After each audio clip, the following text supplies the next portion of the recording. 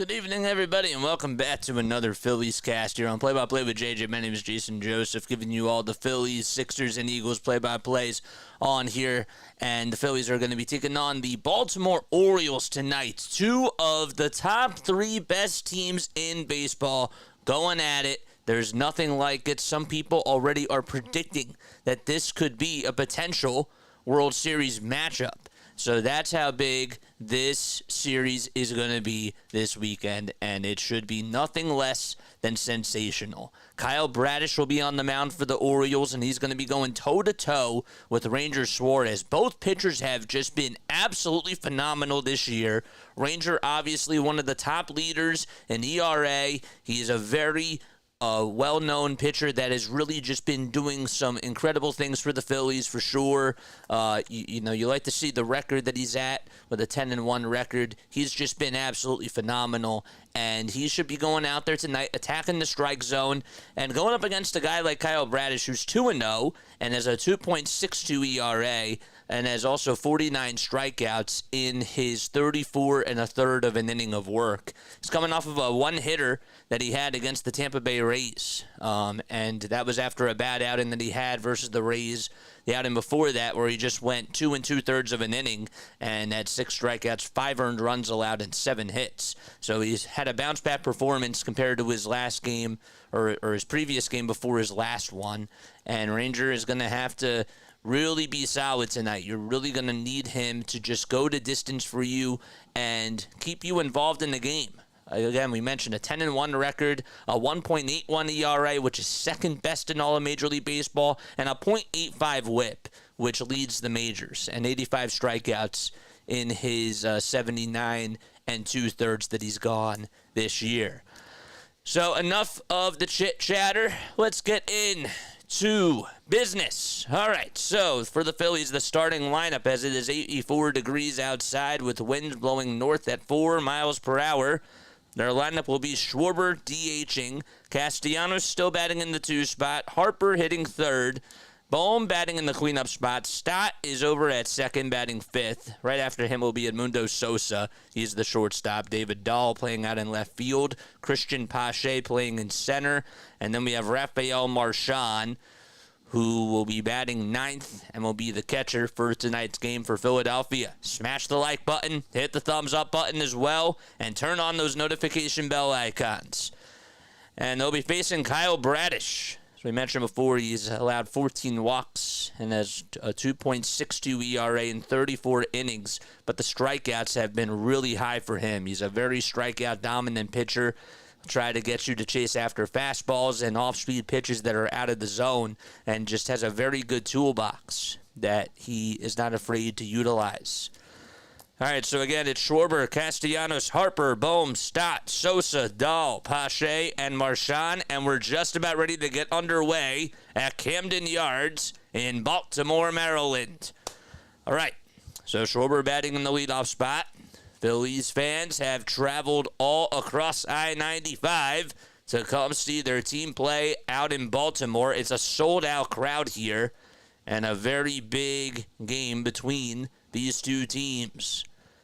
Schwarber takes the first pitch, and it's high and outside for a ball. Phillies are in their gray tops, gray bottoms. They have the red letters on both the front and the back with the white P on their helmets. Bradish gets set just at the belt, and the pitch just inside for a ball. Orioles, on the other hand, well, they're wearing some pretty cool uniforms. Not saying that the Phillies uniforms aren't cool, because I like the Phillies uniforms. But the Orioles have their black tops, white bottoms as the pitch, and that is swung on and missed. They have orange letters on the back, white letters on the front, and a white number on the back as well. Here we go. The windup and the pitch to Schwarber, and that is belted out to deep right field. Forget about that one. It's gone. The first at bat of the ball game, and Kyle Schwarber goes deep against Bradish. And a 1-0 lead for Philadelphia.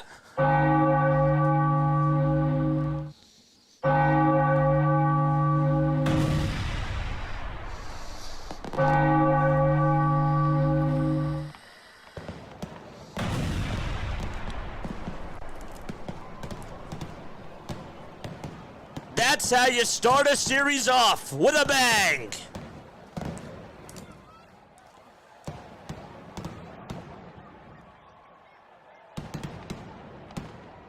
Wow. And that lucky Phillies fan who was wearing a Schwarber jersey caught his home run. Here's Castellanos, and he takes the first pitch. His 7th home run to lead off a ball game, which is tied for the most in all of baseball. And guess who he's tied with out of all people? Gunnar Henderson. The 1-0 to Castellanos. That ball's belted out to deep left field. It will stay in the yard, though, and Hayes is there to make the catch on the track. And the first out is recorded.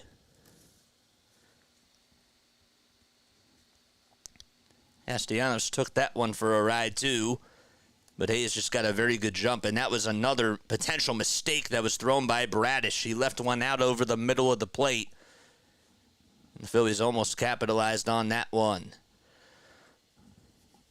Still in the top of the first, Kyle Schwarber hit a leadoff homer. Castellanos just lined out to left, and here comes Bryce Harper as the pitch is taken at the knees for a strike.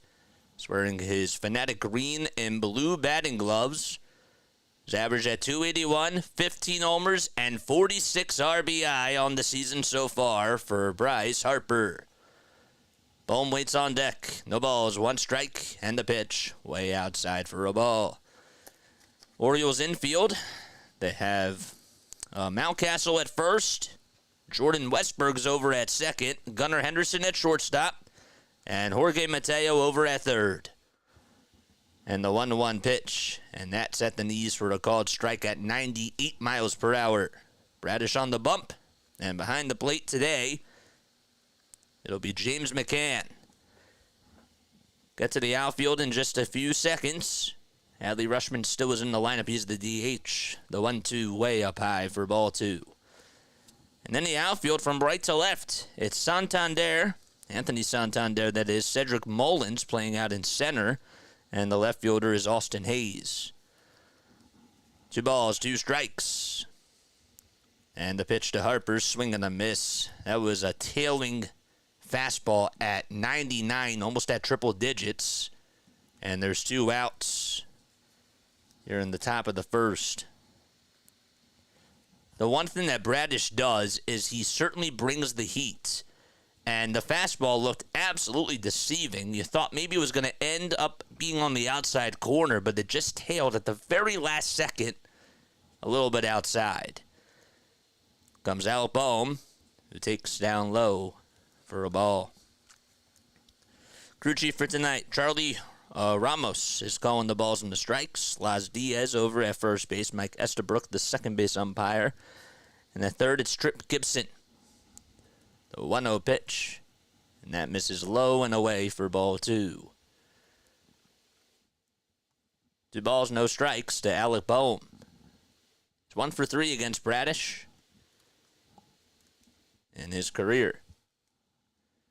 2 outs, bases empty, 1-0 Phillies in the 2-0, and that's grounded up the middle. Played on the hop, though, by Henderson, whose sidearm throws it on the run over to first, and Bohm is out. Phillies get on the board early, though, and lead it 1-0 on a solo blast by Schwarber. In the month of June, as we head to the bottom of the first, and Westberg will lead things off when the Phillies return to action, and Baltimore comes up to bat. All right, final score prediction. Comment down below. I want to hear what your final score predictions are, baby. Let's go. 1 for 8 in the Boston series. Is that with runners in scoring position? You got to be specific. Oh, who? Bohm? Bohm went 1 for 8 in the series against Boston? Okay. There you go. Hit that thumbs up button if you guys can, and do me a solid and hit the subscribe button, too. If you guys want to donate to the channel, you're absolutely more than welcome to do so. My name is Jason Joseph. This is Play by Play with JJ. I wanted to just let you all know that after tonight's game, we're going to be going on, and we're going to be keeping it right here, and we're going to finish off the Celtics-Mavericks game. All right? I know I tell a lot of people that we also do Sixers and Eagles games, too, and we have a brand new audience this year for Phillies games, and I kind of want to give you a little taste of what a play-by-play call for a Sixers game will probably sound like. So I kind of wanted to give you a little preview of that. I know that we have a lot of people tuning in at the end. Some of you, of course, are not into basketball, but others of you have no idea. So I think it would be really cool if after this game is done, obviously the finals game starts at 8:30, so we'll go on after the conclusion of this game, and we'll just, cover the third and maybe the fourth. Well, obviously the fourth quarter, but maybe even the third. All right, let's go to the Orioles starting lineup. It'll be Jordan Westberg is over at third base. Then it's Adley Rutschman playing at the DH. And then it's Ryan Mountcastle over at first base, batting third. Gunnar Henderson batting in the cleanup spot. Anthony Santander playing out in right field. Austin Hayes batting sixth out in left field. The third baseman is Jorge Mateo. Second baseman is Jorge Mateo, and he's batting seventh.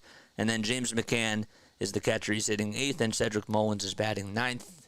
He's playing out in center field. And Ranger Suarez is on the mound. Sorry about that. Couldn't read my own handwriting for a second. And the pitch by Ranger is low and away for a ball. Vicink, what's going on? How you doing? What is good? Suarez with a 1.81 ERA in the 1-0 pitch, and that's going to be lined out over to left field. And on the run is Dahl, and he makes the catch over towards his right side. And one quick out on two pitches. Sort of like, I guess it wasn't really like the line out that Nick Castellanos had. That ball was scorched. There we go. Adley Rutschman, the designated hitter, is now up to bat. He's batting in the 2 spot.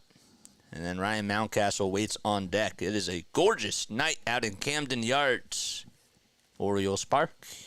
And the pitch. That's taken for a ball. Rutschman batting on the right side, the switch-hitting catcher, hitting .294 with 13 long balls and 50 runs batted in. 1 ball, no strikes, and here's Suarez with the windup and the pitch outside.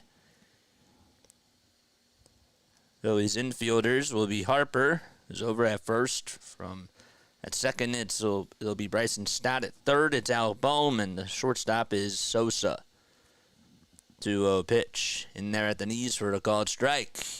And then in the outfield for Philadelphia, it's Dahl out in left, Pache playing in center today, and Castellanos in right field. The pitch just misses low for ball 3. It was a cutter that came in at 86 miles per hour. Catching behind the plate, it'll be Rafael Marchand. And on the bump, of course, is Suarez. 3-1, and there's ball 4. Ranger has not allowed a lot of first-inning walks this season. That could be one of the first ones that he has allowed. 1-out walk to Adley Rutschman. Michael Reed, I appreciate you for being on here, and I also appreciate you for appreciating me. We can appreciate each other. No, but thank you, man. It means a lot. Means a lot. There's Mountcastle, who will try to go golfing at the first pitch, and he missed it badly. I feel like James McCann has been in the league for 20 years. He's been around for a while, that's for sure. The ball's 1 strike, and the next one is going to be punched out over towards the second base side. I thought it was going to be a bloop single, but it was caught by Bryson Stott. Sort of jammed Mountcastle on the hands, and he sent a little flare over towards the backside of the middle infield. Stott was there to make the catch, and there's 2 down. And now it's time for Gunnar Henderson to come on up to the plate. Gunnar batting on the left side, and he takes it in the dirt.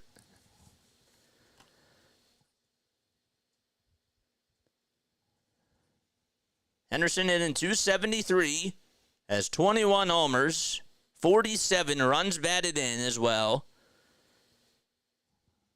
And the 1-0 offering in there at the knees for a strike. His OPS is 5th best in all of baseball, so that's on base plus slugging. And it's at .964. Pretty good. The 1-1, and that is dribbled foul towards the right side. And the count is now 1-2.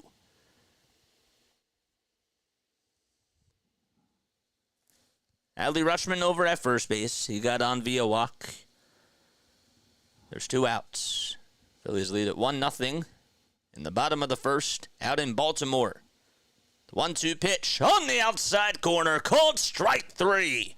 A sinker at 93, and a little bit of some freeze dance action by Ranger Suarez, who gets his first punch out of the ball game. No runs, 1 man left, and we played 1 full inning and head to the top of the second. 1-0 Philadelphia. The Phillies coming back up to bat. What's going on, Jacob? How you doing? What's up, Rhino? How are you doing? What is good? My vacation was great. Thanks so much for asking. It was a fun time. All right, how many people do we have on here? Make sure you hit the thumbs up button, hit the subscribe button as well. Turn on those notification bell icons, and that way you'll know when I go live for a Phillies, a Sixers, or an Eagles game. That's what we do on here, man. The grind don't stop, bro. It don't. And this is what we want to do. We want to get into play-by-play. We're taking over the digital media world. You guys are absolutely incredible. Really, y'all are a part of my family.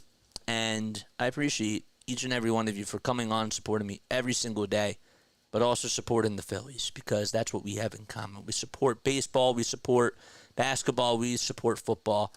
We all have something in common, and that's really, really awesome. Got 117 people tuning in, 29 likes. Let's change that, man. Let's get to 100 likes. Let's also get to 2,900 subs. That'd be really cool, too. If we could do that by the end of tonight. Tell your friends, tell your kids, tell your wife, tell your husband, tell everybody. Tell your friends. Late to the party, how do we score?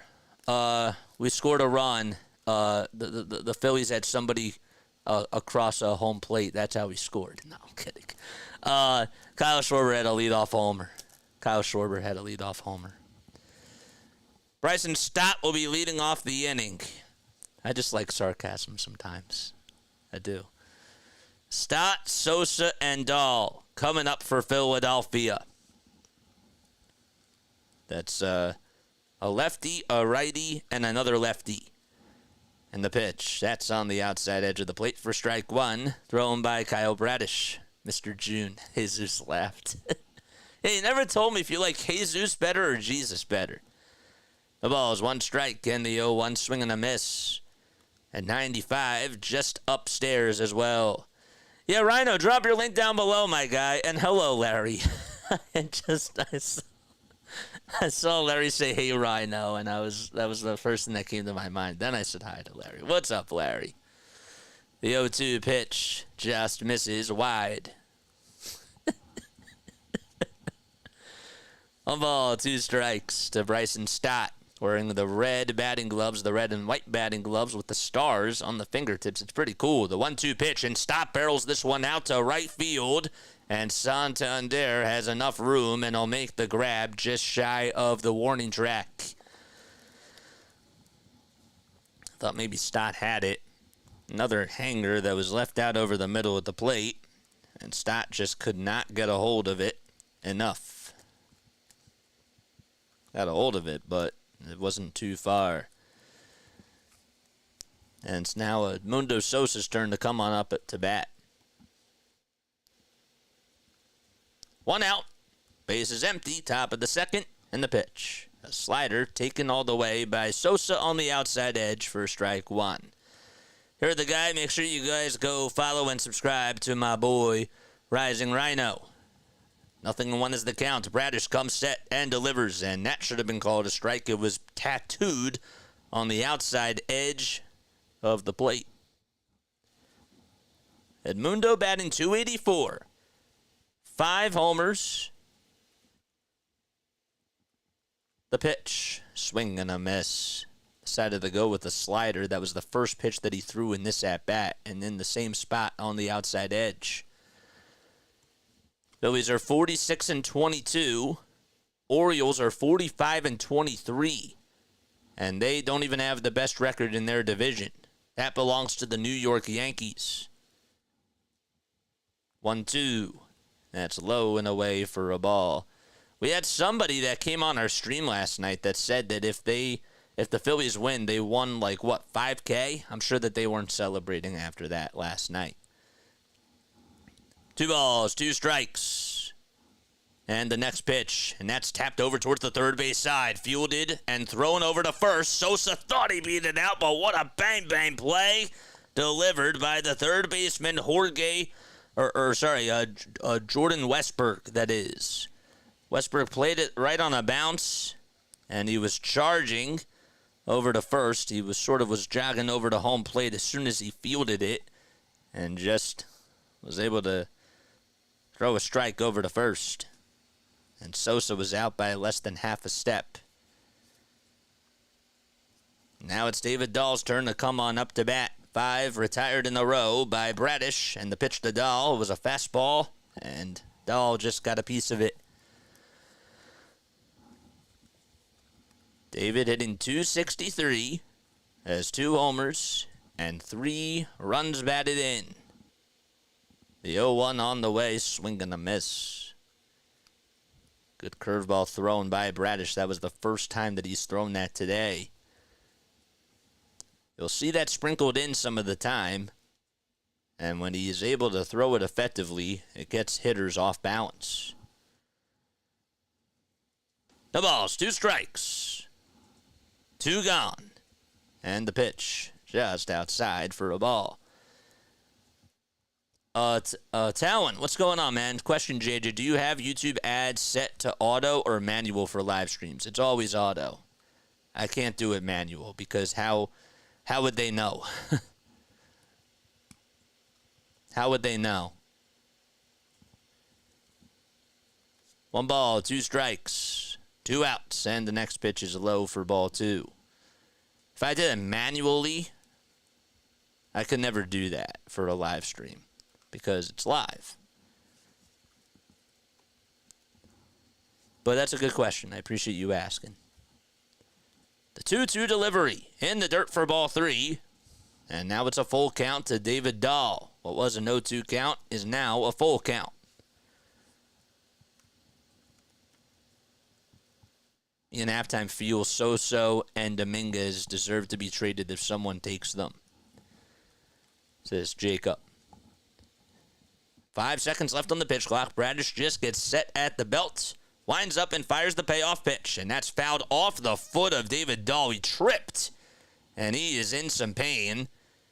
Fouled it right off of his foot and fell down, just got back up. Still doesn't even have the bat in his hand, but he's walking around the left side of the box. Tries to shrug off some of the dirt. Just hit him on the front toe. And he fell right down. That's not fun. Not fun at all. He's still not back into the batter's box just yet. He's sort of getting his feel back. Was on his tippy toes. Tries to shake it off. Extending the knee. There's Rob Thompson and the trainer. The trainer was literally right on the stairwell, just ready to go on out there. And Dahl says, I'm good. Tries to adjust the helmet and the gloves. And has the possession of the bat now and gets back into the box. And we resume action. 3 balls, 2 strikes. Bradish gets set just at the belt. Gets the signs from McCann. And the 3-2 delivery. And that's fought off by Dahl as he gets a piece of it and stays alive. Got 148 people tuning in. Make sure you guys hit the thumbs up button. And hit the subscribe button as well. 7 pitches in this at-bat. 3 of them have been foul balls.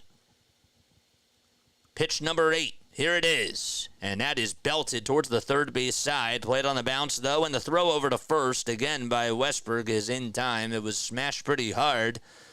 And, well, another really good play over at the hot corner by Westburg. He's been very active on the defensive side, and the inning is over. 1, 2, 3 go the Phils. And we head to the bottom of the second, 1-0 Philadelphia. And the Orioles are coming back up to bat. All right. Our poll question. Make sure that you answer that. Is this a pre-World Series matchup? That's all I want to know. 61 of you have voted. 72% of you have said yes. 28% of you have said no. Make sure that you vote on the poll. What else do we have going on here? What's up, JJ? What's up, C-Block 800? How you doing? You don't sell stocks when they hit rock bottom. Sell high, buy low. That's always the motto.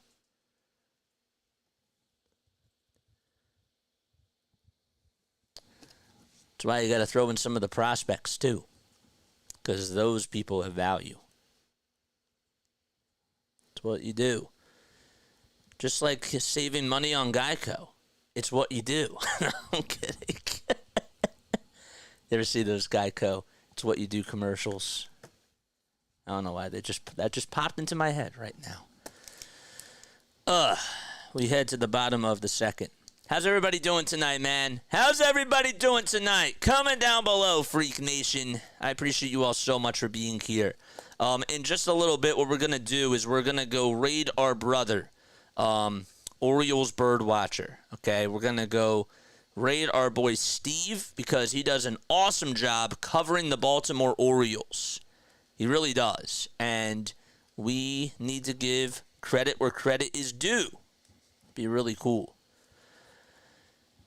All right, so we'll do that when we go to the top of the third inning. Here's Ranger Suarez, and the pitch is on the outside edge of the plate for strike one.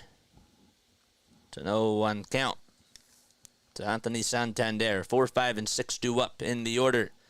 The next pitch, and that's just inside. Anthony batting on the right side, hitting .221 this season with 14 homers and 37 RBI.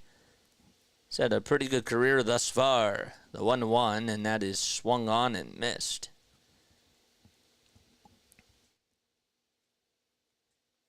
Anthony went 2 for 11 in the series against the Atlanta Braves with 4 strikeouts, 1 run scored, and a walk. Next one is inside again for ball 2. Make the count now 2-2. He has not had an extra base hit since Sunday. That was a home run that he hit.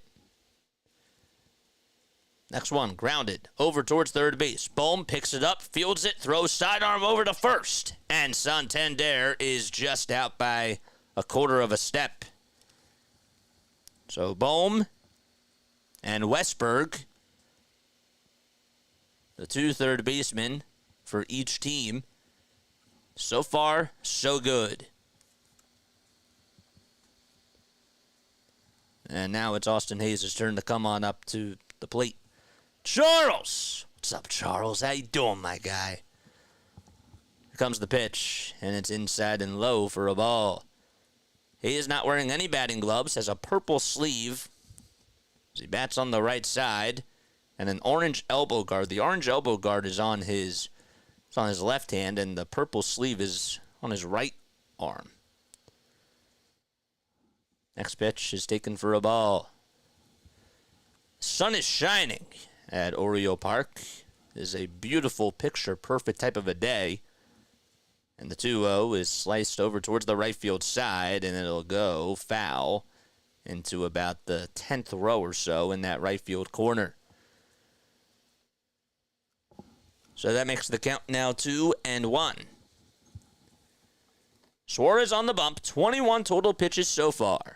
Has a 10-1 record and has the best DRA in all of baseball. The 2-1 misses low and in for ball 3.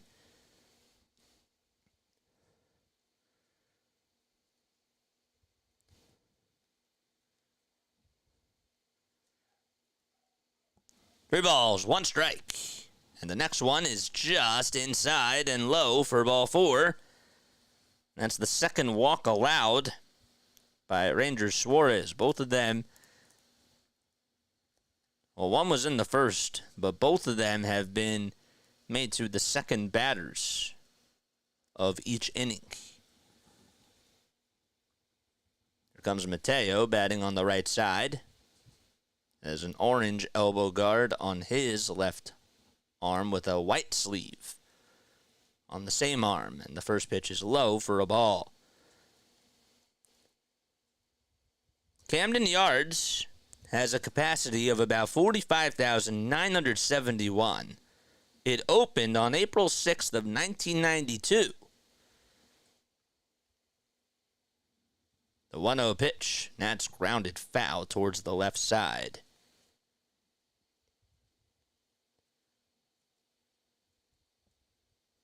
It is a gorgeous stadium.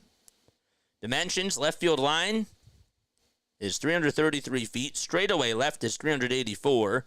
Left center is 398. Deep center is 410. Center is 400. Right center is 373. And the right field line is 318 feet. Hopefully you processed all that. Next pitch was low, thrown by Suarez.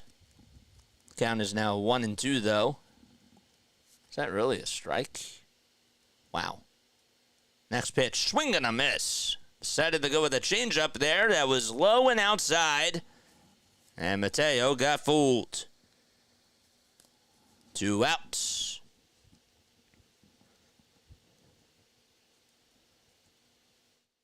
I don't know how that was a strike.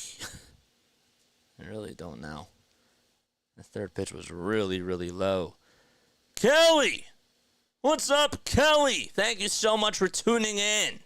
As you're in traffic. Oh, man. Nothing better. That deserves an air horn. Because that is Philly freakish behavior. Only a freak would do that. The pitch, and that's down low for a ball. 2 outs in the bottom of the second, and a runner over at first. And the pitch to McCann is off the plate.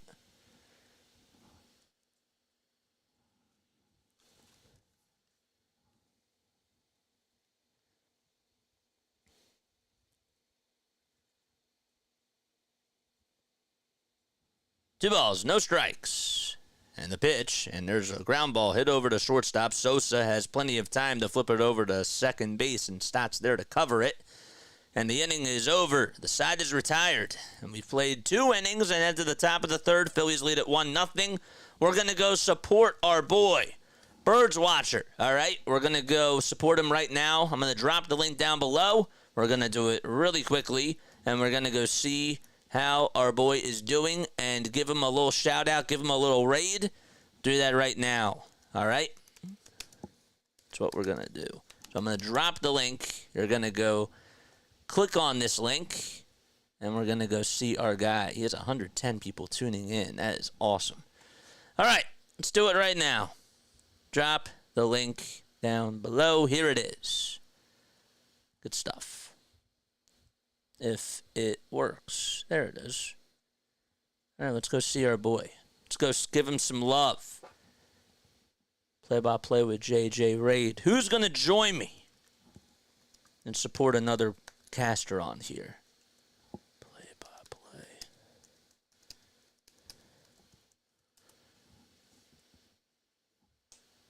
I'll hold down the fort here, says Larry. I love it.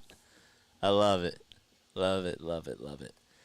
All right, so click on that link. Let's go give our boy some love. JJ is good, Eagles.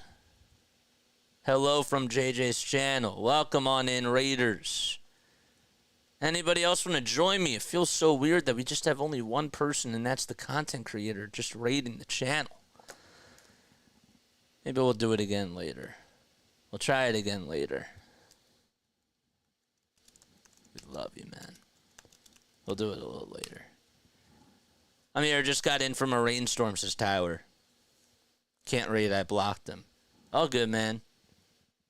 All good, man. All right, we head to the top of the third. Phillies lead at 1-0. Card Crazed is there. Nice.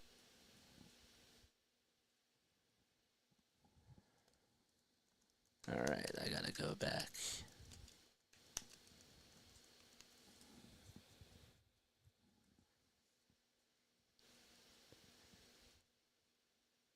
I didn't ban you. All right. No balls, one strike. As we start off the top of the third, it's Christian Pache that's up to bat in the pitch, and that's bounced foul. Matt says, I listened to your game call last night, JJ. Brutal loss. That's awesome. Serena's there. There we go. Nice. Good stuff. They all almost fouled off. The balls, 2 strikes. And the pitch to Pache is way up high. And Bradish decided to go with a slider there. Mike Green. Mike Green, what's going on, my boy? How you doing, Mike? How you doing? EM says I gave him a like. That is what it's all about. The 1-2, and that just misses up high for ball 2. Love it. Love it very much. Thank you so much for giving my boy a like. 2 balls, 2 strikes to Christian Pache, and the next pitch, swing and a foul tip into the glove for strike 3. That was a lot of gas on that heater, and 97 inside, and Pache strikes out. So ever since Schwarber had the leadoff homer, Phillies have had their last 8 batters retired. 1 out in the top of the third. And Marchand comes up to bat, and he grounds this one over to second base. And the throw over to first is in plenty of time by Mateo. It was a hot shot that was hit over towards second, so he hit it really sharply, just right on the nose, though, to Mateo. And Schwarber's coming up to bat for the second time. He had a leadoff homer to start off the game in the top of the first inning. That was home run number 14 on the season. 2 outs, top of the third. Base is empty. 37 total pitches by Bradish, and the next pitch is in there for a strike. First pitch of the at-bat, I should say. It's a curveball. Schwarber's numbers against Bradish before today. He was 0 for 3 with a strikeout. 0-1 is the count, and the pitch. Misses in the dirt. Another bomb. Let's go. That'd be cool. Schwarber's average back to 252. 42 runs batted in. And the 1-1 pitch. And he fights that one off as it heads to the seats on the third base side. Bradish has 40 total pitches in this game.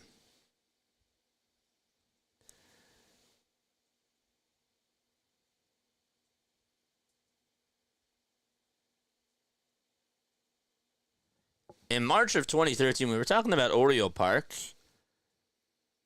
but it was actually named to the number 3 ballpark in the U.S. by TripAdvisor back in March of 2013. The 1-2, and that is high and away for a ball. 2 outs in the top of the third. Base is empty. 1-0 Philadelphia. They're playing out in Camden Yards against the Baltimore Orioles. And the 2-2 on the way misses away for ball 3. And the count is full. Paul McCartney performed on his Get Back tour back in June of 2022. And the attendance was 40,733.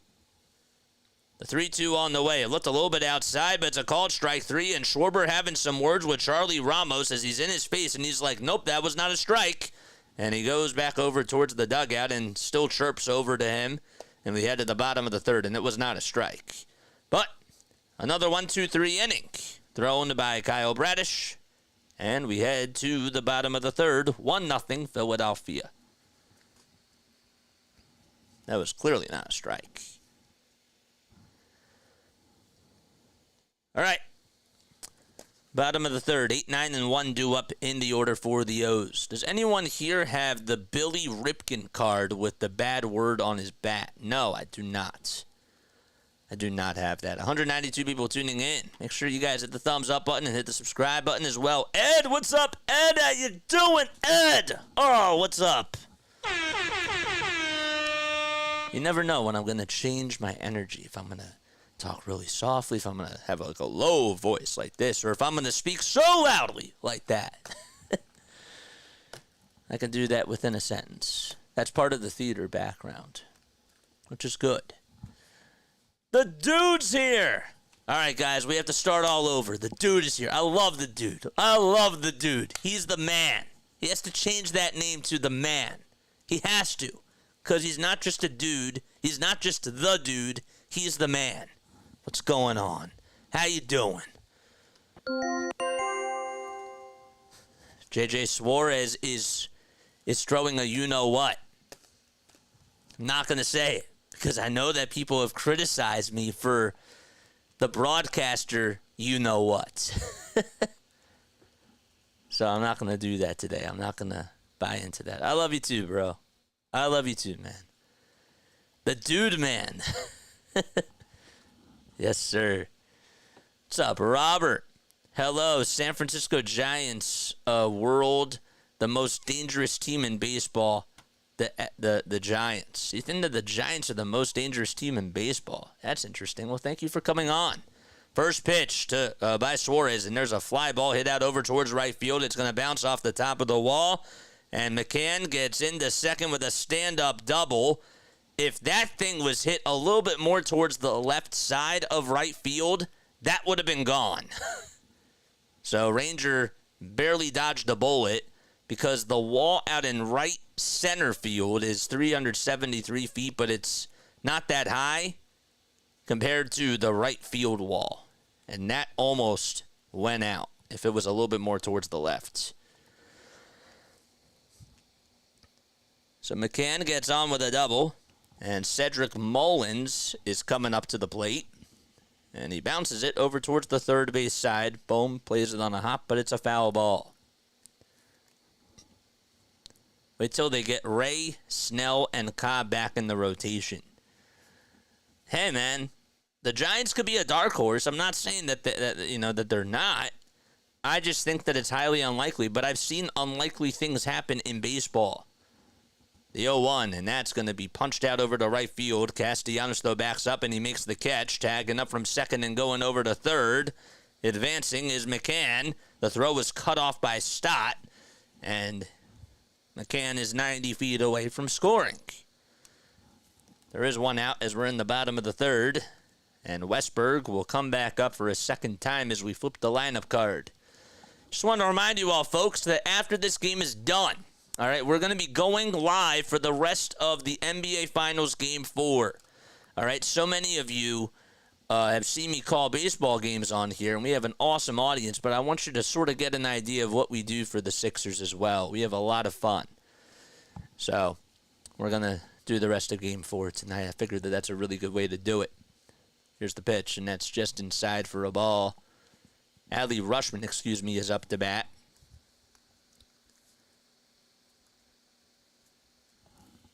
There's one out in the bottom of the third, and the pitch swing and a miss.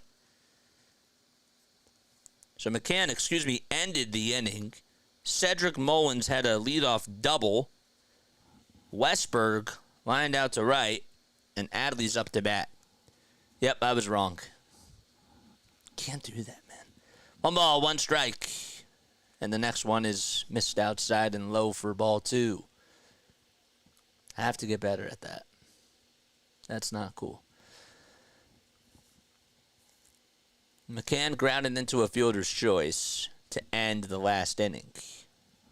And Mullins is the one that led off the inning with a double.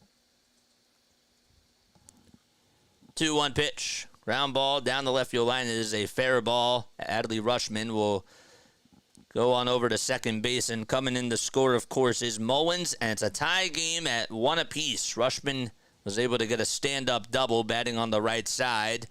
And it's 1-1 in the bottom of the third.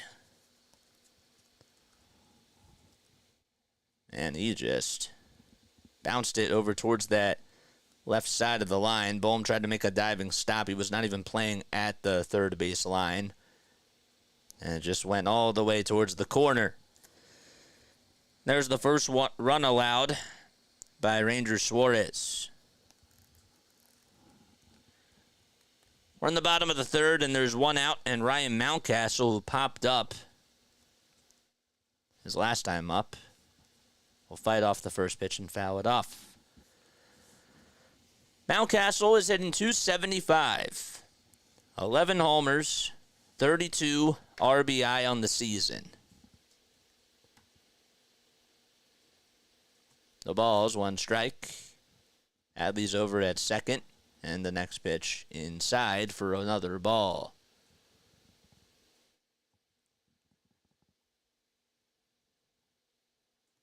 Ryan is 27 years old from Winter Springs, Florida. I don't know if that's by Orlando or not. I'd have to do some geography research. 1-1. That's fouled away. Of course, I'm not a cartographer. I'm a broadcaster, in case you didn't know. But yes, I wonder if that's near Orlando. Next pitch, and that's going to be taken for ball two. The Orioles have won 6 of their last 7 games, by the way. They were on a 6-game winning streak. Then they lost to the Braves. The 2-2 on the way, swing and a miss.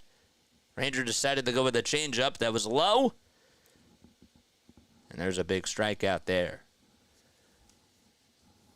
It's out number 2.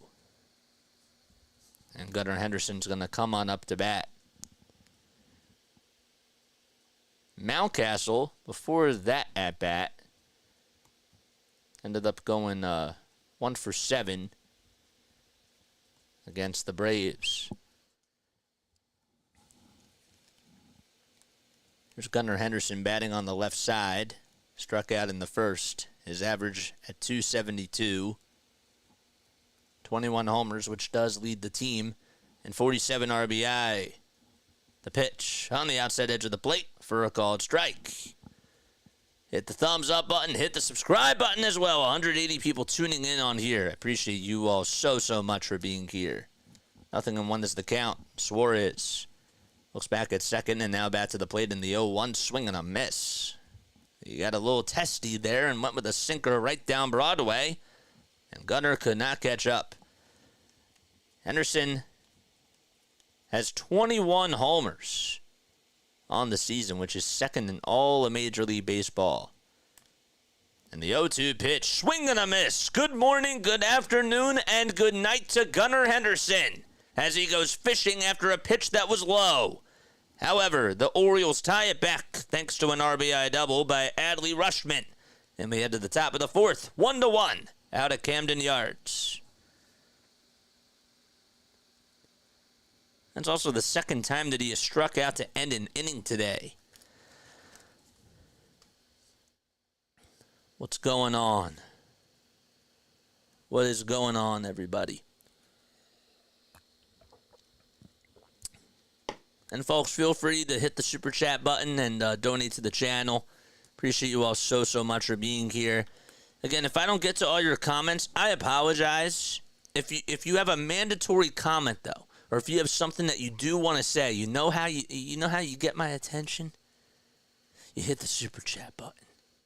Because that's going the extra mile. And we always reward people that go the extra mile. And speaking of super chats, so last night I brought up, we didn't have 180 people tuning in, but now we do.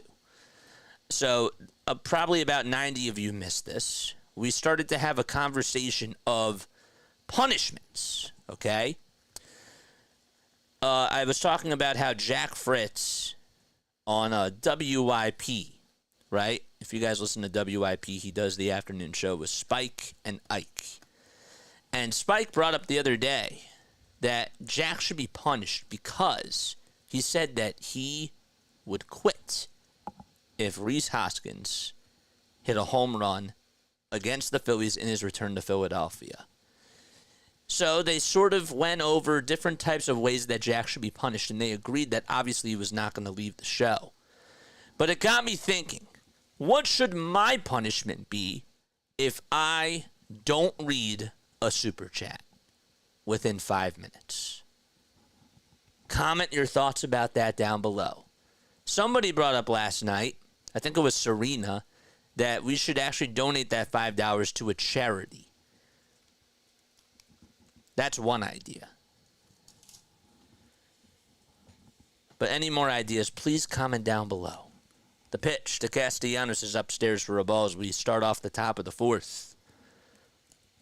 The 1-0 on the way, swing and a miss. Curveball was low at 81. Unbanned Joe Nunamaker. I have no idea who that is. Did he come on last night? I don't know what the whole story about that was. If you don't mention super chats. The 1-1 pitch way up high, and it didn't even show up on the zone where it was. And it actually hit the backstop. Ask Joe to camera. Ask Joe to camera what? What should I ask Joe to camera? Of like what to do? I'm asking you guys because this channel's about you. The 2-1 pitch, and that's fouled off towards the right field side, and it'll find the seats.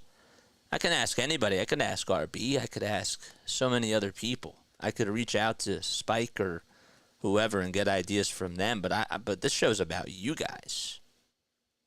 It's about y'all. You can donate the $5 to Tobias. After this year, there's no team to take him.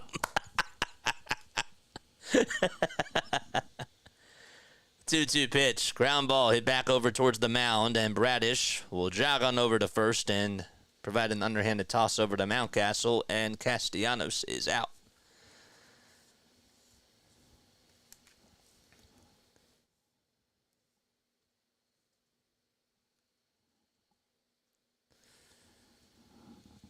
One out in the top of the fourth.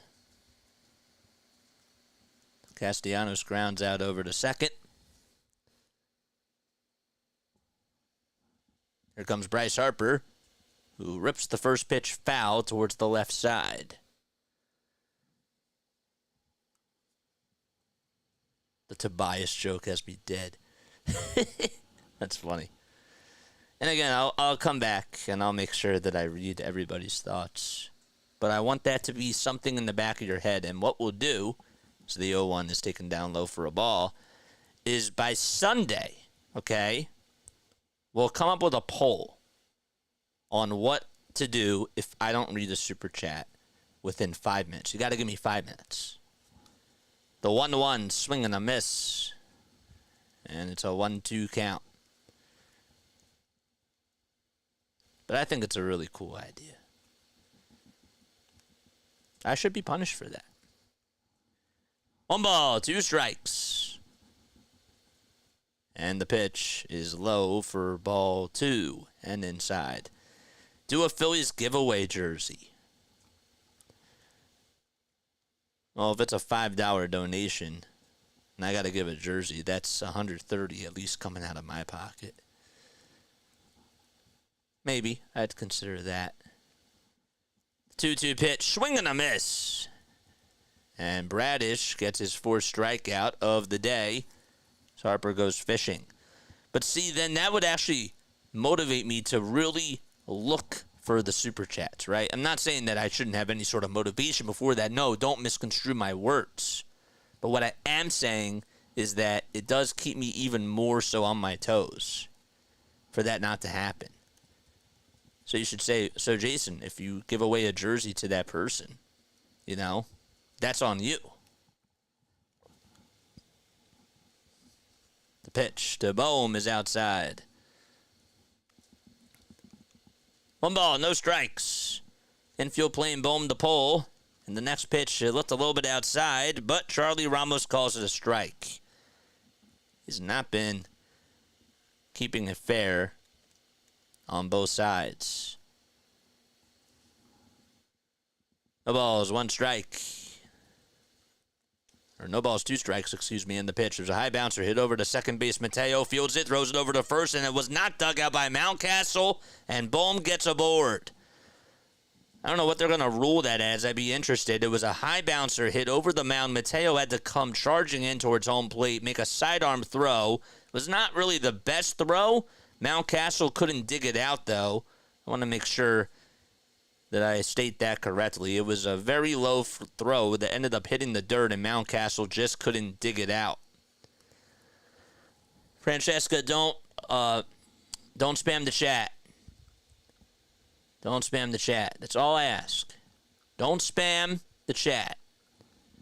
The pitch. And that's way outside for a ball to Bryson Stott. That's why we kicked you before. Because you weren't listening. Can't spam the chat. 1 ball, no strikes. 2 outs in the top of the 4th inning.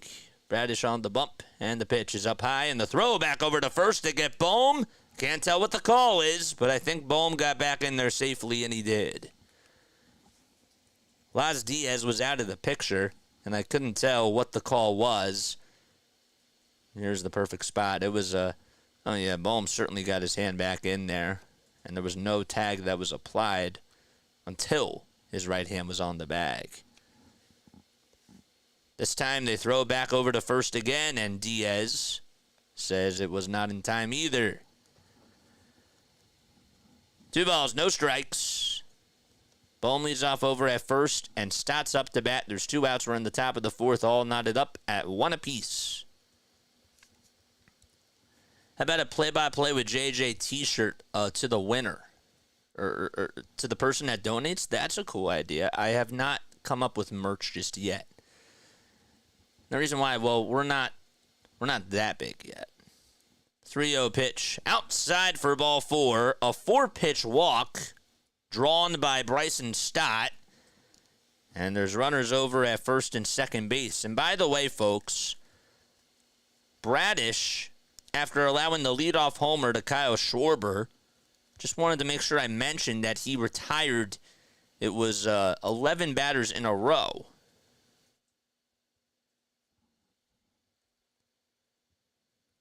And here comes Edmundo Sosa. Phillies have a little 2-out rally sparking. Let's see if they can get somebody home with traffic on the bases. Sosa up to bat, wearing the blue batting gloves. And the pitch, a sinker that just misses inside for a ball. And James McCann wants to go jogging out towards the mound to calm down Bradish. Bohm is over at second base. Stott's over at first. Stott got on with a walk. And Bohm got on with an infield single. That was what the final ruling was.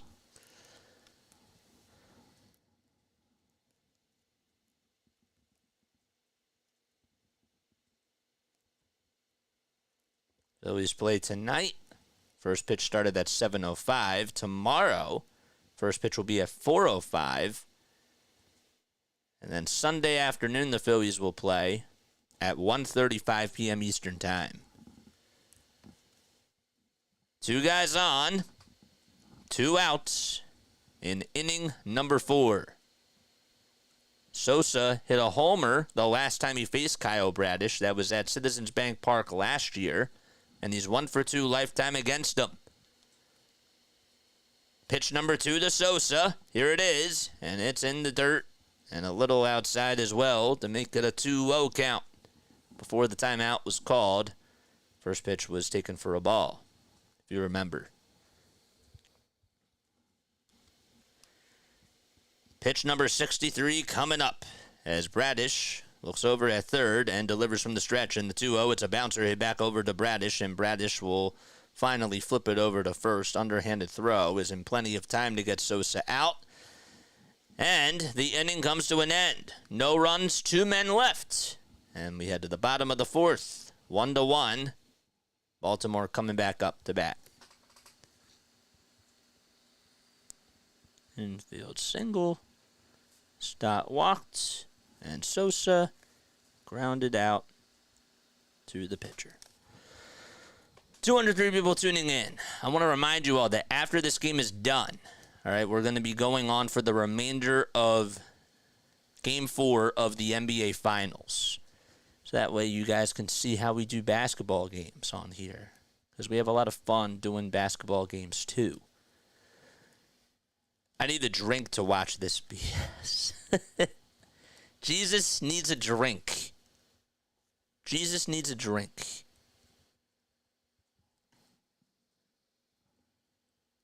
To buy a cheap t-shirt or a jersey or do something like $5 or $10 donation, gets your name in the drawing. That's interesting. Well, no, because I feel like I owe it to the person that committed the super chat, right? Because it's their time, it's their money, right? Like, there shouldn't have to be a drawing. It should be owed to that person. That's fair, right? The person that donated to the channel deserves to have that, right? I'm always a fan of putting the customer first. Can we trade the hitting coach? This traffic on I-4 is bonkers. This game has been bonkers so far. So we have something in common. Always have something in common. A Bloody Mary. A Bloody Mary sounds interesting. I see what you did there. That was funny. That was funny. A biblical reference. I like that. I get it now. I get it. It took me a little bit of time, but I caught on. Bloody Mary does sound good, though. You can still have a super chat call out and a draw. I could. Yeah, I could. I could do both. I could.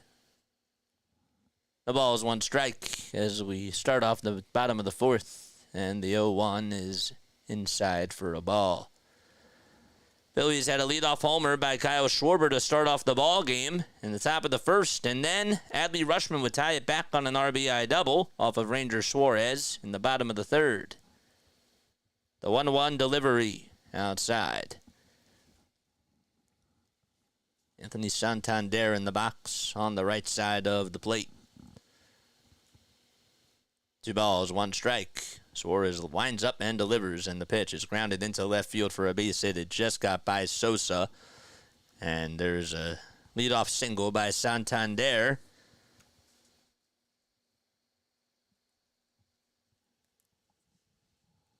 Out into the 5-6 hole. Yeah, I meant the drawing as a separate idea to make some more money and something fun for the subscribers. No, that's a good thought. That's a very good food for thought. I like that. I like that. And again, I will come back to this. I like to rewatch our chat replay and bounce ideas and actually write them down, because obviously I can't see everybody's ideas. And yeah. I don't even have memberships yet. First pitch is fouled off. Austin Hayes up to bat. Suarez looks back over at first. Now back to the plate in the 0-1, and that's punched out to center field. It'll bloop in there for a hit. Pache plays it on a bounce, throws it over to Sosa. And there's runners over at first and second. Sosa was playing at the shortstop position. And there's back-to-back singles allowed by Suarez. The pitch was just, it got Hayes jammed a little bit.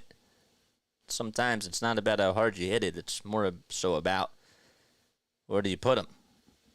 Where do you put the pitches? 2 runners on, and here's Mateo, who chops that one foul. Ranger in his last outing, it was on Saturday, lasted 5 2/3, allowed 8 hits, 2 earned runs, 1 walk, and 6 Ks. The ball's 1 strike. And the next pitch is going to be bunted over towards home plate. The flip over to third. There's 1, and the throw over to first, not in time. I think it was more so like a dribbler that was read perfectly by Rafael Marchand. No, it was a bunt. It was a bunt attempt, and Marchand picked it up. It was just in front of the plate. The force out was made over at third, and Bohm could not fire it over to first to get the speedster Mateo out.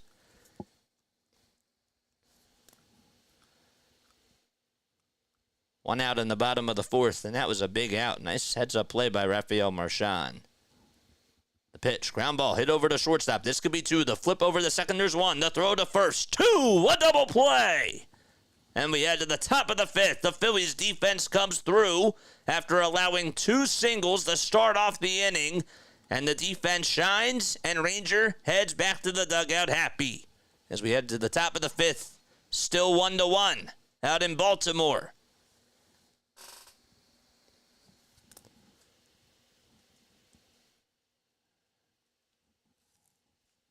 That was nice. Good stuff.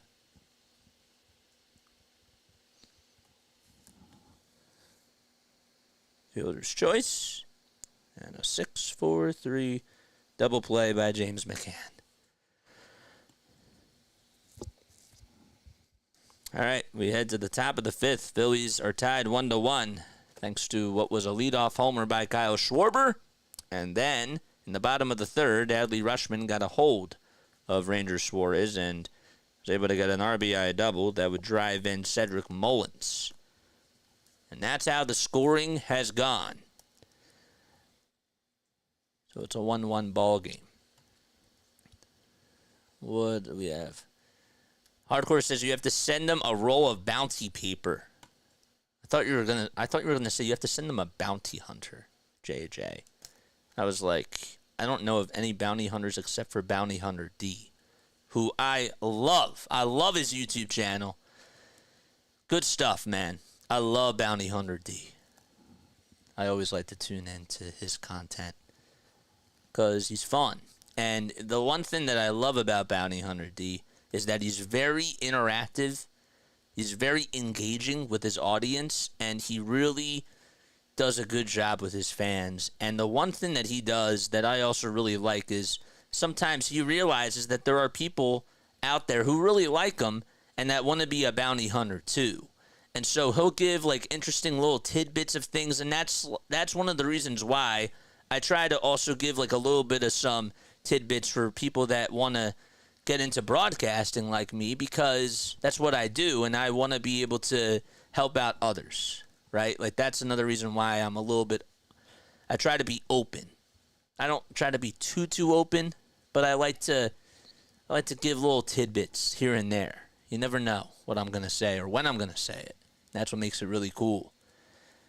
Speaking of not knowing things, well, David Dahl, he did know that it was a strike that was right down the middle of the plate, but did not go after it. Don't know what that had to do with anything. The ball is one strike. Kyle Bradish on the mound. And the 0-1 to Dahl. And they'll ground this one over to first base on a bounce. And Mountcastle flips it back over to Bradish, who covers the bag in time to record the first out. Lots of ground outs that have been thrown by Kyle Bradish. We mentioned that his ERA has been really solid this year. He has 49 strikeouts in just about 30 innings of work. He's been a really good pitcher for the Orioles. Outstanding air horn. Here we go, and the pitch to Pache, and he bounces that one foul. Did you hear Glenn Rivers' comments about the Philly crowd? No, and I don't really care. With all due respect. The ball is one strike. Philly fans are the best fans in the world. The 0-1 pitch. High bouncer. Hit over to shortstop. Played on a bounce by Henderson. The fire over to first is just in time. Pache's helmet came flying off. That's how fast he was running, but Henderson has a gun. No pun intended.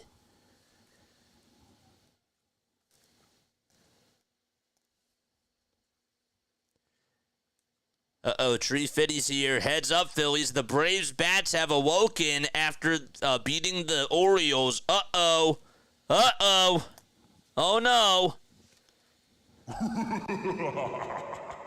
The 1-1 pitch to Marchand in the air. Hit out to deep right field. It's going back towards the track. Goodbye, baseball. It barely got over the railing out in right field. 2-1 Philadelphia and Rafael Marchand. Welcome to the show.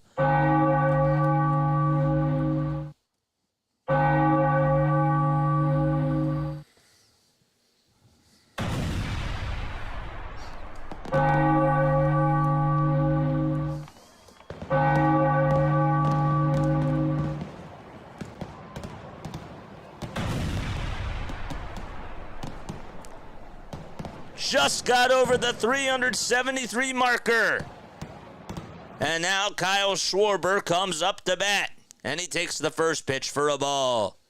He's the guy that got the Phillies started in the top of the first with a bang. And Rafael Marchand pulled that one out of his sleeve. The 1-0 to Schwarber. That misses outside for ball 2 to make it a 2-0 count.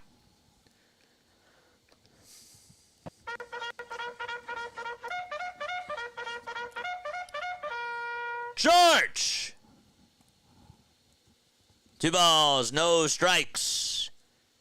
And the pitch from Bradish, and that's taken at the knees all the way. A sinker at 94 for strike 1. Schwarber got called out looking on strikes his last time up, even though the pitch that he looked at was clearly not a strike. It was on a full count, too. The 2-1 to Kyle, upstairs to make the count 3-1.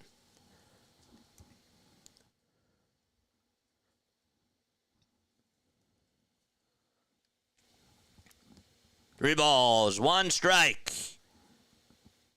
And the pitch to Schwarber. And he fights that one off as he gets down on one knee and fouls it away. Schwarber obviously leads the team in home runs. In the last series against the Red Sox, in his first game, he ended up hitting 2 homers. They were both solo shots. He's currently now on what is a 7-game hitting streak. It was extended today. It was at 6 before. The 3-2 on the way, and that swung on, pulled over to first base, and caught by Mountcastle to end the inning. A hard shot just right at Mountcastle. But Rafael Marchand gets a hard shot and gives the Phillies the lead 2-1 as we head to the bottom of the 5th. Orioles coming up to bat.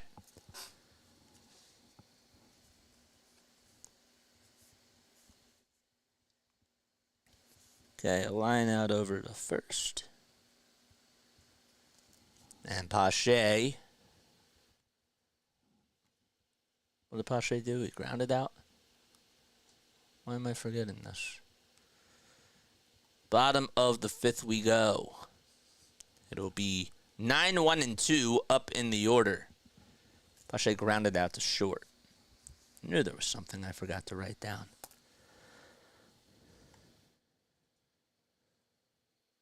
I'll get back to reading your comment, Trey.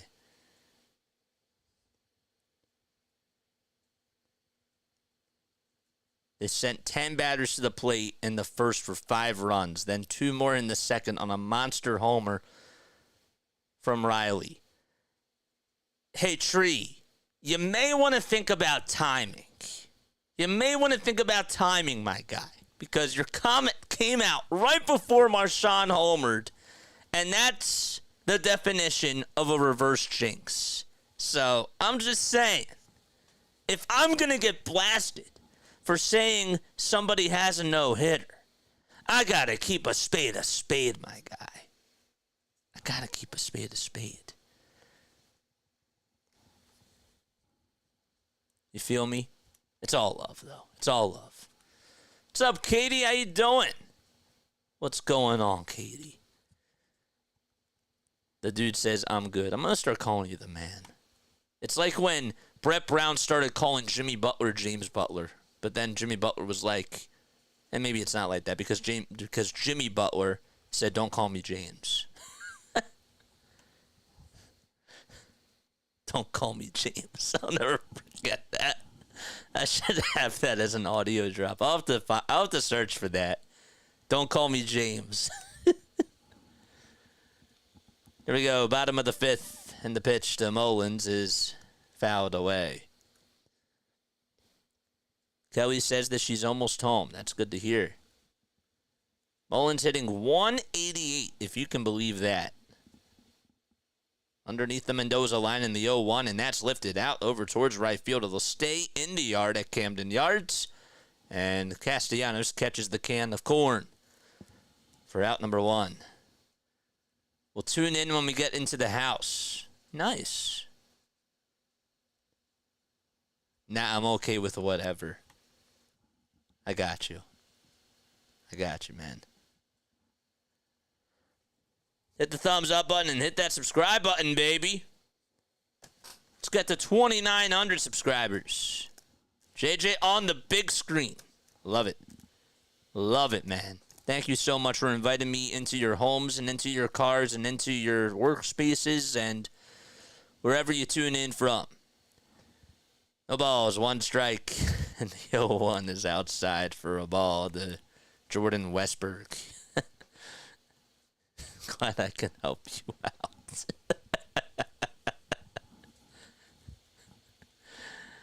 1 ball, 1 strike, and the next pitch is low and in.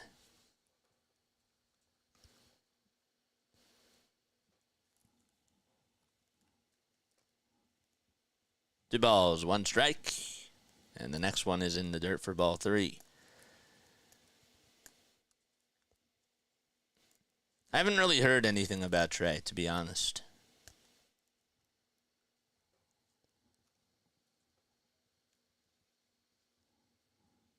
Three balls and 1 strike.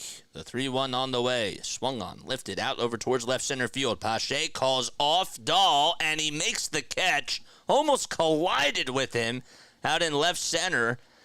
And even the camera operator at NBC Sports Philadelphia didn't know where the ball was going to land.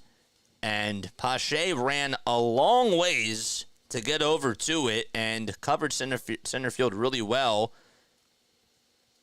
He was about inches away from knocking into David Dahl. And just got out of the way, Dahl, or Pache, that is. And you have a guy that's running ahead of steam right at you. You don't think that you want to try to move a little faster?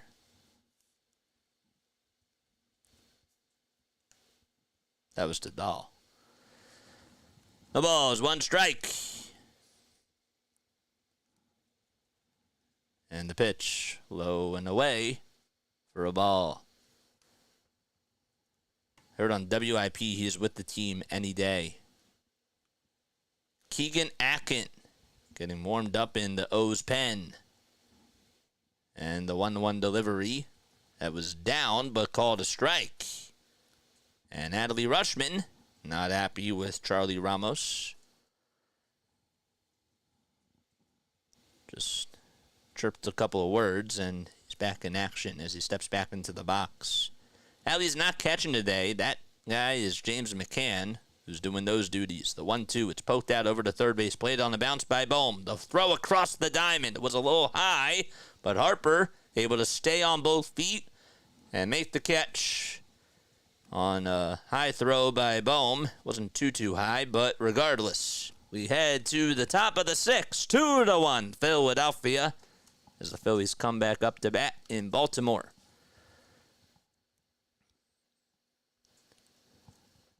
I'm not going to say where I'm listening.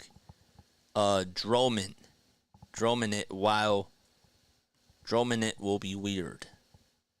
I don't know what that means. Droman it will be weird. But I get what you're saying. You're not going to say where you're tuning in from. That's fine. That's totally fine.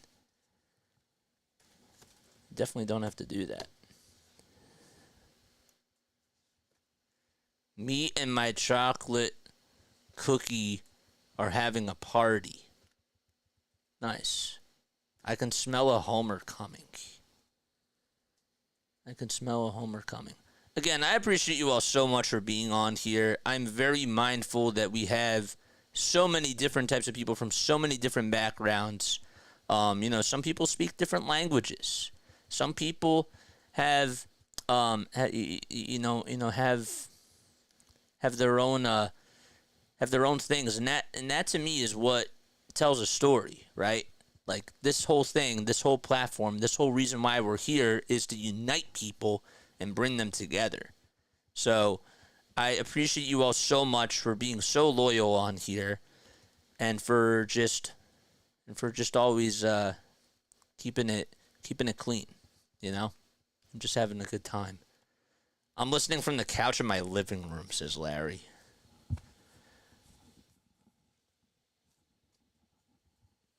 Nice. The couch in my living room. This is a big comfy couch like Lunette and Molly. And for those of you that don't know, that's the big comfy couch. All right, so we're going to the top of the 6th inning. And Keegan Akin is going to be pitching for Baltimore. He has a 4.13 ERA. Talk a little bit more about him in just a few moments.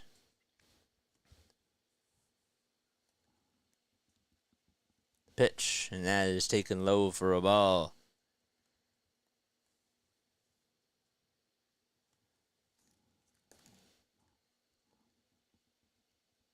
Castellanos flied out and grounded out earlier in the game. And the 1-0 swing and a miss. Just at the knees at 94 miles per hour.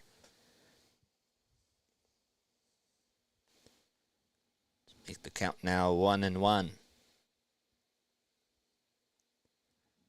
The pitch. Swing and a miss.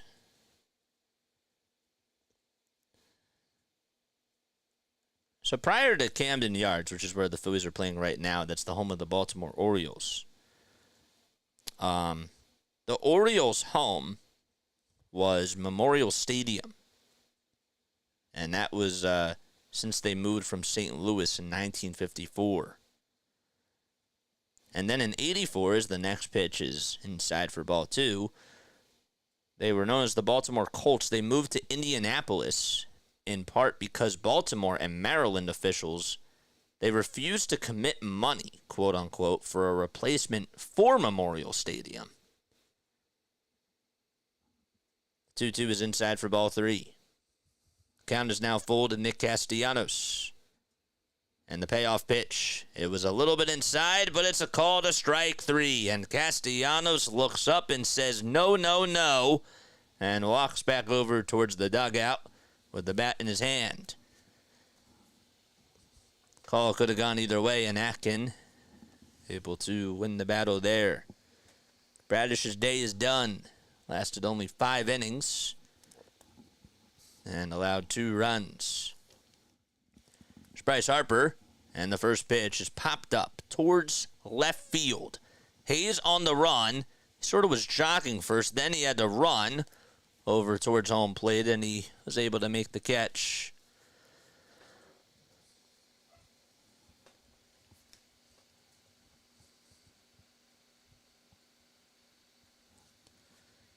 And now it's Al Bohm's turn to come on up.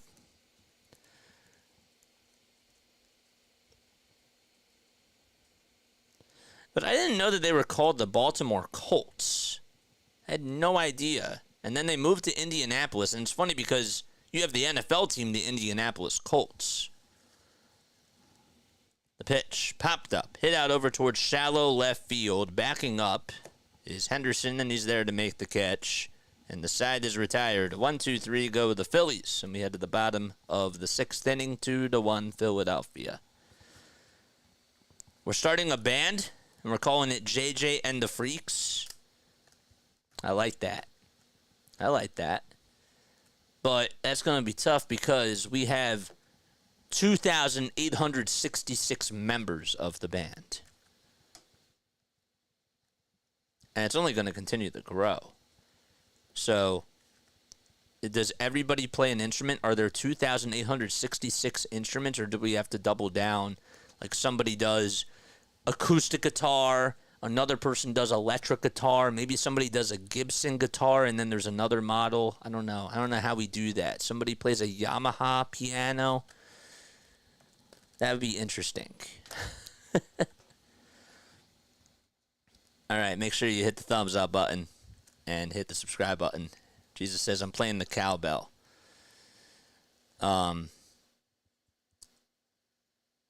There's a really cool series with Christopher Walken that's out that I've been watching. It's on Amazon Prime. It's a really, really cool series. I'm trying to think of the name. I think it's called The Outlaws. Why am I blanking out on it right now?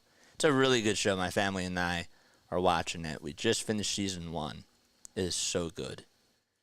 It's such a good show. Macho, Donato, what's going on, man? JJ, keep rocking on. You're the best. You're the best. You're the best. Let's go, baby. What did Hardcore quit? Hardcore quit the band? We don't have anybody quit the band. We're an American band. The pitch. That's at the knees for a strike to Ryan Mountcastle. Jane is on banjo. How do we get into this conversation? I like it. The ball's 1 strike, and there's a chopper hit over to third base. Backhanded by Bohm. The flip over to first. Got him! Just in time. What a play by Alec Bohm. It was hit over towards the third base line. Bohm had to step in just towards the home plate side, and he just was able to backhand it and throw it over to first with a sidearm throw to get the out recorded. Nice play, young fella. The pitch, and that's low and outside for a ball. Michael, what's up, Michael? That's your comment in the second. The 1-0 pitch way outside for ball 2. So Suarez still on the mound. Gunnar Henderson batting on the left side is ahead in the count 2-0. Gunnar is 0 for 2 though. We're in the bottom of the 6th. There's 1 out, nobody on base. Phillies have a 2-1 lead in game 1 of this 3-game series. The pitch, bouncing ball, hit over towards the first base side. It is a foul ball. Michael says, yep, enjoying the game. Big-time Philly fan, repping the first state, Wilmington, Delaware. Good job, though, JJ. Keep up the great work. That's cool that you're from Wilmington. Do you go to a lot of Blue Rocks and Blue Coats games? If so, I did call some of their games when I was at Rowan. I graduated in the spring of 2022, but I know a lot of the people that are still over there. So it's a really, really cool, both of them are really cool places to be at. I have got to go to a Blue Rocks game this year. Went to a couple of Blue Coats games. 3 balls, 1 strike, and the pitch, and that is belted out to center field, and that's going to drop in there for a base hit, and finally Gunnar Henderson is able to get aboard, and he's 1 for 3 as he tattooed that one into center and smashed it.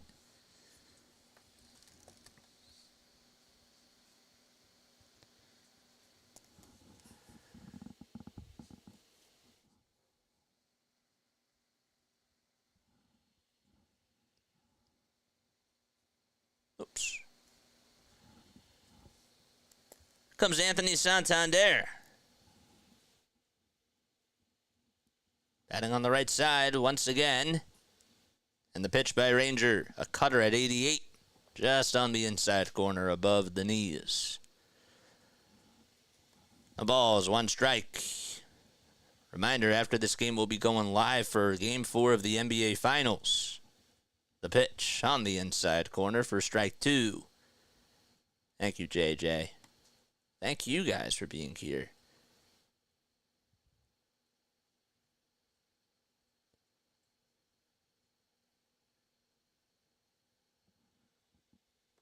Oh, and 2 is the count. And the pitch, swing and a miss. Good morning, good afternoon, and good night to Anthony Santander. Ranger with 5 punch-outs on the day in 5 2/3.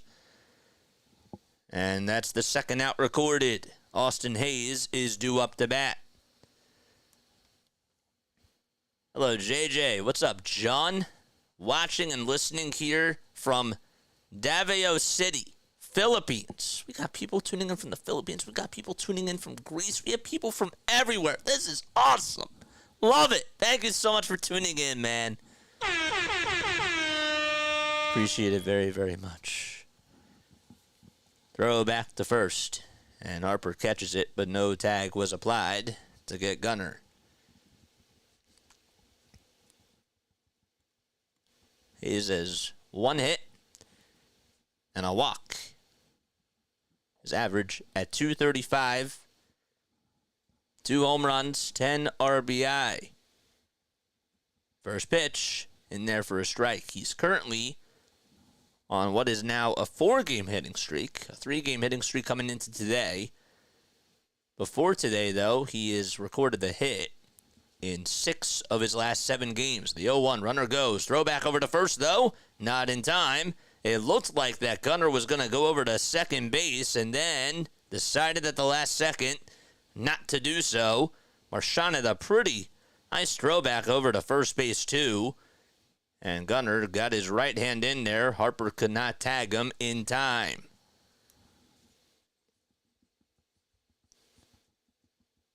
The pitch on the inside corner for strike 2. It looked a hair inside, but Rangers certainly got the call.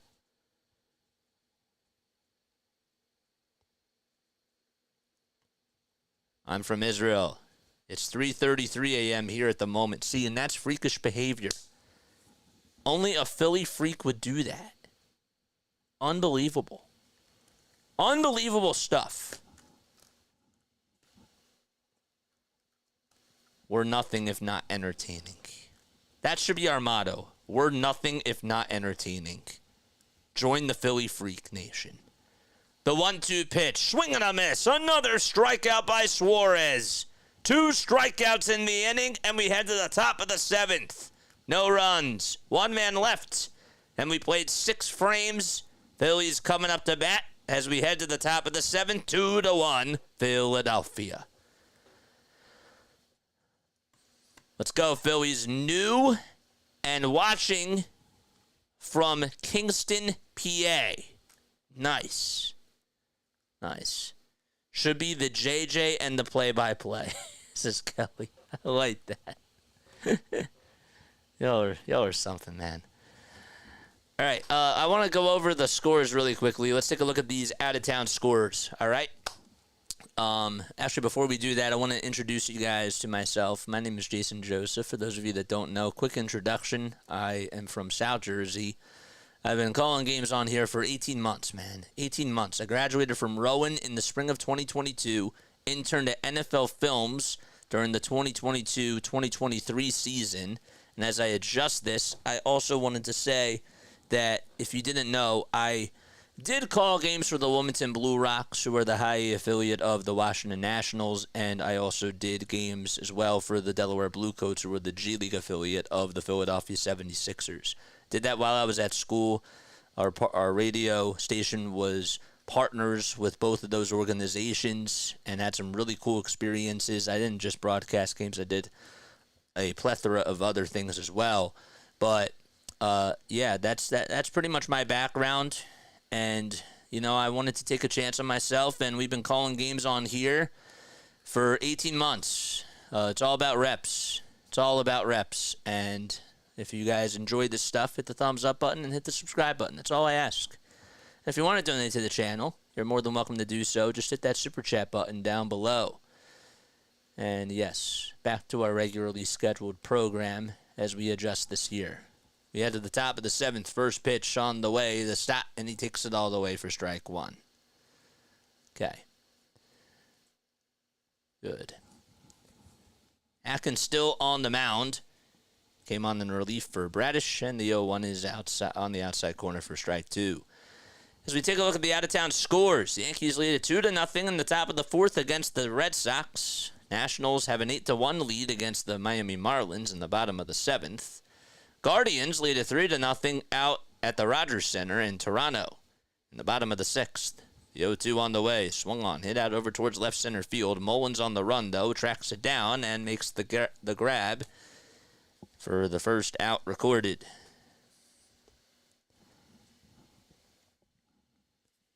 Padres and Mets are currently scoreless in the bottom of the 2nd inning. Rays are down 7-1 against the Braves. We're playing at Truist Park. Reds and Brewers scoreless in the bottom of the 2nd. Tigers and Astros still scoreless too in the bottom of the 2nd. And the Athletics lead at 4-0 out of Minnesota. First pitch to Sosa was taken for a ball. Pitch number 2 coming right on up. 1 out in the top of the 7th, then the 1-0 pitch, and that's punched foul towards the right side.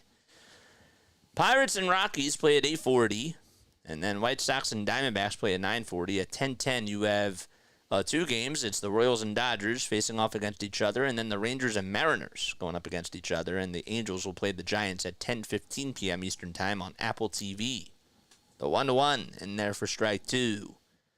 Final score from earlier, Cardinals were able to shut out the Cubs 3-0. Kyle Gibson, former Philly, able to get his 5th win of the season, and Ryan Helsley got save number 23. The 1-2 pitch, swung on, hit out over towards center field, and Mullins goes over towards his right side, and they'll make the catch there. So he makes a catch to start off the inning out in left center. This time goes over to right center and makes the catch to record the 2nd out.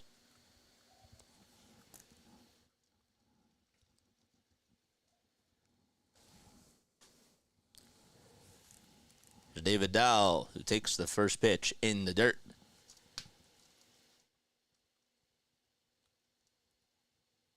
Dahl today 0 for 2.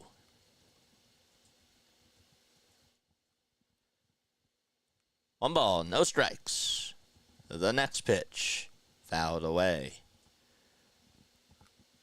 Hacken, a left-handed pitcher who's 6 feet tall, is 29 years old, 240 pounds. His ERA is at 4.13.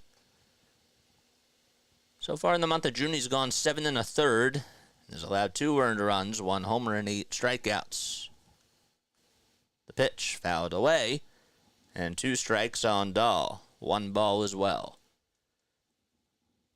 Hacken not wasting any sort of time here. 5 seconds left on the pitch clock, and the 1-2 pitch, swing and a miss, and Dahl strikes out on the high G's fastball. And another 1-2-3 inning for Baltimore pitching. And we head to the bottom of the 7th. Mateo, McCann, and Mullins all due up for the O's. It's stretch time at Oracle Park, or at Orioles Park. Oh my gosh. I knew I was going to make that mistake. All right, won't harp on it. We head to the bottom of the 7th inning. It's time now for your Philadelphia Phillies trivia question of the day. I'm going to ask you a Phillies trivia question. If you get it right, you will hear this. If you get it wrong, you'll hear this. Okay, well, let's do this one. On July 26th of 2000, the Philadelphia Phillies traded Kurt Schilling. Oh, wait, no, we did that one. I'm so sorry. We did that one. How about this one?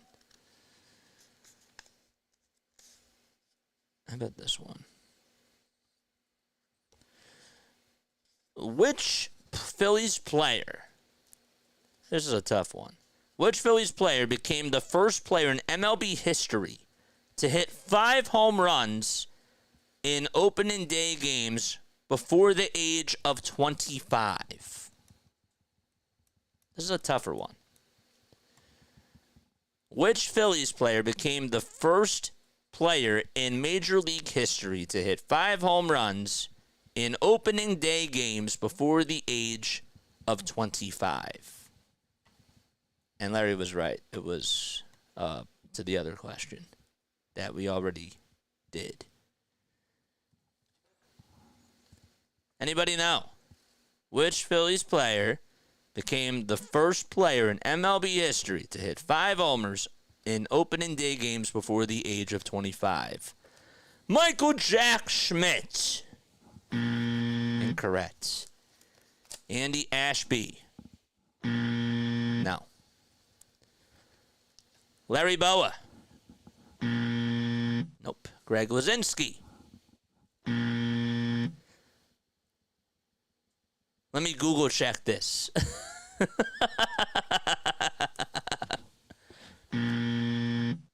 No. Any more guesses? We'll take one more. Bobby Abreu. The answer, Rollins, Matthews, Dykstra,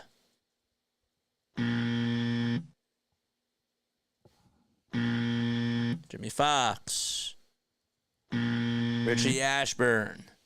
The answer is Bryce Harper. Bryce Harper is known for hitting home runs on opening day. He became the first player in MLB history to hit 5 homers in opening day games before the age of 25. Did you know that? Yes. And it makes sense when you really think about it, because Harper was called up at a very young age. You got it. Rome got it. Did he actually say it? No, he didn't say it. 1 ball, no strikes. Mateo up to bat as we're in the bottom of the 7th. Struck out and grounded into a fielder's choice. I said which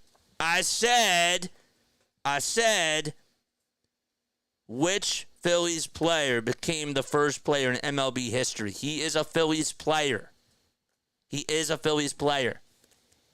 I didn't say was. He is a Phillies player. 1 ball, 1 strike, and the next pitch is in there for strike 2. Rangers still wheeling and dealing. The 1-2 pitch, ground ball, hit over to shortstop, played on the bounce by Sosa. The fire over to first is right at the chest of Bryce Harper, and there's 1 out recorded. What happened to him? What happened to Bryce Harper?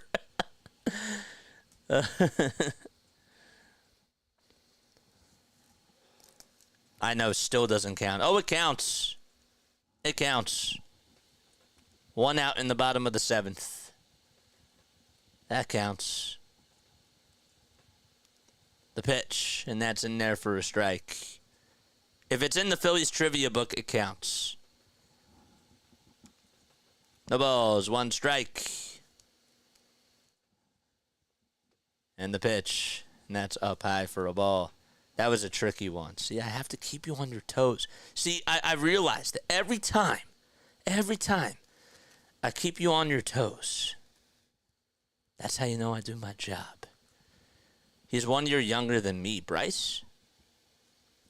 1-1 pitch. Line drive over the head of Bryson Stott out into center field for a base hit. That ball was smoked. Pache plays it on 2 bounces, and James McCann is able to can that one over to center field.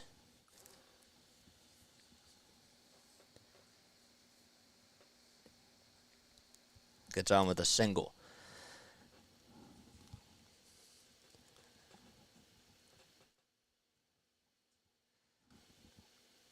Anybody know what my actual age is?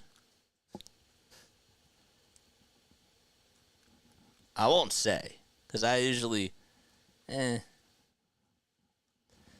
pitch, and that's on the outside corner for a strike. I'm just curious. Just curious if anybody knows what my actual age is. 25. Thank you. And yes, you are right. I am 25. Let me Google check that. The pitch, and that's going to be hit out over to center field. Pache is on the run over to home plate, and he's there to make the catch. Nice play by Pache. And that's going to be it for Ranger. He has 88 pitches. There's 2 outs in the bottom of the 7th, and Rob is going to pull the plug here. I think he's going to get Jeff Hoffman in here, and he will. Hoffman's been warming up for a little bit of time. And Rob pats Ranger on the back. And Ranger's night is done. So he's still responsible for the runner over at first base. And he gets a standing ovation from all the Philly fans who came around I-95. We have a call to the bullpen.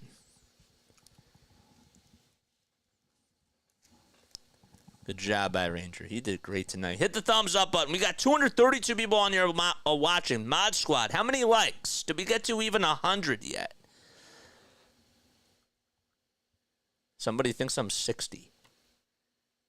By next year, he'll catch up to you. Who am I catching up to? Who am I catching up to? I'm turning 33 in January. Nice. Very nice. Turn 33 on the 22nd of July. That's cool. 38, says Jane Grammer. I feel like I'm 75, says Jesus Shuttlesworth. I don't remember when I was born. I was too young. 103. Y'all be stingy with them likes. Hey, I give the Braves updates on here. Just kidding. Every time people say LeBron is old, I feel a dagger stab in my heart, says the dude. Speaking of LeBron, if you guys are NBA fans, after this game is done, I'm going to go live for the rest of Game 4. All right, so we are going to be covering the rest of Game 4 of the NBA Finals. All right? And if you like basketball, we do Sixers games on here. We also do Eagles games, but I want to sort of give you guys a little bit of a show and give you a little preview as to what I do for Sixers games, because basketball games, and Larry and the dude and other people that have tuned into our Sixers calls, tell them, please tell them how much fun we have on the NBA calls. Tell the folks what they want to hear. This is a dumb question. This is a dumb move, in my opinion. You literally have gotten him out 3 times. Why now do you take him out? Honestly, I agree with you. For the first time in a while, Jackie and I agree on something. First pitch by Hoffman, and that's in there for a strike. And Westberg is up to bat. I agree with you on that. I do. The ball is 1 strike, and the pitch, and that's fouled away. I hope Dallas makes it at least exciting. I did not like seeing the Sixers lose. The dude says the NBA calls are fun. The Sixers calls are fun. Yes, they are. We have a great time calling Sixers games. Even if you're not a basketball fan, trust me, you're not going to want to miss it. The 0-2 pitch, and that's going to be swung on, hit out over to left field. That's going to drop in for a base. It almost got by David Dahl. Cruising on in over to second base is Westberg, and jogging on over to third will be McCann. So, 2 runners on in the bottom of the 7th, and a base hit could give the Orioles the lead. You want the Mavericks to win. I want the Celtics to sweep, says Jesus. Wow. Jackie Moon for manager. Honestly. Here's Adley Rushman batting on the left side, facing Hoffman here. So, had the RBI double on the right side of the plate against Suarez, and the pitch is inside for ball 1. I guess it's like rare to see nowadays a switch hitter hitting the pitcher that would be like on one side. The 1-0 pitch, and that's outside for ball 2. I guess what I'm trying to say is that if there's a righty, you usually see a switch hitter batting lefty. And then if there's a lefty, you see the switch hitter batting righty. But I don't think that you see it. You don't see them facing, if they're facing a lefty, you don't see them batting on the left side of the plate anymore. The pitch, and that is taken for a strike.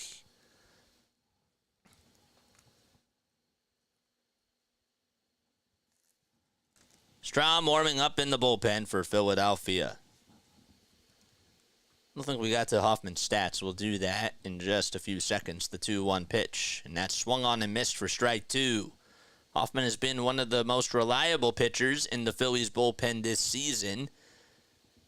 been really, really sharp pitching-wise for Philadelphia. He's gone 30 innings, has 38 strikeouts, only 8 walks allowed, has 9 holds and 5 saves, and has a 2-0 record as well. 2 balls, 2 strikes, 2 outs in the bottom of the 7th with 2 runners on. The 2-2 pitch, and that's just fouled off the foot of Adley.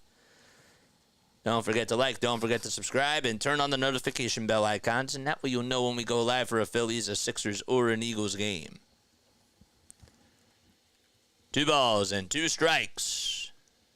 2 runners on. Phillies lead it 2-1, and there's 2 outs. Adley Rutschman 1 for 2.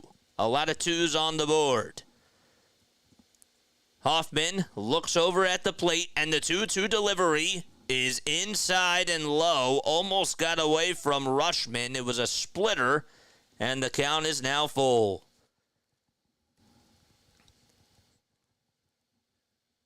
That almost hit Adley. Let's get to 2,900 subs. 31 more of you have got to hit that subscribe button. 3 balls, 2 strikes. The pitch of the game. Here it is. Swing and a foul ball.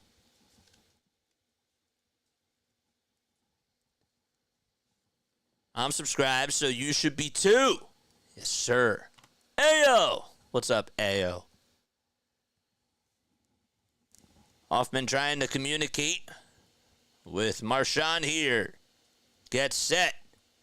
And the pitch from the stretch. On the outside corner. Called strike 3. And Rangers all fired up in the dugout as Hoffman gets out of the inning. They looked a little bit outside, but Ramos has kept it fair both ways. And Hoffman gets out of the jam. No runs, 2 men left. And we head to the top of the 8th. Phillies still have a 2-1 lead in the ball game. There we go. That is what I'm talking about.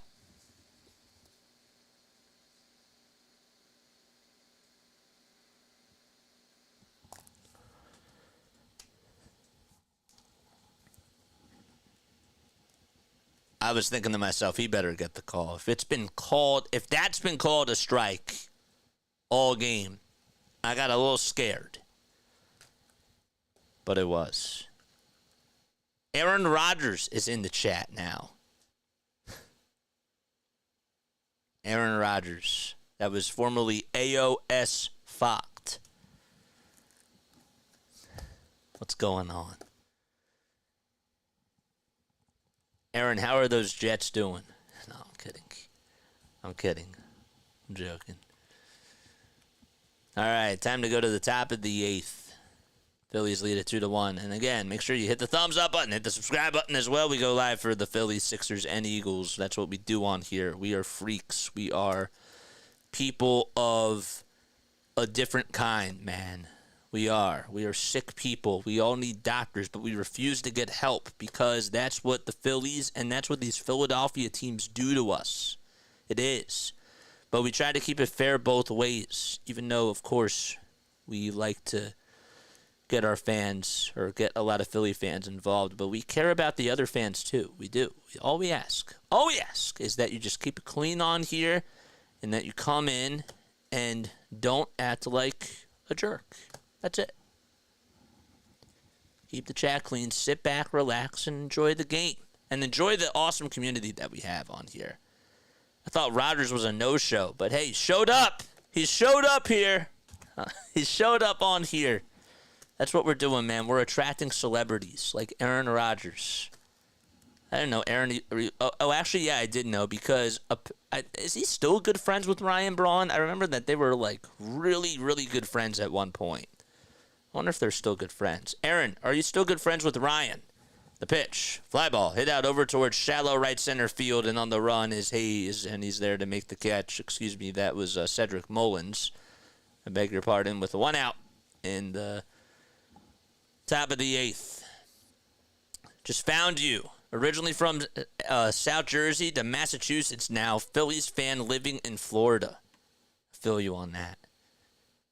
You are my Phillies fan. Why would I be a jerk? I'm not saying you. I'm not saying you. I'm just saying to those people that are coming on here, just sit back, relax, and enjoy the community and enjoy the game. And just be a good human being. The 0-1. That's fouled off by Marchand. Rafael Marchand, that is. We have bullpen action for both teams. Tate is loosening up in the Orioles pen, and Strom getting warmed up in the Phillies bullpen. The 0-2, and that's downstairs for a ball. Aaron Rodgers, how many plays this year? Aaron says, I was in here for the playoffs last year, but I was mad that we didn't go to the World Series.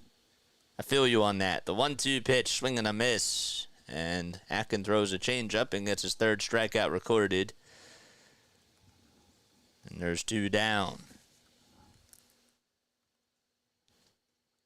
2870. What's up, Ray? Thanks so much for subscribing to the channel.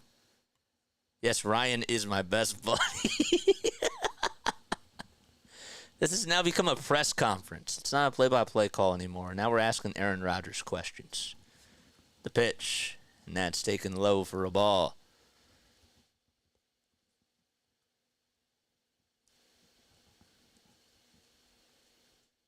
Kyle Schwarber up to bat. Had a leadoff homer to start off the ball game and give the Phillies a 1-0 lead at the time, as the 1-0 is taken low and away. Orioles would tie it back on an RBI double by Adley Rutschman in the bottom of the third. It would make it 1-1, and the Phillies would then take the lead back on a solo jack by Marchand. That was in the top of the fifth. The 2-0 is outside for ball 3. Schwarber over his last 5 games. He's 9 for 18 with 3 homers, 6 RBI, 4 walks, and 19 total bases. The next pitch on the outside edge of the plate at the knees. It was a curveball taken for a strike.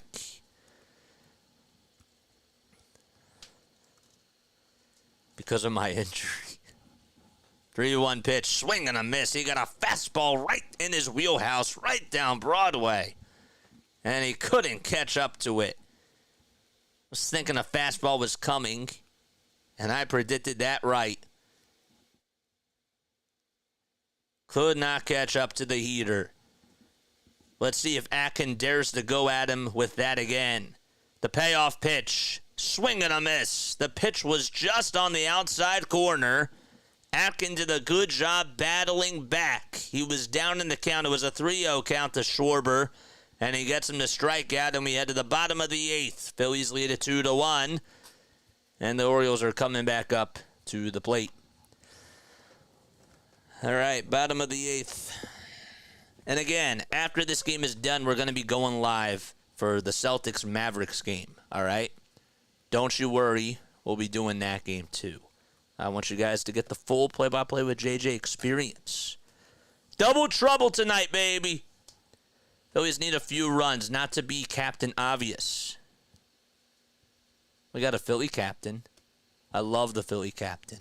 Go check out his YouTube channel. Got to promote others, too. Go check out Philly Take with RB. Go check out DJ Eastwood's running back Philly. How about Philly 500? Philly 500, man. Let's give our boy a shout-out. He's been at it on here for so long. And now he's on Dan Silio's show on Jacob Media. I mean, this guy is going places, man. Everybody else, too. Like, Philly Take with RB is phenomenal.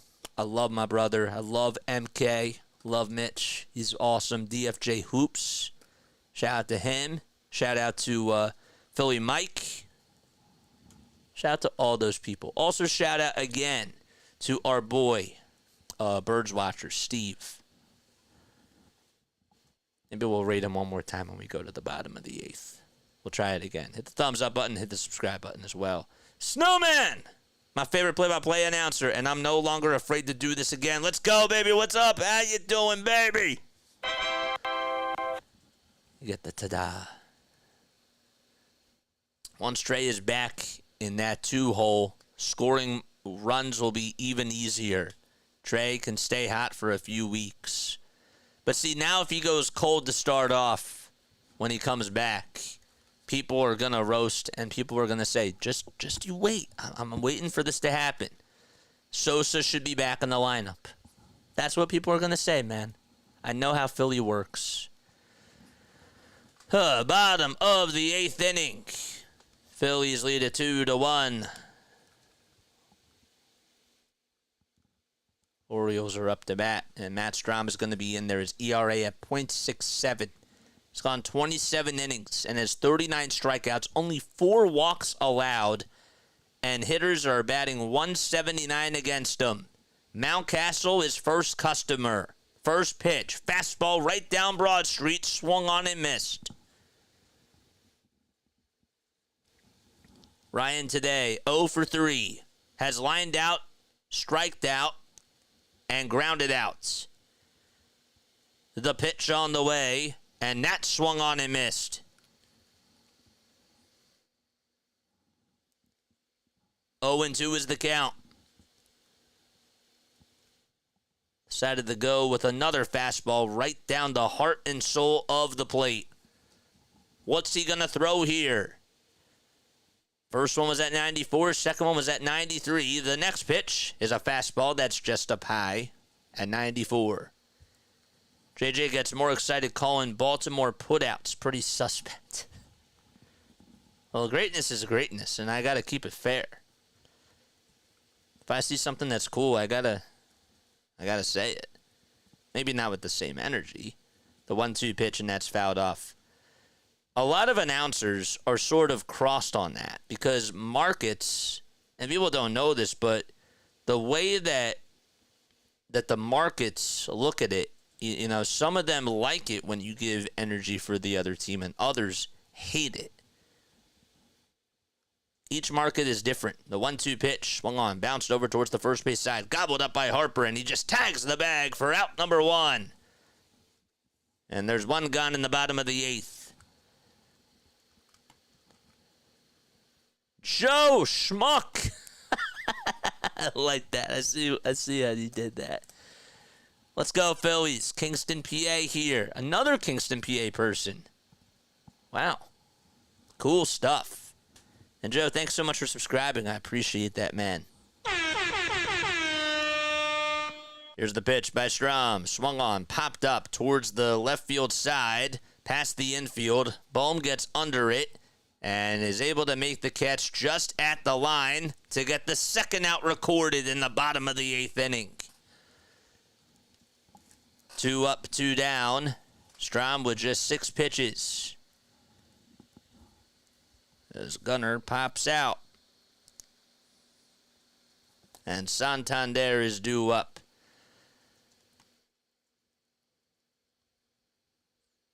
Jay, and I appreciate you. I really do. Here's the pitch to Santander. And he takes it high for a ball, batting on the right side. Former Philly Craig Kimbrell getting loosened up in the Baltimore Orioles bullpen. The 1-0 swing and a miss. The guy that was warming up next to him, and he's been warming up for a couple of innings, that's Dylan Tate. Tate is 30 years old from Harbor City, California. NBA games with JJ is priceless. That's what we're going to do afterwards, man. The 1-1 delivery. That's on the inside corner for strike 2. I'm excited about that. Stay tuned, because that's what we're doing right after this game. Santander, lifetime against Strahm, 3 for 8 with a home run. The 1-2 pitch, and that swung on, belted out towards deep left field. It's going back towards the track, and that's gone. And, well, the Orioles have tied the game 2-2. And for the first time since opening day, Matt Strahm has allowed his first earned run.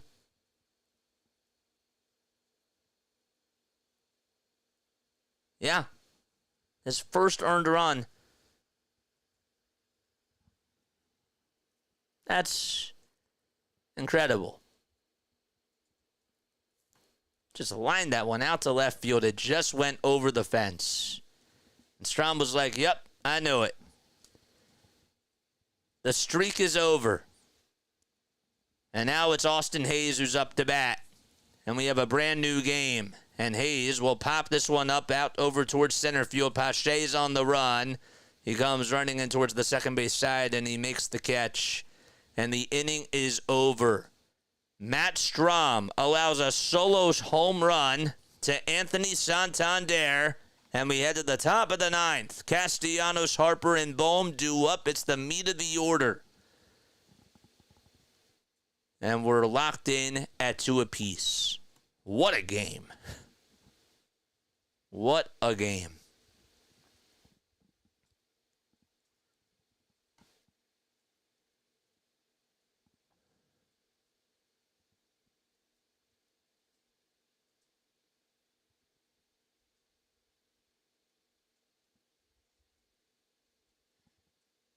So Strom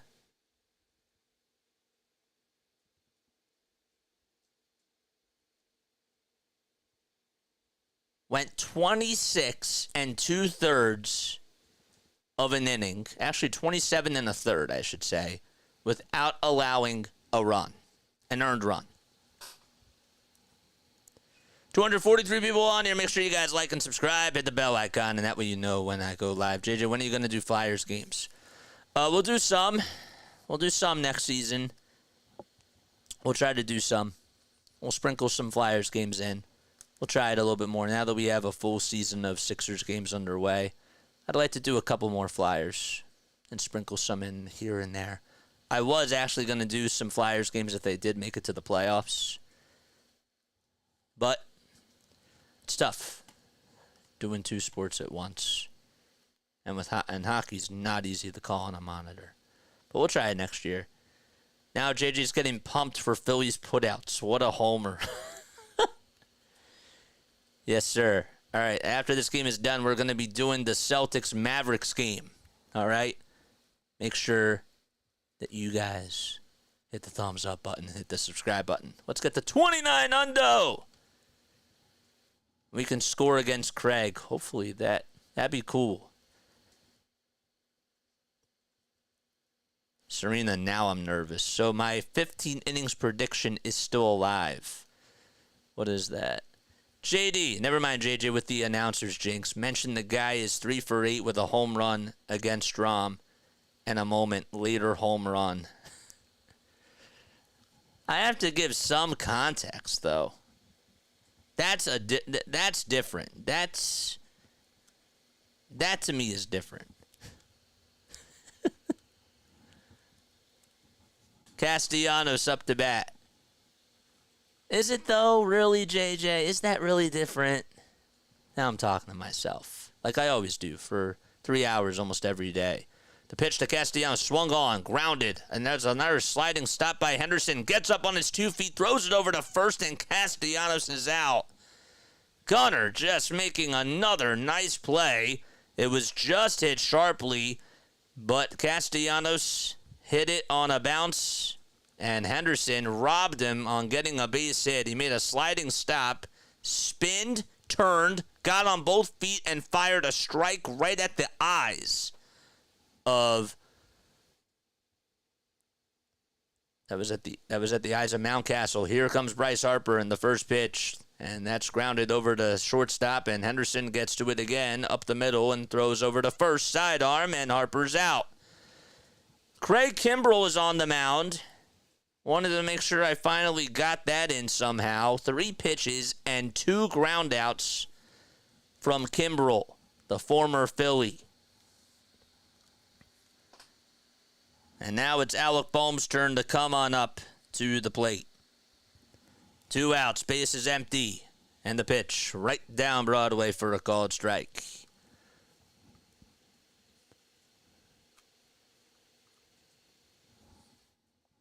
Alvarado warming up in the Phillies bullpen. The ball's 1 strike. And the pitch to Bohm, and that's taken right down the heart and soul of the plate for strike 2. Orioles fans starting to stand up on their feet. Kimbrell with 4 pitches. Doesn't waste any time. No balls, 2 strikes. And the 0-2 delivery to Bohm. And that's punched out to right field for a base hit. It was a little bit outside, but Bohm stayed with it to his credit. And the go-ahead run over at first base, baby. Here we go. Good job by Bohm just to stay with that outside pitch and get it off the end of the bat. Church! Not a save situation, and Bryson Stott now up to bat. Boy, what a matchup this is going to be. Alvarado plus Ghost Runner. No, they have to go to the bottom of the 9th first, my guy. There's no Ghost Runner in the bottom of the 9th. The pitch, and that's fouled off. No balls, 1 strike. Strom allowed the game-tying home run to Anthony Santander. No balls, 1 strike. A runner at first, 2 seconds left on the pitch clock, and the 0-1 is fouled back. And Stott has been a very, very good 2-strike hitter, is up. And he's down in the count 0-2.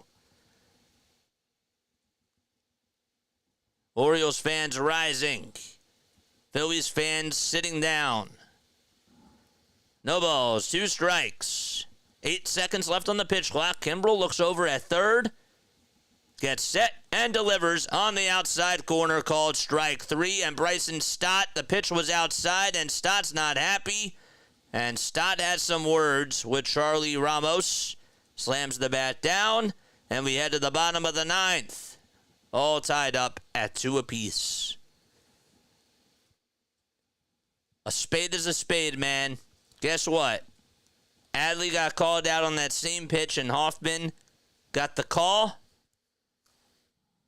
What's fair is fair, man.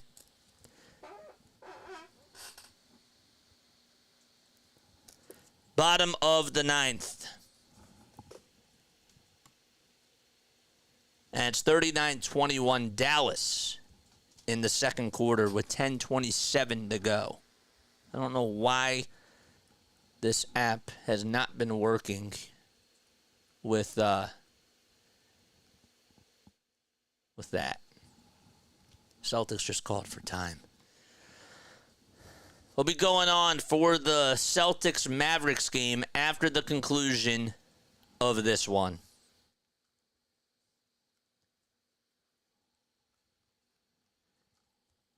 $283 people tuning in on here. Stay on here after this game because you'll get to listen to how we do our basketball calls when the Sixers play. We're doing Game 4 of the NBA Finals. I'm telling you, you guys don't want to miss out on this because our basketball calls are a lot of fun. Why aren't they playing? Just give them the trophy. Why isn't who playing? Time for the AI to replace the umps. Let's take a sip of water. Ugh, I said I was going to raid our boy. If it goes to extras, that's what we'll do. We'll say hi to our boy, Steve. Top of the 9th inning, or bottom of the 9th inning, excuse me. Orioles and Phillies all tied at 2 apiece. I did see that, yes. Alvarado will pitch the bottom of the 9th. He has a 3.41 ERA. Not a save situation. Hit the thumbs up button and hit that subscribe button. Larry, did we get to 200 likes yet? Smash that like button, baby. Mateo up to bat. He's 0 for 3. Batting on the right side. Lefty on righty in the pitch, and that's on the inside corner for strike 1. Mateo, McCann, and Mullins. That's 7, 8, and 9. 129 likes. Let's get to 200, man. The pitch, and that's a breaking ball in the dirt. It was a cutter, actually, at 91. I don't think it was a cutter, even though they said it was. Looks more like a slider. 1 ball, 1 strike. The 1-1 pitch, and that's popped up. Hit out over towards straightaway center field, and now drifting over towards right field, and Castellanos gets under it to make the catch, and there's 1 gone in the bottom of the 9th.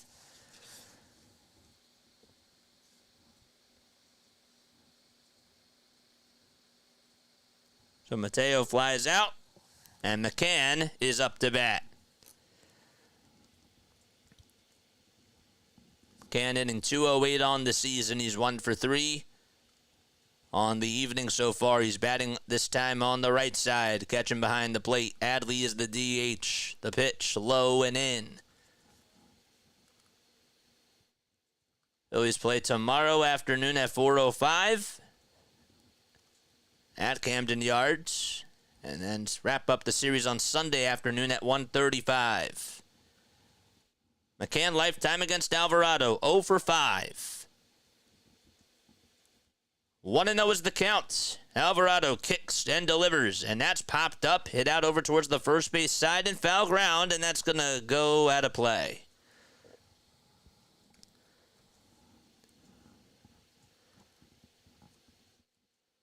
Phillies have the best record in the National League. Orioles have the second best record in the American League and the third best record in all of baseball. They're behind the Yankees. And time is called really quickly by Rafael Marchand as he wants to have a conversation with Alvarado here. In case you're wondering how we got here, the Phillies had a leadoff homer by Kyle Schwarber. Oh, it's actually a 1-1 count. Did they just call a pitch clock violation? No, they didn't. I'm looking to see. There was 1 second left. Time was called. Yeah. By the Phillies. Okay. So it's a 1-1 count. Schwarber a solo homer to make it 1-0 to start off the game, and then Adley Rutschman tied it back on an RBI double. The Phillies would then get the lead back in the top of the 5th on a solo homer by Rafael Marchand to make it 2-1, and then Santander tied it back on a solo homer to make it 2-2 in the bottom of the 8th inning. The pitch, down and in for ball 2.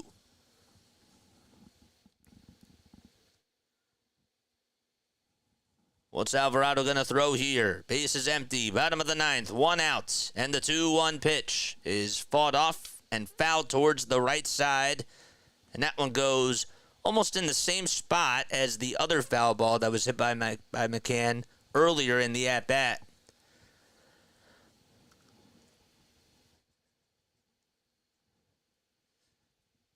Two balls, 2 strikes. Marchand and Alvarado trying to get on the same page. Alvarado gets set and delivers. Line drive, caught at third by Alec Bohm. A rocket, and Bohm caught it for out number 2. 2 gone in the bottom of the 9th. If the game goes to extras, the zombie runner in the top of the 10th will be Bryson Stott for Philadelphia. Here's Cedric Mullins. And the pitch. Low for a ball. Triple digits fired by Jose Alvarado.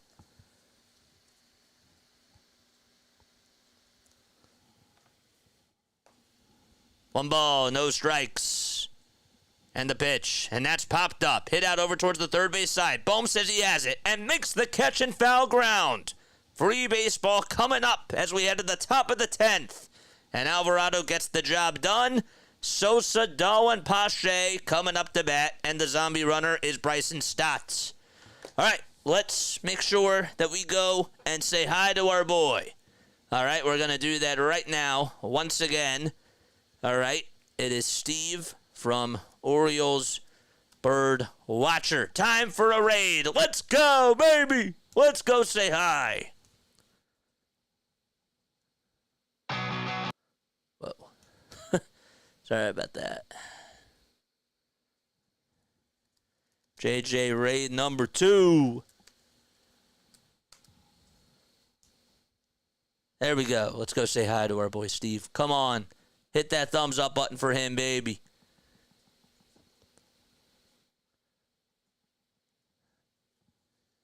I can't hear you because I'm live.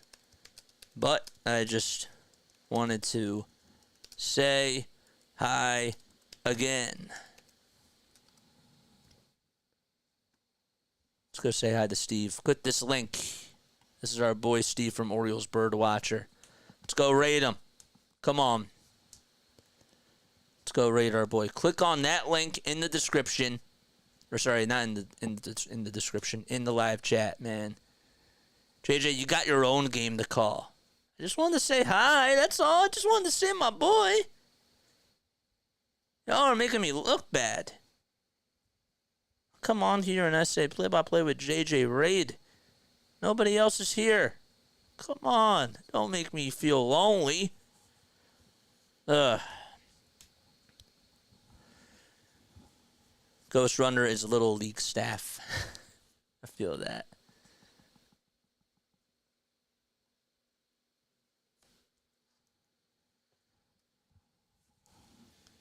All right, here we go.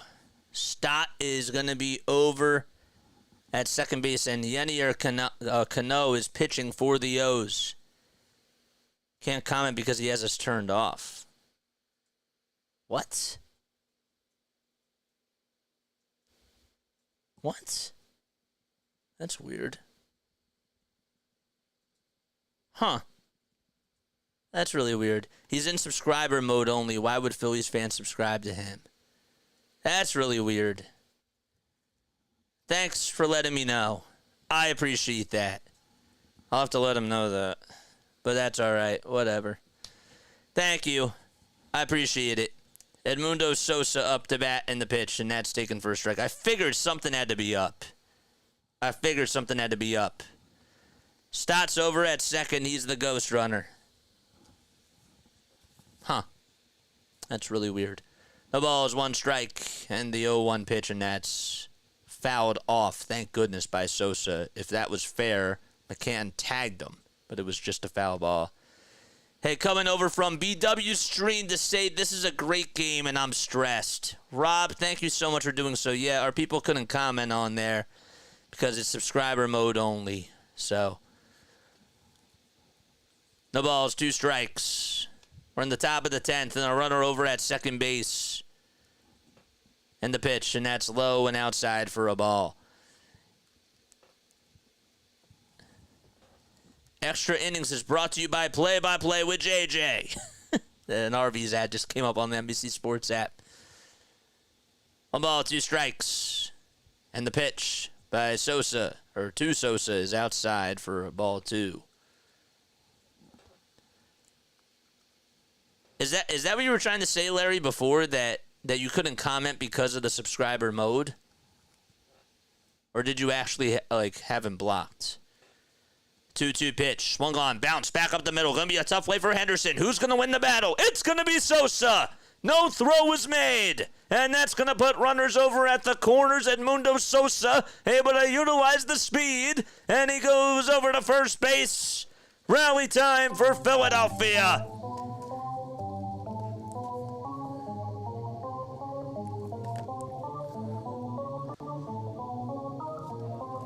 Here comes David Dahl. Charge.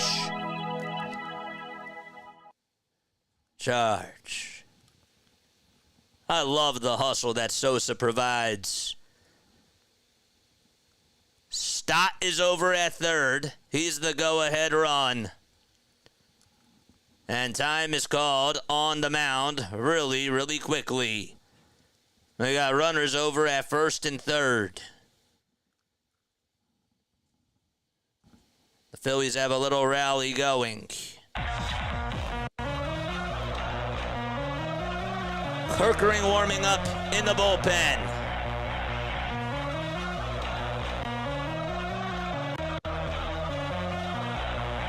And so is Perez for Baltimore.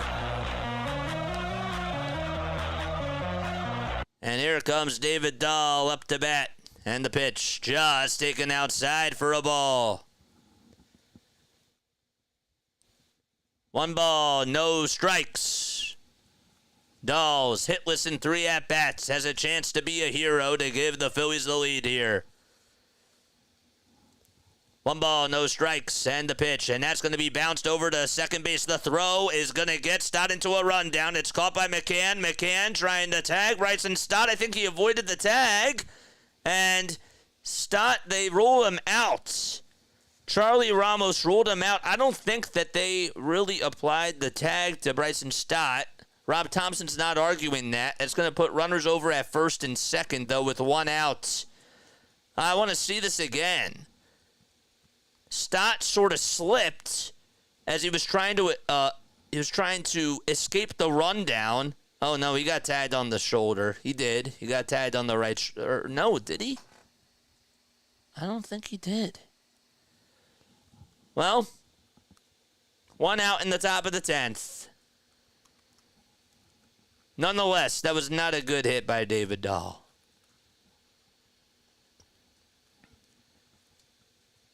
And it looks like Johan Rojas will be the pinch runner for Dahl.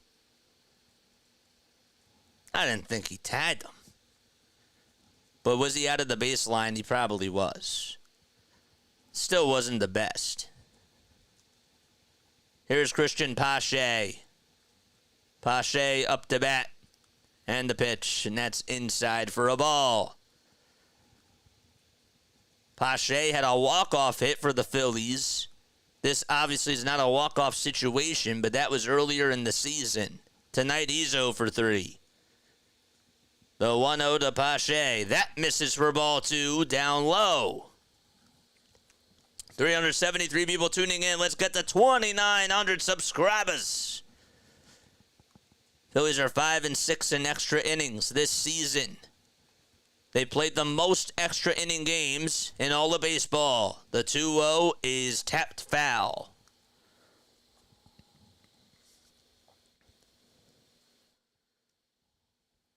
Keep the chat clean. Thank you, Mod Squad, for doing your thing. Yennier Cano on the bump. Orioles are 3-3 in extra innings. Runners at first and second. It's Sosa as he gets almost caught napping over at second base. The throwback was not in time. And Cano says, darn it. That could have been costly. The bench coach goes over to the phone, and they're not going to review it. Let's look at this again. Boy, was that close. He was tagged right behind the belt. The 2-1 delivery. Low and away for ball 3.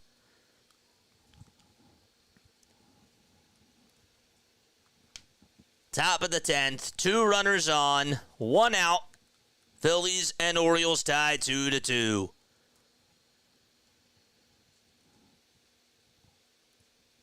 Right side of the infield is open. The 3-1 pitch. Swing and a miss. On a 96-mile-per-hour fastball just at the knees on the outside corner.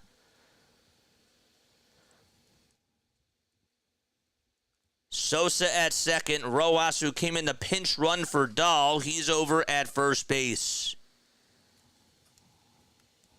3 balls, 2 strikes. Big pitch coming up here between Cano and Pache. And the 3-2 is fought off over towards the third base side. And Pache will stay alive.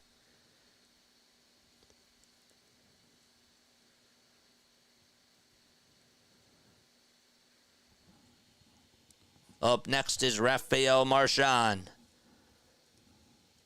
3 balls, 2 strikes. Cano delivers from the stretch and nuts down and away for ball 4. And the bases are loaded for Philadelphia. All right, rally time once again. Great at-bat by Pache.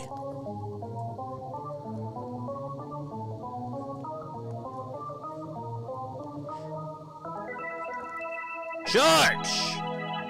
Timeout called on the mound once again. And let's see what happens. Cano And it looks like the pitching coach for the Orioles all gathering to have a conference on the mound. Wave the rally towels. 395 people tuning in. Hit the thumbs up button. Hit the subscribe button as well. Let's get to 200 likes. Marchand, who gave the Phillies the lead earlier on a solo jack in the 5th inning, has the chance to give the Phillies the lead once again. 1 out, bases loaded in the top of the 10th inning. That was his first homer since August of 2021 versus the Nationals. All right. Marchand batting on the left side, going toe-to-toe with Cano here as he steps into the ring of fire. First pitch, way inside for a ball.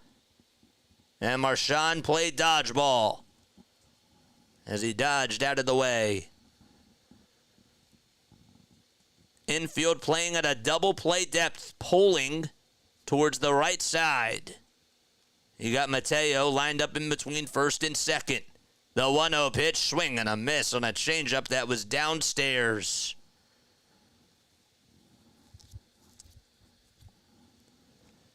Surprised that Cano went with an off-speed pitch like that there. And Marchand was not anticipating that. What's he going to throw here? 1 ball, 1 strike, and here comes the pitch, and that's tapped foul. Decided to go with the changeup again. It looked a little bit low, but Marchand fought it off. 415 people tuning in. Make sure you guys hit the thumbs up button, hit that subscribe button. 1 ball, 2 strikes to Rafael Marchand. And the pitch. Check swing, did he go? Was up high, and the third base umpire says yes, he did. That's Trip Gibson. And it looks like Brandon Hyde is going to go out there. And I think we're going to have a pitching change with 2 outs in the top of the 10th. Let's see a replay of whether or not he did go. Yes, he did. He went.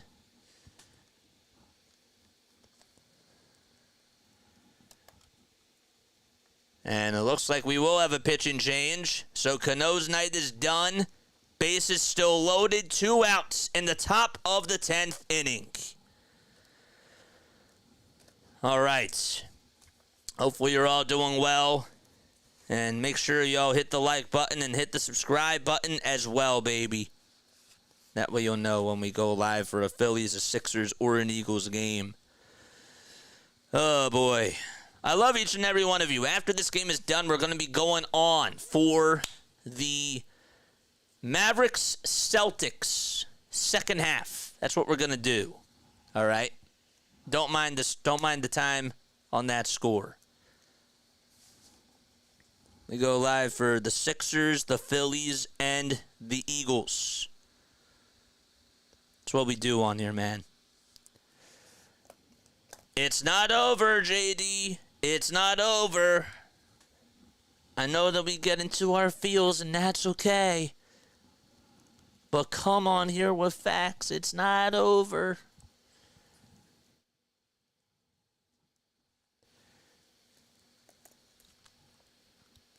If you're watching live on here, I praise JJ for this. You're spoiled, rotten. I appreciate that. Yep. You said it the best.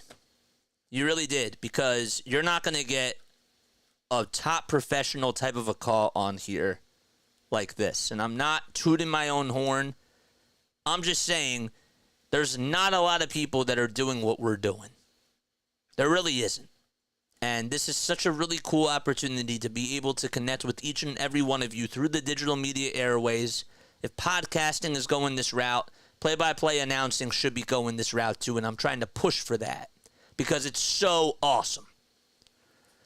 It really is. It takes it to another new level when you interact with your listeners and when your listeners get to interact with people as you do this.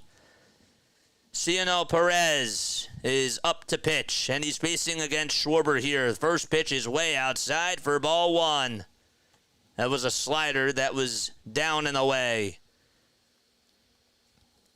23 more subs, so we got the 29 undo.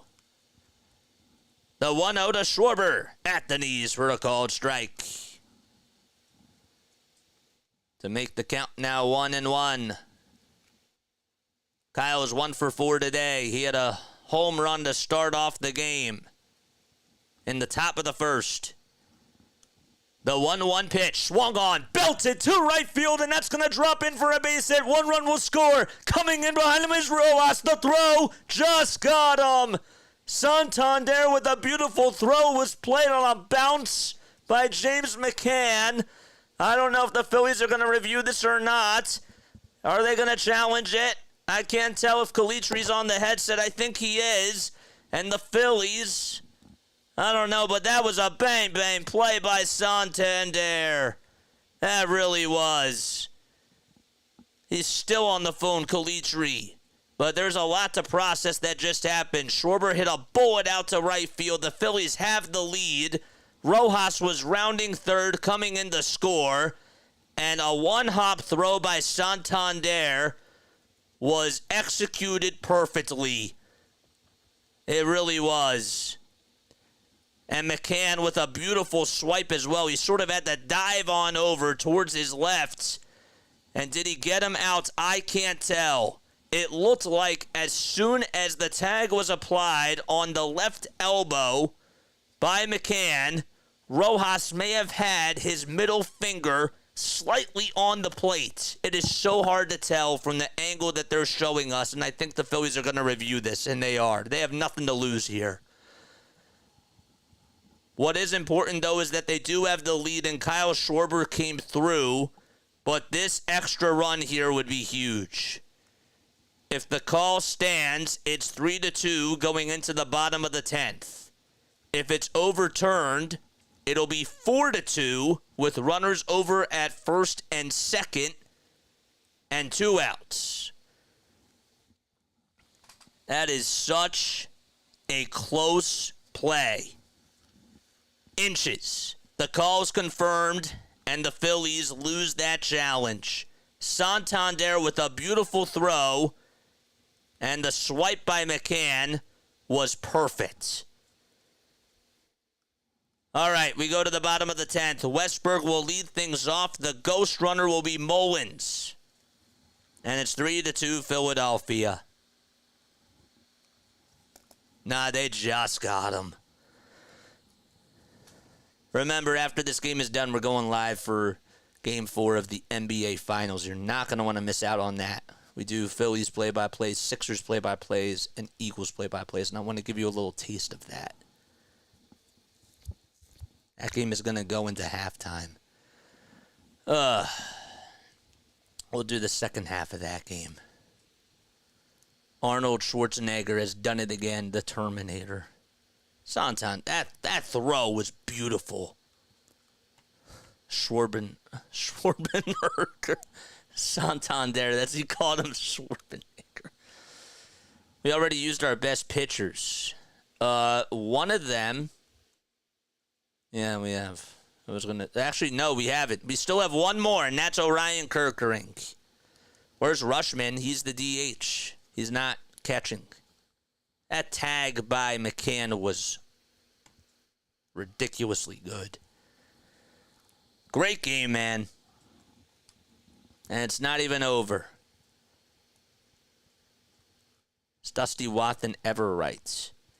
To send him there, honestly, not really a bad play. It's Johan Rojas that's running. So, I can't blame that on Dusty. I know that you didn't see it, but it was a close play. It really was. Just a beautiful throw and a beautiful swipe.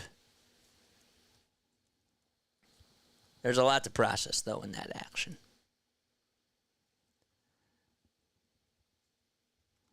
Here we go. So Orion Kerkering is going to look to shut the door. Mullins, though, is pretty fast on the bases, is the zombie runner for Baltimore. So he's the tying run, the go-ahead run, the winning run, I should say, is up at the plate, and that's Westberg. First pitch, and that's going to hit Westberg. So not off to a good start so far. Hit him right square on the front elbow, and that's going to put runners over at first and second. Orion Kerkering on the mound, and now Adley Rushman is coming up to bat.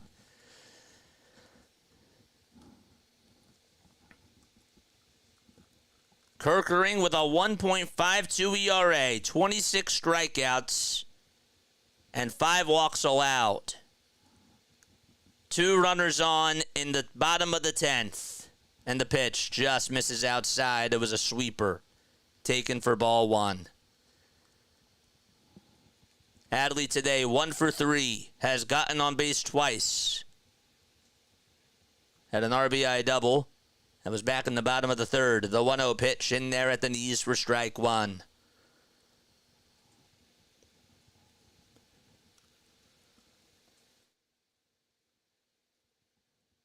One ball, 1 strike. Here we go, and the 1-1 pitch, upstairs and away. Kerkering, 23 years old, 6'2", 204 pounds, a .89 whip. 2-1 pitch, and that misses just a little bit outside of the window for ball 3.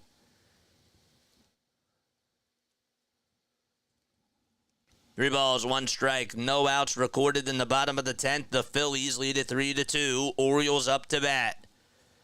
And the 3-1 pitch, and that's popped up. Hit out over towards the third base side and foul ground. Bohm runs out of room, and that goes about 10 rows in deep. 407 people tuning in. Let's get to 407 likes. Hit the subscribe button as well. We go live for the Phillies, the Sixers, and the Eagles. That's what we do on here. We need 22 more of you to hit that subscribe button to get us to 2,900.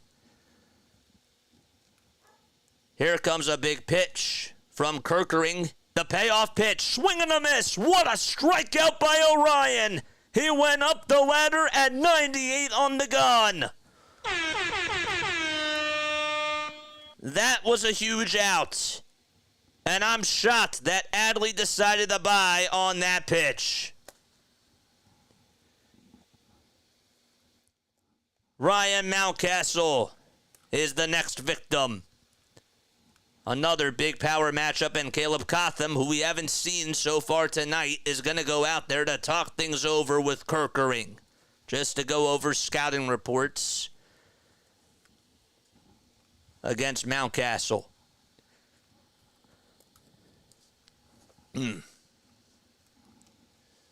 That out was big. They needed that. Huge. Don't forget to like, don't forget to subscribe. Algo Gang, do your thing. How many likes do we have on here? Did we get to the 200 mark yet, baby? 1 out in the bottom of the 10th. Tying run at second. Walk-off run over at first.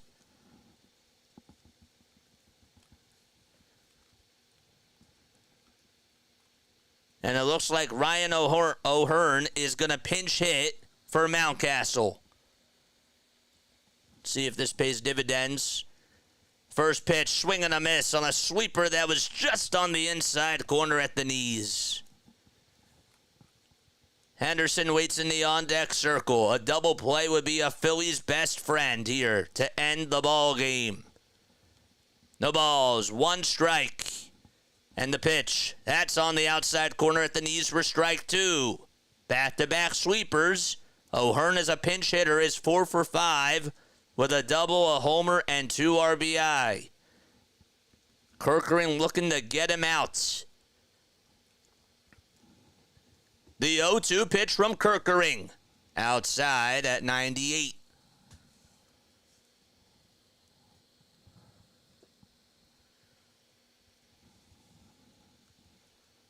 Two of the best teams in baseball going at it. 1 ball, 2 strikes, and the 1-2 pitch, and that's just fouled off the end of the bat. O'Hearn is batting .282. He's now 30 years old. Has been in a pretty comfortable role as he stepped up for the Orioles so far this season. Kerkering looking to win the battle, though. The 1-2 pitch on the way. On the outside corner, called strike 3. And there's 2 strikeouts by Orion as he lights one up at the knees on the outside edge at 98 miles per hour. So, Brandon Hyde tried to play chess And Orion got the out. Orioles down to their final out, and it's Gunnar Henderson. First pitch to Gunnar, way outside for a ball at 99. This is a playoff baseball type of an atmosphere out at Camden Yards. The 1-0 pitch, way outside for ball 2. Gunnar's 1 for 4. He's singled in the 6th. 2 balls and no strikes. And the next pitch to Gunnar, outside for ball 3. And Kerkering can't find the strike zone right now. Tying run at second. And that's Mullins. Westberg is at first. 3 balls, no strikes. And the pitch to Henderson. And that's on the outside corner for a called strike. Again, it was a little bit outside, but a spade is a spade.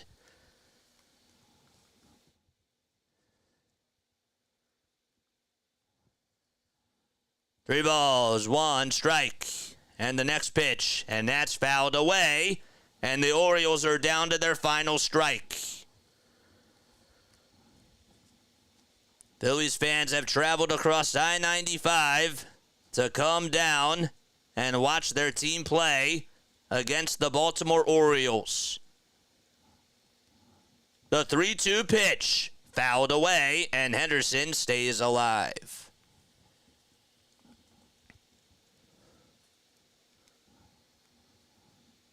Santander up next if the game continues. Phillies lead at 3-2. The count is 3-2.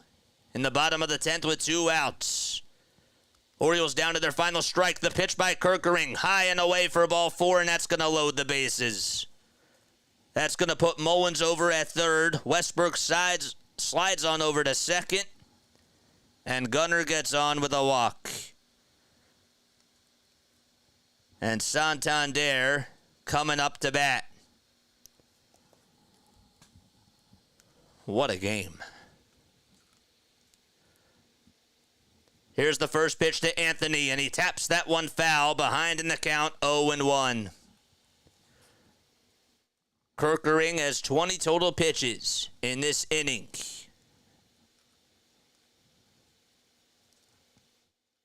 Anthony had the game-tying homer in the bottom of the 8th. He's 2 for 4 today. The 0-1 pitch, and that's going to get away from the catcher. The tag over to home plate, got him! Oh my gosh! It hit the backstop, Marchand. It got by Marchand. He had to field it, and he went back towards the home plate side and just tagged out Cedric Mullins. The Orioles may challenge this, but if it is unsuccessful, that's the ball game, and what an ending for Philadelphia. And the Orioles will challenge it. It took an unlucky bounce. It hit the backstop. I don't know why Mullins was even thinking about running there because it's a very short backstop. Marchand caught it off the backstop and just went to home plate, and Mullins was a dead fish. If the call stands, and this is a game of inches. Why challenge? Because it's the game on the line, Serena. If your team, if this is the Phillies, it's not over. Orioles are going to challenge it. I don't know. It is so close, but it was a great heads-up play by Marchand. Should he have thrown it? No. He wanted to tag him out himself. I thought maybe he had him, and it can go either way. So let's see. Ramos and Diaz had the earpiece on. Felix Bautista, who's out for the season, looks to stay safe in the dugout. And let's see, will the game continue?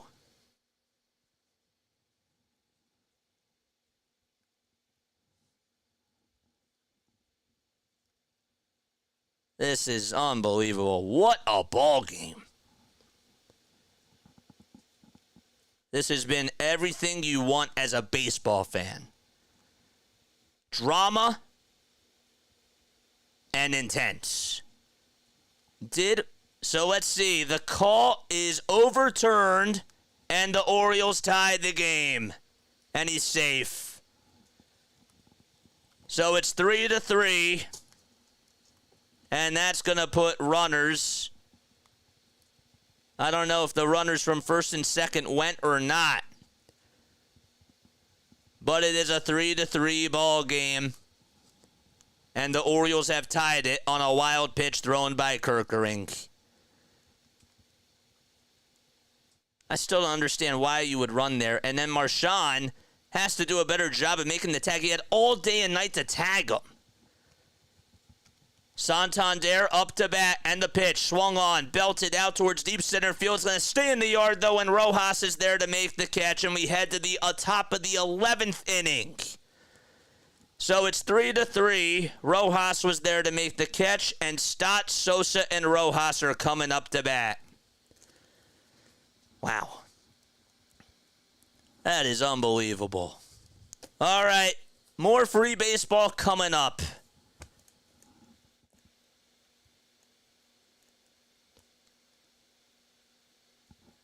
That's unbelievable. All right, let's see. This game has been crazy. How is this happening? Why challenge the call? Because guess what? If this was Serena, if this was your team, you would say Rob should have challenged that. What did they have to lose? What did they have to lose by challenging that call? Eric says, I have no fingernails left. That's why you can't bite your nails, man. I know it's a habit. Thank you so much for subscribing to the channel. 2 challenges screwed the Phillies. One of them was actually theirs. Crazy it is. We should have had it there. Yeah, I still think that obviously Marchand, in my opinion, did the right thing by not throwing it to Orion Kerkering, who was covering the plate, right? Marchand was right there. Hits the backstop, and guess what? It's a short backstop. He did it. He did everything he could. The pitch was wide, right? It got right by him. It was over towards his left side.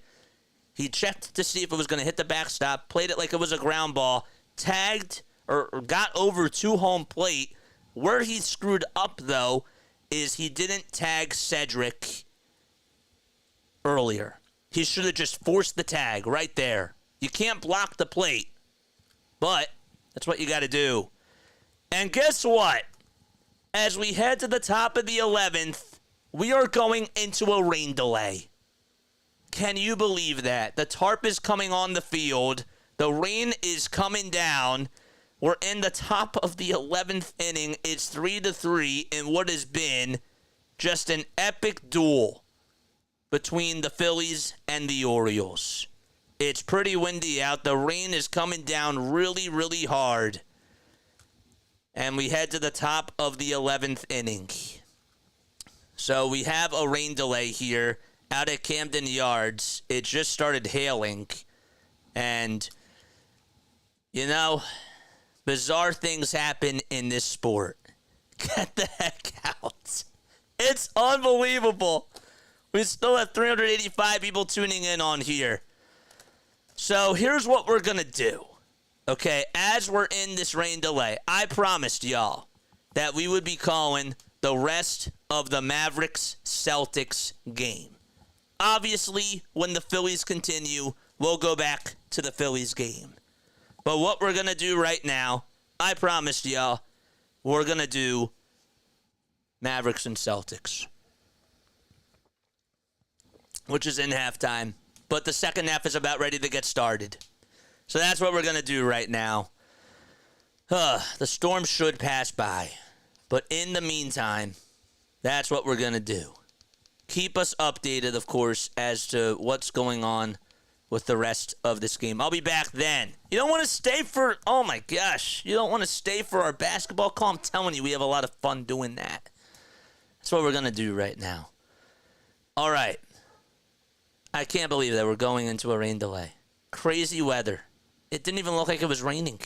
It really didn't. Not into Pro B-ball. I'm telling you that it may change your mind. I'm just telling you. It's a lot of fun, the way that we do it on here. Energy is insane. This game, man, I guess the rain will start here soon. I don't know.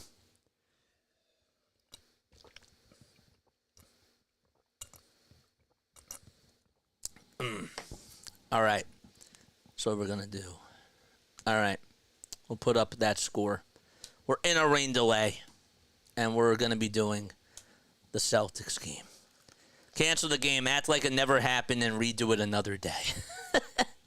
This game has been awesome. Come on, man. I know that as a Phillies fan, y'all are upset. You know, we get emotional. This is just me because, of course, I try to keep it fair on both sides. But this is just, as a baseball fan, come on. Dramatic. Down to the wire. Every call matters, right? It's a game of inches. I love it. I love it. I absolutely love it.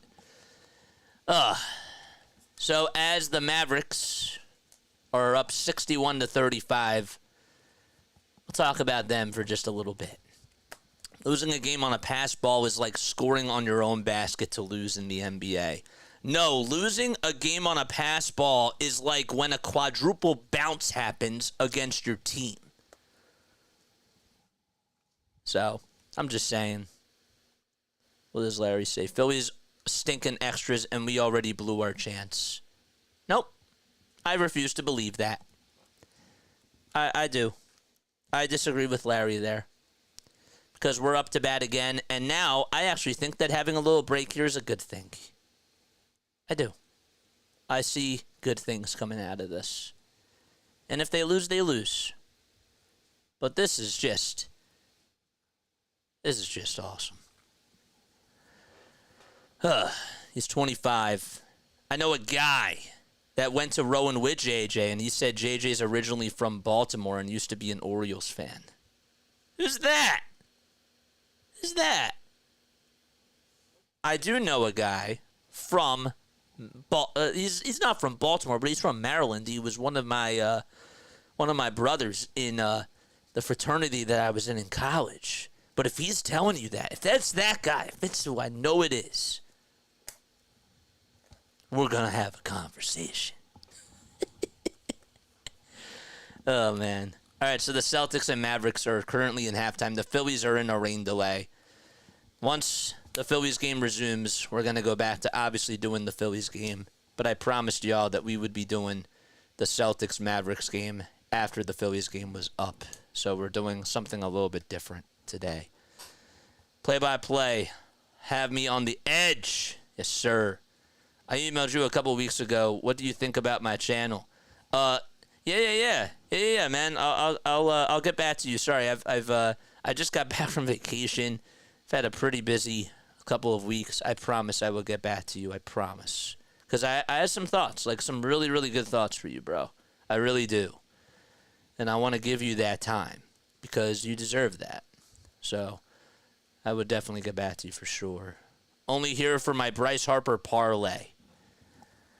All right. Mavericks and Celtics taking on one another in Game 4 of the NBA Finals. All right, where is my other flashcard that I had? I can't even tell where that is. Here it is. All right, we head into the second half. I'm going to put up this score for you guys to see. And, of course, we'll come back on for the Phillies game when that is done. All right, here we go. Jaylen Brown going up against Luka Doncic and Kyrie Irving. Jason Tatum, of course, also on the Boston Celtics as well. All right, so what do we have here? Celtics, we'll put up that score right now. Mavericks will get the ball first as they go from right to left. All right. Where is it? I want to get this up for you guys, up and running. All right, Doncic with the ball. Hands it off to Daniel Gafford. Low on the post, trying to go toe-to-toe with Jason Tatum here. He gets around the screen, goes up with a shot, and he can't buy a bucket there, but he does get fouled by J-Tay. And Gafford's going to head on over to the free throw line to try to make 2 free throws here. It's 61-35 Dallas. Gafford trying to get really physical with Tatum, a guy that's 6'10", was traded to the Dallas Mavericks at the NBA trade deadline by the Washington Wizards. Dallas down in the series, 3-0. And Gafford been doing pretty good so far at the foul line during the postseason. Puts up the first foul shot. It rims around the rosy and drops into the ring of fire. 62-35, Dallas leading by 27 points. All right. Any updates on the Phillies game, too, please let us know down below in those comment sections. All right. The pitch. The next free throw, that's up, and that one, it's going to make it a 63-35 game. Tatum in 23 minutes has 15 points. Tatum hands it off to Horford for a wide-open 3 on the near wing, bullseye. And he knocks that one down from the near wing. It's 63-38. Dallas leads it by 25 points.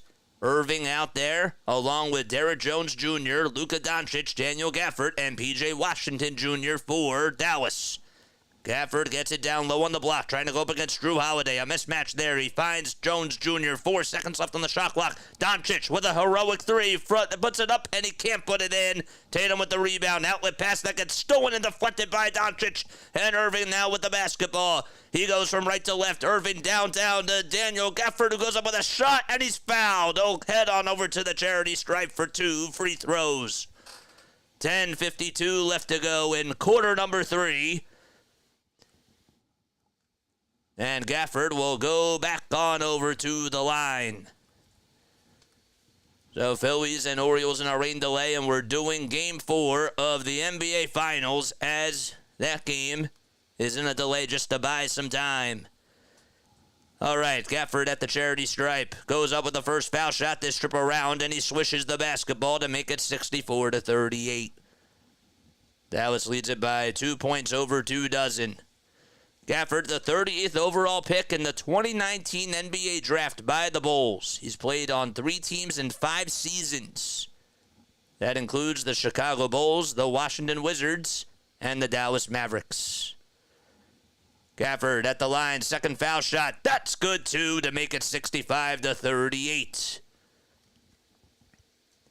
There we go. Celtics have Holiday, Tatum, Horford, Brown, and White out there. Tatum to Holiday down the lane. Holiday back outside to Brown. Brown with a little Euro step over Doncic, and Doncic denies him. He grabs the rebound. Outlet pass to Gafford. Alley-oop jam by Daniel Gafford. And what a pass by Luka Doncic as he throws down the ceiling. 67-38. And here comes Tatum right down Broadway again. Goes up with a 3. Gafford with the block, and it's deflected again. Horford got the rebound, and it looks like that it'll be Dallas basketball. Doncic in the game with 25 points, leading the way for Dallas. 15 points for Jason Tatum. And Tatum just got denied by Gafford, the big monster, in the house in Dallas. Tatum in this game, 15 points, 3 rebounds, 3 assists, and he's 1 for 4 shooting the deep ball today. He's also 4 for 10 from the field. And more on Luka, 25 points. That was his 5th assist on the alley-oop pass. That was delivered all the way to Daniel Gafford, who threw down a flush. Dallas outscoring the Celtics 6-3 in this inning. And Dallas with the rock as they go from right to left. Gafford goes down low, goes up with a shot. Holiday gets the rebound. Drew Holiday been a very big key piece for Boston during this playoff run. Former Philadelphia 76er Drew Holiday. Brown goes up for 2, and that one goes out of bounds. Jaylen Brown not able to attack and get a layup, and Dallas has the basketballs again. They go from left to right. Or right to left, I should say. Oh, but it is left to right. All right. Here we go. 3-pointer by Derek Jones Jr. And he cans it all the way from the far wing, baby. 70-38. Boston now down by 32 points. Holiday over on the far wing. And, well, Scott Foster, the NBA referee, who's over on the far sideline, tells Drew that he has to inbound it again. P.J. Washington is the guy that made the far wing three for Dallas. That was on a beautiful dime by Irving. Irving, by the way, this season averaging about 25.6 points per game, 5 rebounds, 5.2 assists, and also is shooting just under 50%. Doncic trying to defend Hauser here, and Hauser goes up with a little runner and connects from the baseline. 70-40. Dallas leads it by 30 now with 9:15 remaining in quarter number 3. Irving again going from left to right. A no-look pass to Jones Jr. for a triple. Connects the dots. Irving with another dish. Being a facilitator and a magician for Dallas. White again goes downhill. Finds Horford at the top of the key. Brown now taking charge. Goes up for 2 and he's fouled. Or is he? It was deflected. And I don't think it was a foul called. Excuse me. I think it was just last touched again by Gafford, who came up with a nice little strip there. And now about the 3 by Jones Jr. He knew that Drew Holiday was coming up on him. And even though the contest was great, Jones knocked it down with ease. Or made it look easy. Brown is at the foul line, so he did get fouled. I stand corrected. And the first foul shot is good. 73-41. Irving is second on the team in points per game. He's also 14th in the NBA in that category as well. Played at Duke and was the first overall pick of the 2011 draft. 73-41, Jaylen Brown at the charity stripe. He's had a phenomenal playoff series so far. He's averaging 23 points per game in the regular season, 5.5 rebounds, 3.5 assists as well, and he's shooting nearly 50% from the field. Foul shot number 2. That's good as well. 73-42, Dallas up by 31. Brown now in double figures. Kleber will go downhill. Finds Doncic. Doncic with a runner. Bullseye. Luka does it again. The magic coming through the facilitator and the playmaker himself, Luka Doncic, and time is called on the court by Joe Mazzulla and the Dallas Mavericks. Joe Mazzulla and the Boston Celtics as they look to reset here. All right. So this is sort of how I call a basketball game. Once I get into the mindset, it's a little bit different. Because obviously I have my papers out in front of me, I have my research going, but this is just straight up from, doing a baseball game. And I usually have papers out in front of me. We have a lot of fun doing the basketball calls. I'm telling you. It really is a lot of fun. We provide a different type of a radio call. We sort of go, I don't want to say, maybe it's a little bit Tom McGinnis-esque. He does the Sixers radio play-by-play. But it's a little bit different, And it's a lot of fun. But if you enjoy these calls, hit the thumbs up button, tell your friends. Hit the subscribe button. We call Phillies, Sixers, and Eagles games on here. That's what we do. Dallas on a 14-7 run. Phillies are still in a rain delay, in case you are wondering. Just tuning in. Why aren't you doing a Phillies game? That's false advertising. Well, the Phillies are in a rain delay. That's what's going on, man. They're in a rain delay, and we have to bide the time some way, somehow. So I figured this is a good way to do it, even though I planned on doing this after the game was over. Hit the thumbs up button and hit that subscribe button, baby. Jaylen Brown has really done a good job in this series for the Celtics. Just wanted to talk a little bit more about that. Brown, in his last game, it was on Wednesday, June 12th. He had 30 points. He had 8 assists, 8 rebounds, 1 block. And he's just been really good. In the NBA Finals, he's averaging about 24.5 points per game, which is just about 1.5 points above his regular season average. And he's also shooting 70% from the foul line, which is okay. 25% from 3, which is not so good. He shot 37% from 3 in the Eastern Conference Finals and nearly averaged 30 points in that series, too. So he's been a very key piece to Boston's system, along with the head of the snake, and that is Jason Tatum. Tatum has really been absolutely solid during these playoffs and has been the leader of the pack, averaging 27 points per game, 8 rebounds, and 5 assists to go along with that during the regular season. And then these finals, well, he had 31 points in his last game in 42 minutes and shot the ball pretty poorly from 3, but overall really good from the field. He was 43% from the field and just 31% from 3. All right, let's go back up here. Let's go back up here. Did our chat stop working? I think our chat stopped working. I apologize about that. We'll get back to it. JJ with an NBA game is a different call. Oh, no, it didn't stop working. Just nobody's typing. 216 people tuning in. Any update yet on the Phillies game? I probably should keep Twitter open on my phone. That's what I'm going to do right now. We'll turn on the notification bell icons on Twitter. All right? We'll do that right now. Yes, sir. Bebo! What's up, Bebo? Bebo! That's fun to say. All right, Dallas and Boston back in action. White now with a rock as the Celtics are in their white and green uniforms, green numbers and letters on both the front and the back. White for 3. He airballs it. It's saved by the Mavericks. And here comes Kyrie Irving as he hands it off to Derrick Jones Jr. Another dribble handoff, this time to Irving. Irving from downtown for 3. Off the mark and way too much mustard as well. White with a long rebound. Hands it off to Jaylen Brown over on the fast break over on the near wing. They pass the hot potato around. Drew Holiday at the top of the key. 13 seconds left on the shot clock. Holiday gets it back from White. Flares up a 3 and can't buy a bucket there. Horford tried to get the rebound and intercept what was a little tap by... I think it was Gafford there, and it just bounced out of play. No hablo español.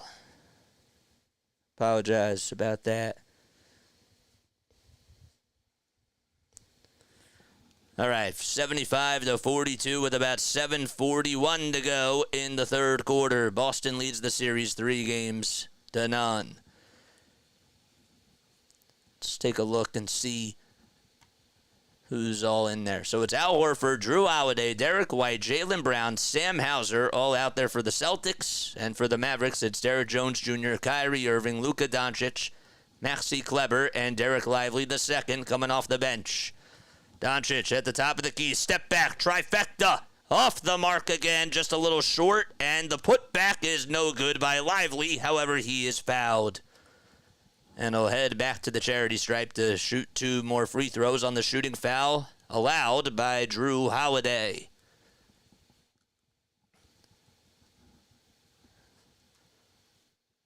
That was a big offensive rebound, too. Lively with 12 rebounds in just this game. 12 rebounds. 6 points for Lively as well. He had 11 points and 13 rebounds in his last game on Wednesday, which was Game 3 of the finals. And he's averaged about 8.5 in this series. Luka today, 27 points, 11 for 21 from the field, shooting-wise, 4 boards, 5 assists as well. Lively's second free throw, and he cans it. It's good. First one was good as well. It's 76-42. Boston down by 34 points.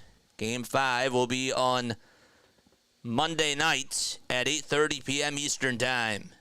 The shot goes up, and that one is in. And that was by Drew Holiday. Holiday able to make a layup, and now Luka with the rock. Gets past half court as the Avs go again from left to right. Doncic trying to take on Hauser here, and now gets double-teamed. He's over at the charity stripe, dribbles down low, step back Jay is a little short, and the offensive rebound by Kyrie Irving, I should say.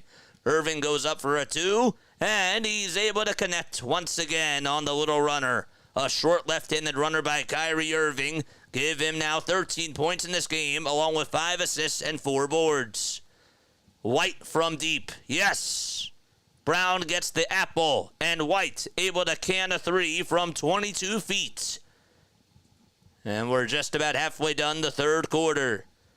Doncic again going over towards his right side. Finds Kleber. Kleber hands it back off to Doncic, who goes down the lane trying to finish with a 2, and he can't get the layup to fall. The ball goes out of the hands of Lively and into the hands of Holiday. That's a Celtic right there. Holiday down low trying to pass it again to Derek White, and that one gets snapped out of bounds by Derek Jones Jr. as it goes off of his fingertips over towards the far sideline.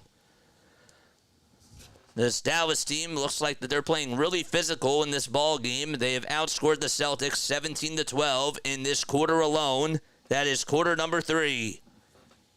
Tatum again finds Al Horford. Horford was at the top of the key. White gets tripped up by Doncic, and we'll have some more. I believe that we're going to have some more free throws coming up. I think that the Mavericks are over the limit. Josh Green will enter on in for Derek Jones Jr., and Tatum will also take a seat. It'll be for Sam Hauser. Game won't be back on until midnight. JJ going to be working that overtime, baby. Let's go. That's what we do, man. 6:07 left to go in quarter number 3. Phillies game still not done yet, and that's why we're doing the Celtics game now, even though we were going to still do it. Holiday goes downhill, tries to go down the lane, and it's deflected and stolen away by Lively.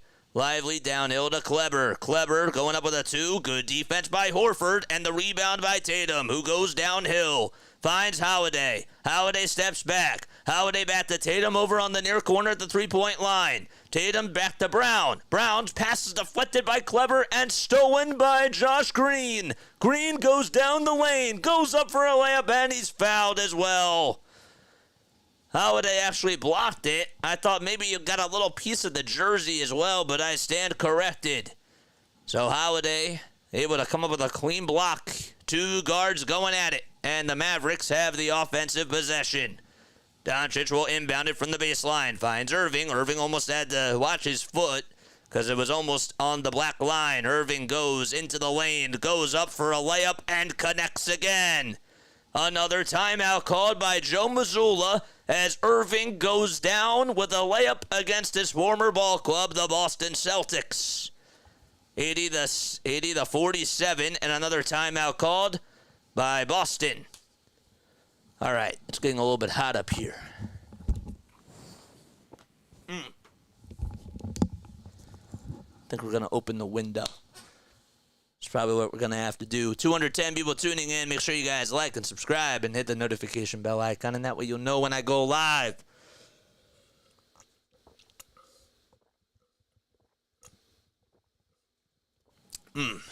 No hablo español. Yeah, the game, yes. The game's not suspended. The game is not suspended, but it is in a rain delay.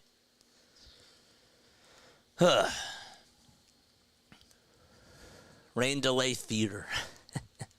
JJ, did you go to high school in South Jersey? I did. I went to Eastern High School. I did. I went to Eastern High School. Postpone, please. What, are you telling the game to be postponed? Why? Why do you want the game to be postponed? I don't want the game to be postponed. I want to have a doubleheader action. Come on, baby. That's what it's all about. 5:29 left to go in quarter number 3. Let's go, man. Sure, you guys hit the thumbs up button and hit that bell icon too, and that way you'll know when I go live. What happened with the Phillies? The Phillies are dead. I'm kidding. They're still alive. We have 189 likes. We haven't even gotten to the 200 mark yet. Come on, people. They're in a rain delay. Phillies are in a rain delay. Let's put that up here right now. All right, that's what we'll do. Phillies game in a rain delay. We will put that up here. Phillies in a rain delay. If you see my text here, this is why I like it when you guys do watch the stream, because then I can keep you updated on certain things. Phillies in a rain delay. Cape May. What about Cape May? Phillies in a rain delay. We'll put this on one line. That's why we're doing this, man.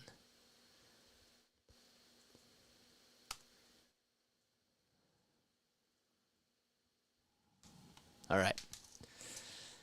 80 to 47. There we go. We just got to 20 at 80. Let's go, man. Let's go. All right, Celtics and Mavericks are in a timeout. 5 minutes and 29 seconds to go in quarter number 3. Again, we'll keep you updated on the Phillies game. The latest weather update outside of Camden Yards. We're still monitoring the weather, and we'll share an update when we have more information. We are hopeful to resume play tonight, says the Baltimore Orioles staff. Once it resumes, it'll be the top of the 11th. Hit the likes button, please. I would do more if I could. Baby, let's go! Let's go! I love it. I love it. Celtics taking on the Mavericks in Game 4 of the NBA Finals in what has been a very dominating start by Boston so far. Dallas, however, leading the ball game by 33 points. Doncic trying to take one for the team as Drew Holiday goes downhill, and Holiday lost it out of bounds, and it'll be Dallas basketball. Boston leads the series 3-0. They won the first game on June 6 by a score of 107-89. And then the Celtics won again 105-98. And in the last game, it was 106-99 in Dallas land. Doncic with the rock dribbles back towards the logo as the Mavericks go from left to right. Here comes Green downhill. Drew Holiday with a block again and says no, no, no for the second time in about 2 minutes. Brown going downhill like a locomotive. Hands it back off to Holiday. Holiday with a teardrop connects. And that makes it now 80 to 49. Holiday able to just provide good defense and lead it to easy offense. Another block by Drew. He's been a blocking machine tonight at the point guard position. Irving with a finger roll finish on the other side. Yes, that's good. Kyrie Irving with 17 points. He's 1 for 6 from downtown and 8 for 16 from the field. Holiday for 3. And he answers back again with another trifecta. 5 straight points for Drew Holiday out of the timeout by Boston. Man, oh man. 2 point guards going at it. Drew Holiday and Kyrie Irving. Irving again. Can he get redemption? And he goes down to the foul line. Puts up a 2 in the face of Tatum and says, ew. And gives him a little look and says it's getting a little bit cold here. Dallas again, 84 to 52. Irving with his 19th point. White gets the pass from Brown for 3. Brown tries to box out, and the 3-pointer's way off the mark. Doncic with the board. Tries to utilize the binoculars and finds Maxi Kleber going downhill. Green with a dribble handoff again to Lively, and Lively's there to put it down at the baseline. 3 minutes and 30 seconds to go. Dallas ends up getting a turn, or Boston gets a turnover on the bad play by Derek White. Irving downstairs to Lively, and he throws it down again. Dirk Nowitzki with all smiles out in Dallas. And the third timeout called in this quarter by Joe Mazzulla. Dallas having a parade in Game 4 and looking to extend it to a Game 5. All right, good stuff. New Jersey beaches, yeah, it was just, have you ever been to Cape May? I have been to Cape May. I certainly have. But, I was not there this year. I was in Brigantine this year. That's where I was. Phillies will be back in 15 minutes. Is that what it just said? Is that what it just said? You guys are lucky we don't have our starting catcher so sturdy. Okay. Was that an update on Twitter? Let's double check. Top of the 11th, Leo. It's the top of the 11th.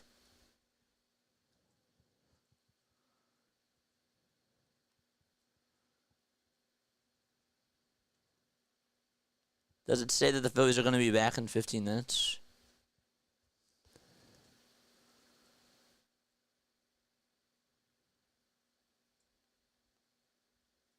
Did they actually give an update on when the Baltimore game was going to resume? Phillies are rained out? No. They're in a rain delay. Phillies Orioles game. They're going to be back in 15 minutes. Why don't I see an update? Did they give a time? 88-52. Dallas leads by 36. Shot goes up, and Sam Hauser comes in, and that one goes out of bounds. Phillies are going to win, right, JJ? Yes, they are. Hopefully. What time is the game really going to start in another 15 minutes? Please, somebody double-check that and tell me what time, because they have to give you a time. All right, so here's Doncic going downhill, goes up with a shot, and that's good from the baseline. Luka pulling up from 6 feet and hitting a jump shot to give Dallas 90 points. Luka has 29 points. He's shooting 50% from the field, 5 boards, 5 dimes as well. Pritchard in the ball game for Boston goes up with a runner, and he nails it once again. Sorry, I thought that they were that they started my ESPN. No. Did they give an update on the time of the game? 90-54. Here's Hauser for 3, and he is able to make that one and make it 92-57. Peyton Pritchard, or excuse me, Kyrie Irving made a layup before that. Hauser makes it 92-57. All right. 1:44 left to go in quarter number 3. There's a prayer that's up by Doncic and an offensive rebound, a long one at half court by Josh Green. Irving to Doncic, in between the circles, steps on over to the right. He tries it again from downtown, and a wedge. A wedge in between the net and the backboard. And that was a perfect shot aimed by Luka, but it did not count as a basket. No, the beach is in New Jersey. Okay, I got you now. I thought that you said the Phillies were back on in 15 minutes. I'm sorry. My mind is all over the place. 1:29 left to go in the third quarter. Dante Exum comes in. Jaden Hardy comes in as well. Dwight Powell will come on in for Luka. It's 92-57. Kyrie Irving gets hugs from all his teammates. And we have a jump ball over at center circle. The game did not restart. However, both teams are going to their benches. So it's Hauser, O'Shea Brissett, Luke Cornett, Peyton Pritchard, and Svi Mikhailiuk, who's all out there. For Boston and for Dallas, it's Kleber, Powell, Green, Exum, and Hardy. All right. Here we go. Hauser for a tray. Puts it up and puts it in as well. That's a 3-point bomb by Hauser from 26 feet. Jaden Hardy with the rock. He's wearing number 1. That's his jersey number. It's 92-60. A dribble handoff this time, and Powell can't put up a shot. Grabs the offensive rebound. Exum gets it back. Exum puts up a 3, I should say. And that time, it's a wide open miss. And the rebound goes to Boston. Here's Mikhailiuk for a triple, and that time it's off the mark. O'Shea Brissett trying to get the defensive rebound, could not get it though. Exum dribble handoff again. This time he finds Josh Green, that is. Green goes downhill, goes up for 2, and it's denied. That time by O'Shea Brissett. Peyton Pritchard gets the rebound. Josh Green goes up. Peyton Pritchard now with the basketball. 12 seconds left on the game clock. Shot clock's unplugged. 5 seconds to go in the third quarter. Here comes Pritchard with a prayer from 25 feet. No, and Exum grabs the rebound, and we head into the fourth quarter. 92-60. Dallas leads it by 32 points in a sold-out crowd in Dallas, Texas. It's the NBA Finals, Game 4, between the Mavs and the Celtics. And the Mavs looking to try to extend it to 5 games. Let's see what happens in the fourth. Phillies game on August 6th is at 10:10 p.m. at night. Why is that bad? Why is that right? Yeah, look at a radar. Yeah, it's on the graphic right here. Phillies are in a rain delay. Right here. That's all you got to do. Just look at this. I'm actually going to take this off. I'm going to take the Boston game off for a second. And I'm going to say this. Phillies are in a rain delay. That's why we're doing the Celtics game, just to buy some more time. See that? Is that crystal clear to you guys? Do you see that the Phillies are in a rain delay? We have 177 people tuning in. Please, if you like my basketball calls, we do Sixers basketball, we do Phillies baseball, we do Eagles football on here. That's what we do, man. That's what we do. Favorite NBA moments for those of you that are NBA fans. Which team are you a fan of? Who'd you grow up watching?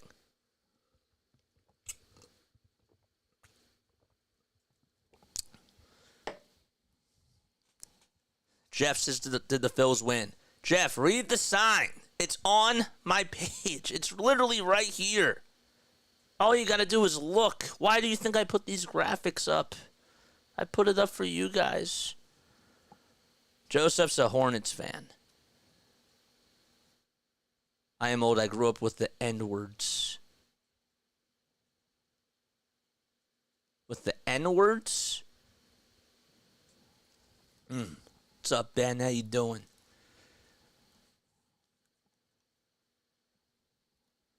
What's up, Jeff? What's up, Snooter? What's good? Any updates on the game? Any more updates?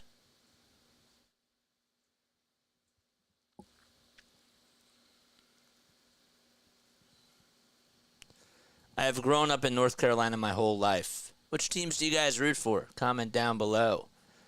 Got 190 people tuning in on here. We're about ready to go into the fourth quarter between the Mavericks and the Celtics. I hope the Mavericks win tonight, 159. Under 59 what? 159 points? Orioles, 76ers I grew up with. Now we're talking about basketball. Baseball, that's cool though. You're an Orioles fan.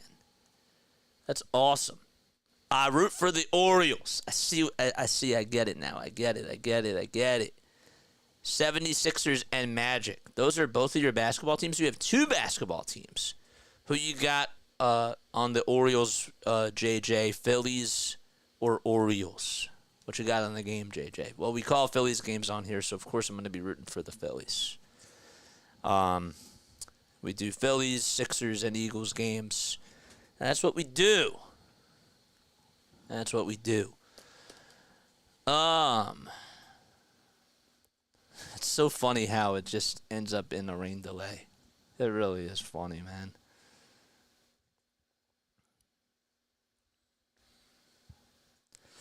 Keith says, I'm a 76ers fan, and I'm a Series fan, and I'm a Jets fan. Let's go Jets, says Keith. What's up, Keith? How you doing, man? All right, fourth quarter starting. Pritchard with a tray, off the mark. And the rebound goes to Hardaway Jr. Tim Hardaway Jr. with a rebound in this game. A guy that has averaged 14.5 points per game during the regular season, 3.2 rebounds, and about less than 2 assists as well. Exum gets it back at the top of the key. Wide open tray, and an offensive foul or a turnover is called on the Mavericks. And that's going to go against Dwight Powell. It was an offensive foul. It was an illegal screen right there. Powell gets a defensive rebound off the missed shot by Mikhailiuk. Tried to get a floater there. And that was a big rebound as well. Well, Mavericks are shooting 51.5% from the field as Exum cans another three again, wide open from the top of the key. Hits it from another area code, 95-60. Dallas leads it by 35. Catch and shoot from Svi, and that's off the mark. So he can't get that three to fall once again. Dallas shooting about 33% from three, and Celtics are shooting just less than 30.5% from downtown as well. There's another three-pointer by Jalen Hardy, and he can't get that one to fall either. Hauser with a tray. It's just been a slugfest from three-point range between both of these teams. They've just not been shooting the ball well from downtown. Both teams combined are shooting 18 for 57, which is just about 31%. And another shot, this time it's by Marcus Morris Sr., or Markeith Morris, I should say. Marcus Morris Sr., of course, played for the Sixers earlier this year. Then ended up going to the Cavs. Was bought out. Here's Hauser over on the near corner. Trying to go up with a three over Hardy. And he swishes the basketball. Gets that one to fall. And it's 97-63. 5-3 run by Dallas to start off quarter number 4. So Hauser connects from 24 feet. Let's see if Dallas has a response here. Hardy, the point guard, finds Hardaway Jr., catches, launches, and fires away with a three-pointer. Launches a firework from downtown, and Dallas in the century mark with the triple digits, 100-63. Pritchard responds with an 11-foot pull-up jumper and makes it a 35-point deficit. ESPN says that the winning percentage of Dallas to take this game is at 99.9%. 9 minutes to go in the fourth quarter. Exum gets it over at the top of the key. Off the dribble, puts it up, and can't put it in. Hauser comes with another board. That's Sam Hauser's third rebound. 14 points, 4 for 6 from downtown, 5 for 7 from the field. Hauser gets the offensive rebound off the bad play by O'Shea Brissett. Brissett tries to go up with another tip this time off the bad shot by Cornette, and Brissett able to make it golden. Gotta love what O'Shea Brissett does. This is a guy who, well, he's a small forward. He's been one of their guys off the bench. 25 years old from Syracuse, playing in his fourth season in the NBA. Dallas responds with another bucket on the other side, and that's by Tim Hardaway Jr. to make it 103-67. All right, Hardaway comes at it again. Hardaway trying to step back, put up a three-pointer, and he nails it again, and that should just about do it. 106-67, and that should be the nail in the coffin for Dallas. Another timeout called by Missoula. That was his final timeout that he uses.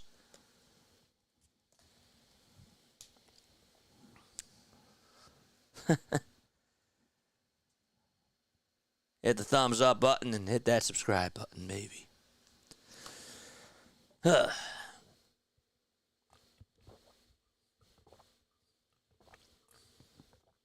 Chat's quiet. What happened to the chat?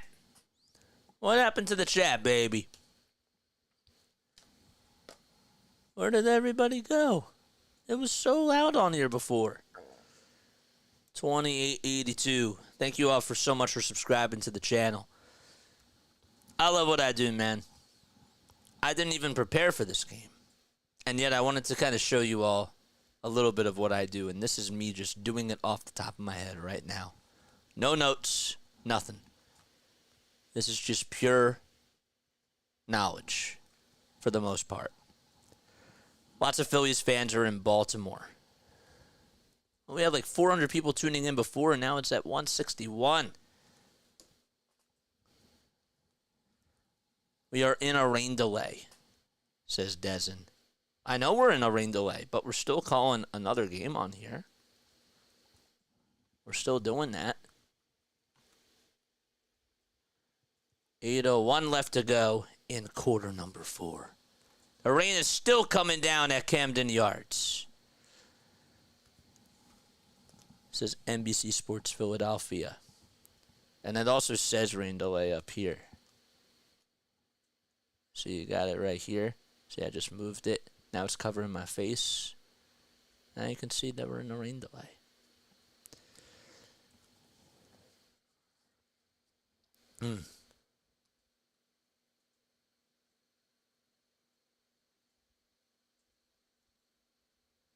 It's pretty wild, man.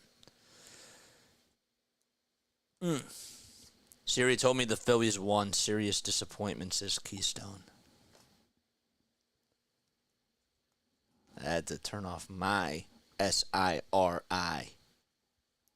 Had to do that.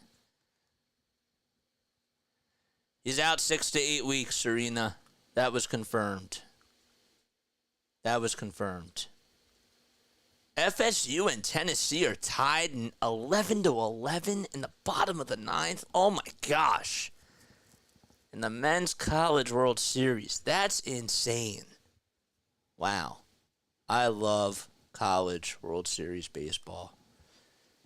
Tennessee, they're 55-12. They're ranked number 1. And Florida, they're ranked number 8. It's a double elimination game. It's been a heck of a ball game. I love you too, man. How are Mavs so dominant tonight when Boston was so strong in the first 3 games? I mean, was Boston really that strong in the first 3 games? I'm not trying to, be one of those guys. But, I mean, when you win 106-99 in the second game, that still is pretty close. The last game came down to the wire, too. So, the first game was really the dominant game. That was really the dominant one. That's what I would say. You're the GOAT, man. Thank you so much for being here. 106-67. McCalliuk with the rock as the Celtics go again from right to left. He'll hand it off this time to Hauser. Hauser trying to get somewhere to go. And the Dallas defense doing a good job locking all windows and doors. 3-pointer off the mark. He could not clank that one down. And Dallas again with the board. Jaden Hardy got the defensive rebound. And he's going to try to get Dallas another bucket here. Hardaway Jr. for 3, and that one goes in. Well, all of a sudden, fireworks are going off as Hardaway Jr. has been going off like a hot stove and firing ones from all different cylinders, and he is now 9 points in the last couple of minutes. So 109-67, and that's Pritchard's 3-pointer. That's way off the mark. And Boston getting outshot of the gym out in Dallas. Hardaway back to Exum. And Exum trying to spin, turn, find Hardy. Hardaway back outside to Hardaway. And that one is good again. Hardaway with 4 threes in the last couple of minutes. And he's in Steph Curry mode. 12 points. And now make it 15 as he hits another one. 112-67. 6:30 to go in quarter number 4. The game pretty much out of reach, and another 3-pointer by Boston, and that one won't fall. Hardaway climbs the ladder, comes down the chimney, and grabs rebound number 5. He's been all over, putting his fingerprints all over this ball game. 112-67 with about 6:10 to go in the fourth quarter. We have a little alley-oop jam that's denied by Hardaway Jr. once again. Got the rebound, and Hardy on the near wing pulls up from long distance. And what do you know? Everything's going, and it's raining out in Dallas. Just like it's raining out in Baltimore. But Dallas making it rain from downtown. 115-67. They're shooting the lights out from 3-point range. They've made 7 threes in this quarter alone. McCalliuk wants to join in on the party, and he does. 115-70 with about 5:35 to go.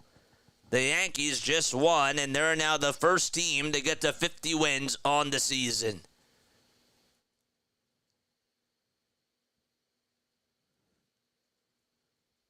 What's going on, everybody?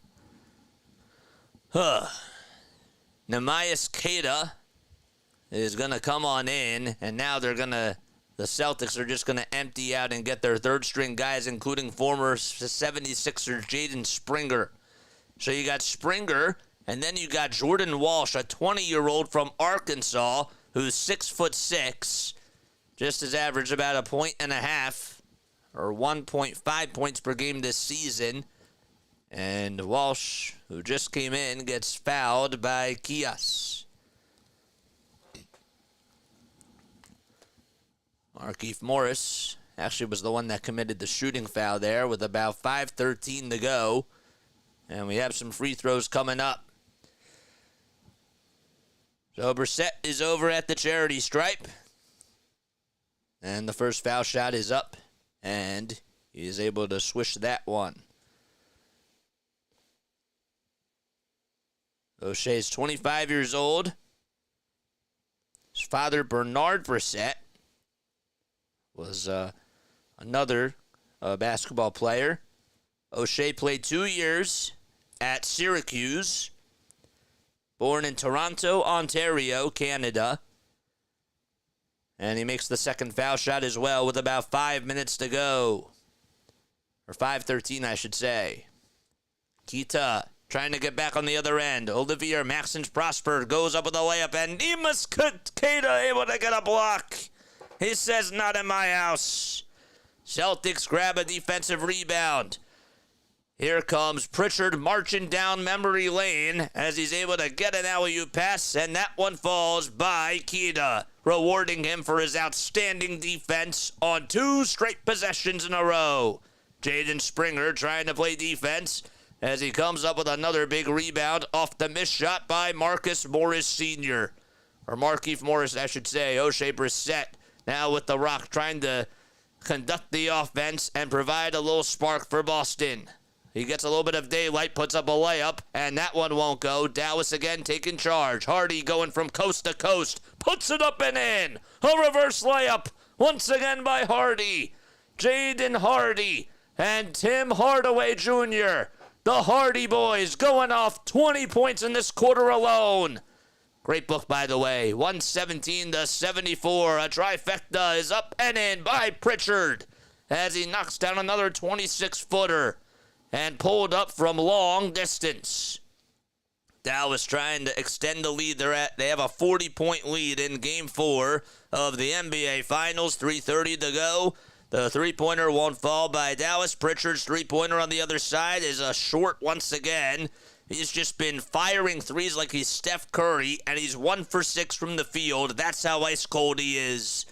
Dallas responds on the other end. Lawson from sea to shining sea, able to make it a 42-point game, and a foul called. That time it's on Dallas.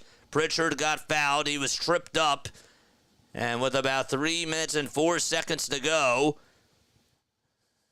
yep, that was another foul called. It was against Jaden Hardy. It's a long rain delay. It most certainly is, but if you're enjoying this basketball call, that's what we do on here, man. We do Sixers, Eagles, and Phillies stuff on here. I hope you all are enjoying. I really do. Pritchard will inbound it, trying to find a teammate of his, and that's O'Shea Brissett, but hands it back off to Pritchard. As the Celtics go from right to left, Pritchard stopping on a dime, puts up a 2, can't get it to go, though. Fight for the loose ball, and Dallas has it. 2 Warriors going at it down low. It was Keita and Hardaway and Prosper as well. Definitely have to make sure that you get in on the action because we have a lot of fun here. Dallas, they ended up the season being at 50-32. We have a timeout called, and they're 25-16 at home as well. That we don't know how long the rain delay is. What you need is to pray that the games come back and that they play tomorrow, so scheduling is fed. Why? Why do we do that? No. Tarp is coming off the field. The rain might not stop until 11:30. I don't see. The Orioles ground crew has emerged to pull the tarp. No word yet on a restart time. Phillies were struggling against the Red Sox pitching, but Yankees 8-1 didn't seem to have an issue, says Eric. Luke says that it will resume in about 15 minutes. The crowd is chanting, take it off, says Devon Katie. That's funny. That's really funny. This might actually be perfect. What's up, Noah? How you doing? 2:54 left to go in this game, and once this game is done, we will definitely go back to the Phillies game because the delay should be over. What a way to buy the time. Did not draw it up this way, but this was fun.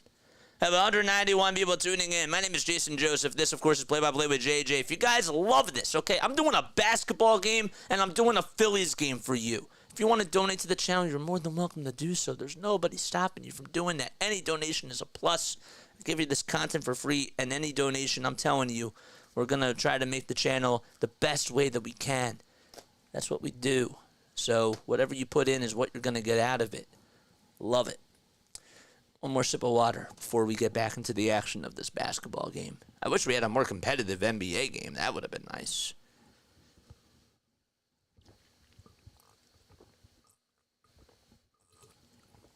Of course, these people have to get their sponsors in. What got you guys into basketball? What got you guys into sports? Which teams do you root for? Baseball and basketball, or even football? Join in the conversation down below.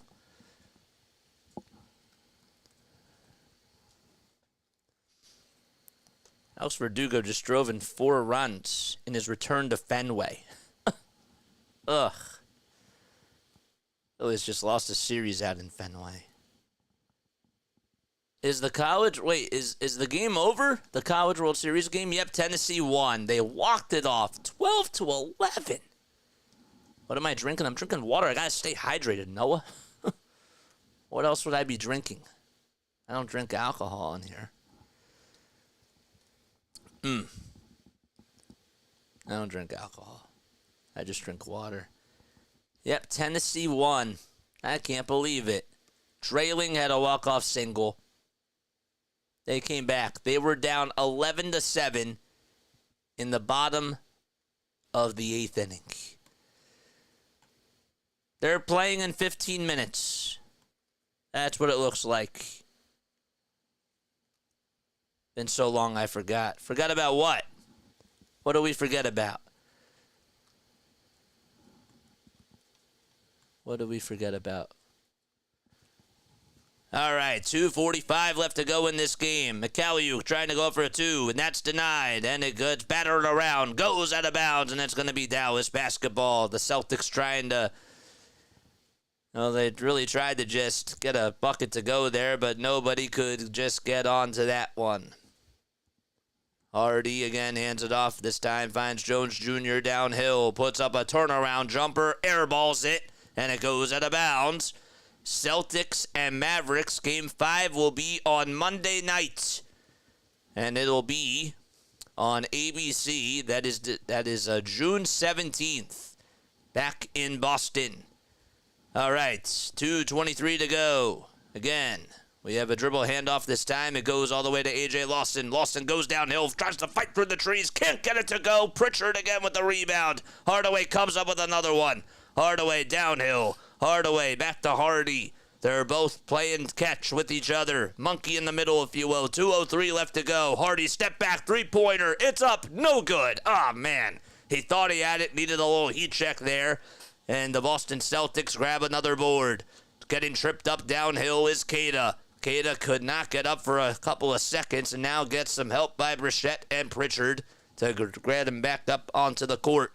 Took a little trip there. Hardy commits a personal foul. Jordan Walsh will try to inbound it here. 1:55 left to go in quarter number 4. It's 119-77 out in Dallas. There's Jason Tatum and Jaylen Brown. Obviously have a lot to think about before Game 5 about adjustments. Three-pointer, it's up and clanked. Just a little bit missed by Jordan Walsh. Olivier Maxence Prosper got the board, and he lost it out of bounds. That was Markieff Morris on the bad pass as he turns it over there. 1:40 to go in quarter number 4. 18 seconds left on the shot clock. And again, Pritchard trying to go all the way towards the far elbow. Steps back, tries to hand it off, and a three-point shot by Olivier Maxen's presence is up and in. That makes it 119-80 with about 1:25 left to go in the fourth quarter. Boston leads the series 3-0, and Game 5 will be on Monday night.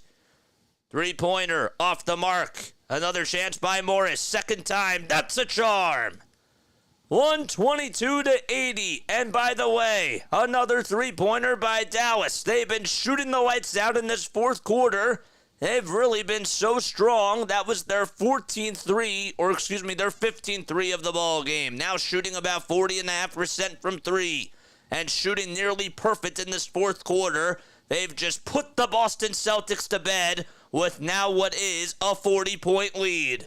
49 seconds to go. 20 seconds on the shot clock. Mikhailiuk with a runner, and that's up and in. My gosh, he is just a man amongst boys as he just buzzed his way downhill. Got the right-handed finger roll finish to go. 35 seconds left, and Dallas will try to dribble this one out. Hardaway being guarded heavily by a Boston Celtics defender. And it looks like it's O'Shea Brissett. They're going to dribble the shot clock out. The shot clock will expire, and it'll be 20 seconds to go in the fourth quarter. 19.2 to be exact. 15 points for Tatum tonight. Tatum and Brown combined to score 25 points, and they're 2 for 9 from the field, from 3, that is. And the Celtics get the inbound. Olivia Prosper Maxson gets it, and that's the ball game. Springer gets the handoff, and he'll dribble this one out. 1 second to go, and Dallas lives to see another day. 122-84, the third largest margin of victory in NBA Finals history, and Dallas now down 3-1 in the series as the confetti drops out in Dallas, and we head to Game 5. All right, 122-84 is the final score of that game. They'll be back in action on Monday night. That game will also be on ABC. That is June 17th. Game time for that will be at 8:30 p.m. Eastern Time. And it'll be Luka once again going up against Jason Tatum. It'll be at TD Garden. Well, Dallas Mavericks players get high fives. Luka Doncic had himself a pretty good game, just clocked in and clocked out of work, along with Kyrie Irving. In that third quarter, they were taken out at about the 2-minute mark, I want to say. And the Mavericks, they just had Jason Kidd unload their bench. Well, that was good stuff. All right. Any word about the Phillies? We'll get back to that right now. But yeah, I really do hope that you enjoyed my NBA Finals call. Again, that was just from improv, right? Didn't have any notes with me. Usually, every time I get ready to do any sort of a game, I have to prepare. I set up my monitors the way that I want to set it up. I have my notes printed out, right? Like, I don't just wing these things. But tonight I did, because I wanted to show you that basketball really is fun. And I wanted to give you a little taste of how we do call Sixers games, and it gets even more intense. So, even if you don't like it, I do appreciate you for being here. Not everybody's going to like it. But, yeah. All right. Phillies will type the score back in. All right. Delay, it says still. Copy. And we'll get the score back on. All right. Good stuff. Ugh.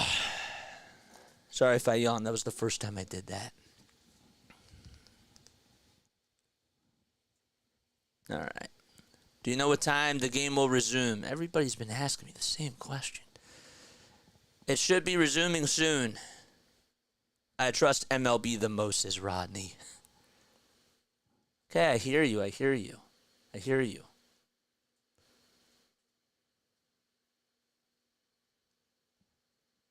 I hear you loud and clear.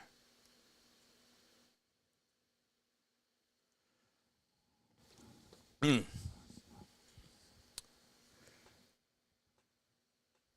to resume at 11:05. Who's your source? Scott Lauber.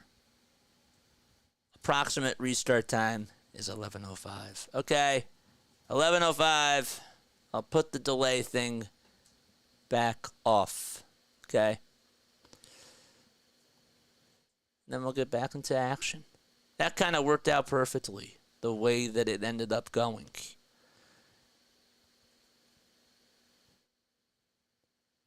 You know what time it starts? 11:05. 11:05. 11:05. Who would have thunk JJ exuded that kind of energy of Philly halftime? When it comes to basketball, let's go!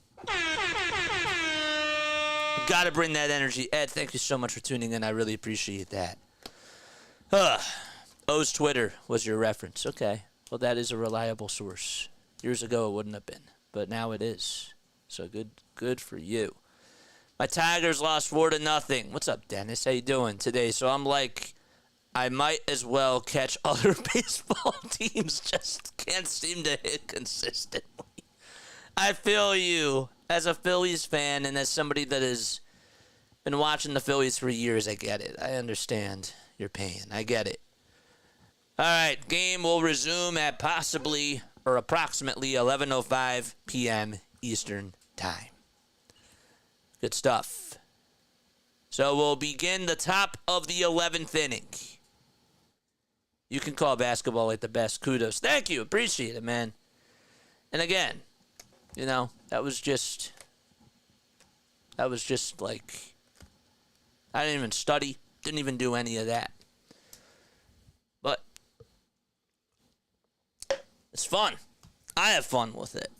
I really do. Basketball on TV is so much different than basketball on the radio. You listen to basketball on the radio, it's a hockey game. That's how it becomes. You gotta be engaging. You gotta be exciting. Because guess what? There's some people that really don't like it. But if you make it sound more fun and engaging, then energy to me is contagious. It's not rocket science to me. But some of these other people, it is. And with basketball on the radio, I'm telling you, it's so much fun. It really is. It's a hockey game, but it's more simplified. TV, you just hear a three-point shot, there you go. Or like Kevin Harlan makes a call and says, or not Kevin Harlan, we'll say Ian Eagle or somebody else. Here's Durant from three. Oh, yes. But like, you don't know where the three is. You know what I mean? So like, maybe Durant makes a three, and it's like Durant off the dribble, puts up a three-pointer in the face of Irving. Got it. There you go. Like, that's really cool. I like that. I also like football on the radio better, too. All right. Here we go. Top of the 11th coming up. In case you're wondering how we got here, the Phillies started things off with a solo homer by Kyle Schwarber. We're in the top of the 11th. Here we go. First pitch, swing and a miss by Nick Castellanos.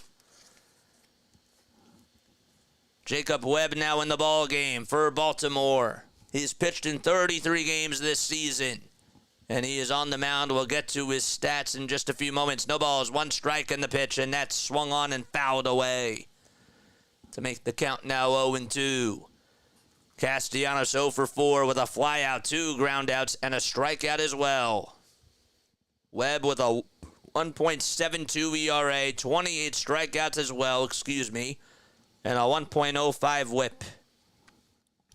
The ball's 2 strikes. Merrifield is the ghost runner over at second base.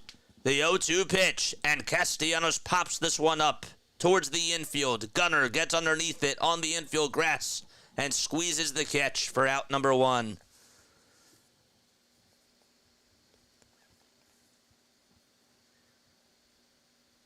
So Casty pops out over to short. Nice, yeah, it's a nice city to go watch a baseball game at Dow Diamond, where the Great Lakes Saloons play their Dodgers. Feel that, man. Bryce Harper just got intentionally walked, and he's now over at first base because they want to take their chances with Alec Bohm. 13 more subs till we get to 2,300. Let's do it. We just did a basketball game, and we're still doing a baseball game. 2 runners on, 1 out. We call 2 games at once. Bohm with a drive out to deep left field. It's going back towards the track, and Hayes can't make the catch. It bounces over his head. 2 runs will score. The relay to the plate, there is none. Harper slides on in, and it's 5-3 Philadelphia. They took their chance with Bohm, and the Phillies made them pay.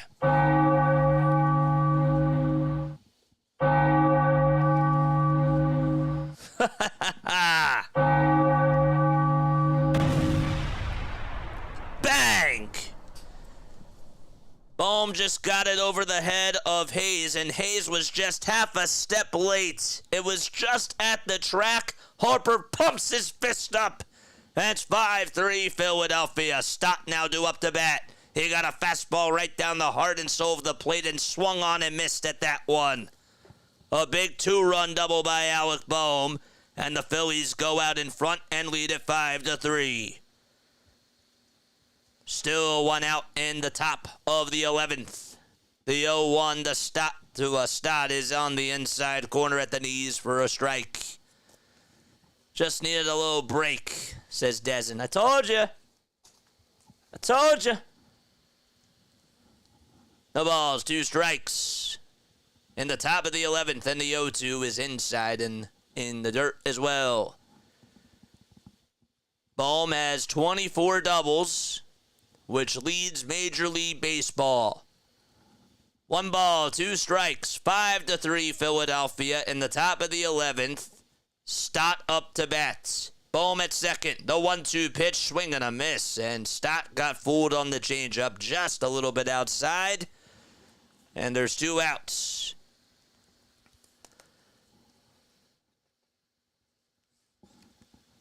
Edmundo Sosa is coming up to bat.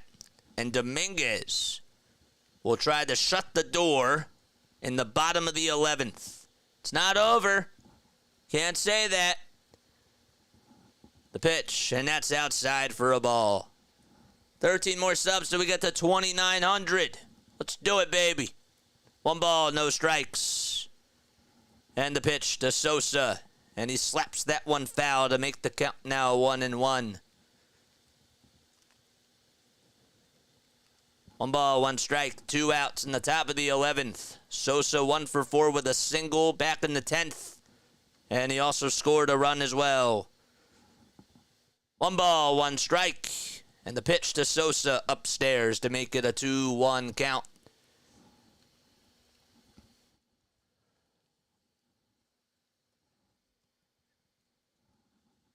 Two balls, 1 strike to Sosa, 2 outs. And the pitch swung on, belted out towards left field. It's going to stay in the yard, though. Hayes will be there to make the grab. And the inning is over. Alec Bohm, though, gives the Phillies a 2-run double. And the Orioles down to their final 3 outs once again as we head to the bottom of the 11th inning. All right. 3 more outs. That's all they need. For those of you that did stay on, that did listen to my basketball call, please, feedback. Please give me some feedback. Positive or negative. I don't care. Fire away. Hit the thumbs up button, too, while you're at it. My name is Jason Joseph. This is Play-by-Play with JJ. 5-3 as we go to the bottom of the 11th. In case you are wondering how we got here, I will let you know that Kyle Schwarber had a leadoff homer in the top of the first. Adley Rushman tied it back on an RBI double in the bottom of the 3rd. Phillies would then take the lead. And, Rafael Marchand had a solo homer to make it a 2-1 lead at the time. In the top of the 5th, and the Orioles tied it back on a solo jack by Santander in the bottom of the 8th. The game went into extras. The Phillies were able to get an RBI base hit by Kyle Schwarber to make it 3-2. And then the Orioles would tie it back on a wild pitch and make it 3-3. And then Bohm just gave the Phillies the lead once again. Hit a 2-run double to make it 5-3. And the Orioles have their backs against the wall as we head to the bottom of the 11th. Austin Hayes will lead things off, and he'll be going off against Sir Anthony Dominguez. So that's 7, 8, and 9 due up in the order. Hit that thumbs up button.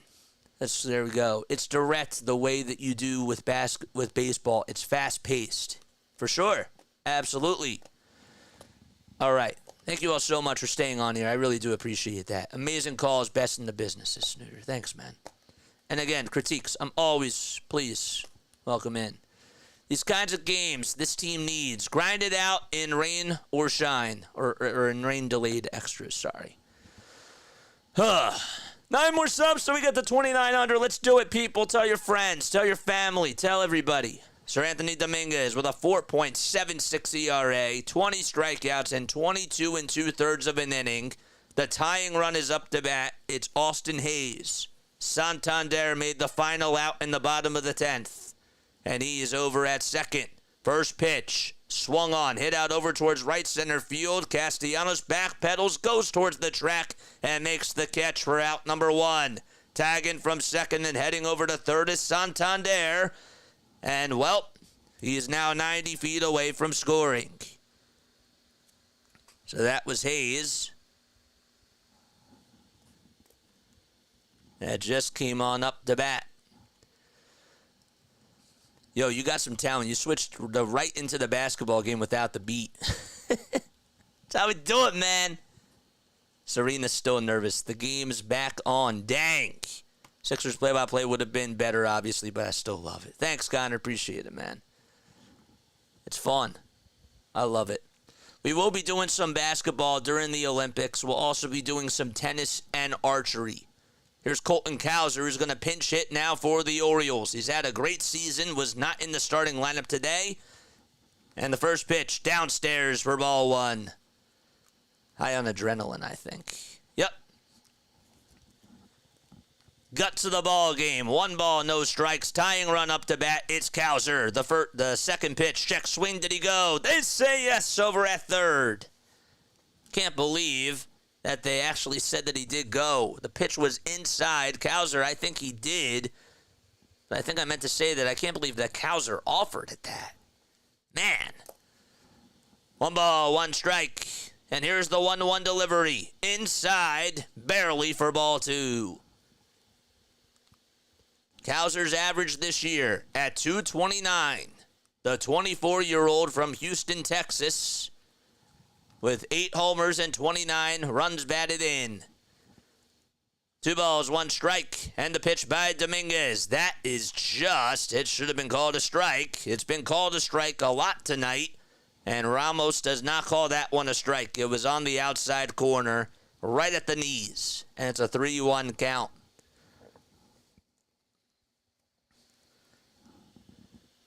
The 3-1 pitch by Dominguez. In there for strike 2. I'm surprised that Cowser held up. That was a good-looking pitch at the knees at 99. Time called by Colton. He is the tying run. Cowser pinch hitting, and then James McCann is on deck. He's pinch hitting for Mateo. The payoff pitch on the outside corner, called strike 3. 2 gone in the bottom of the 11th. What a pitch thrown by Dominguez. He framed it perfectly, and all Cowser had to do was smile at the camera. Orioles down to their final out once again. And here comes Stowers, who will pinch hit. And Brandon Hyde goes back to the drawing board once again. Tying run still up at the plate. Pitch number 1, ball 1. What a slider, too. Stowers, 2 for 9 as a pinch hitter, with 2 RBI, 2 strikeouts, a run scored, and a walk as well. 1 ball, no strikes. Tying run up to bat. And the pitch by Dominguez, and that one is knifed foul. And 99, man, Dominguez is coming in with the heat. Stowers this year hitting .294, 1 homer, 9 RBI for the 26-year-old southpaw.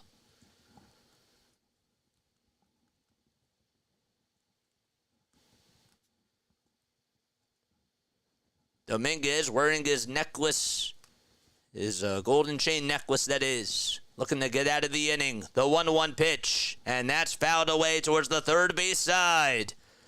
And the Orioles are down to their final strike. We've seen this before. But the Phillies looking to put them away for now. 1 ball, 2 strikes. Santander at third. The 1-2 pitch. Swing and a miss. And that's the ball game. The Phillies hang on. It took a rain delay, but they won by a final score of 5-3. Ring the bell, Philadelphia. It took extras, but that's okay.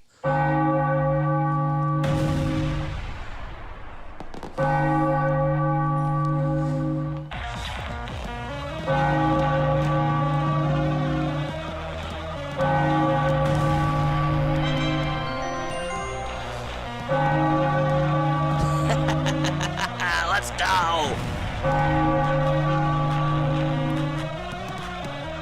Bohm was the hero. High fives all around from Philadelphia. Sir Anthony Dominguez hits another save on the season, and it came in clutch. Oh, what a ball game, baby.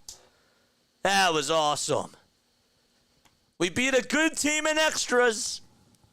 And you were the one that said that they were going to lose. Eat your words. You got to eat a shoe, Larry. Just like you did after Sixers games. Thanks, JJ. You're a freaking legend. Keep going beast mode, baby. I woke up in beast mode. What's that song? What's that from? Bounce Back by Jay Sean, right? Right. Jay Sean. Is that who rapped that? I gotta look that up after this game. Is that Jay Sean? I gotta know now. I'm looking up Jay Sean. I just called a basketball and a Phillies game. Oh my gosh. Jay Sean, Bounce Back. Is that what it was?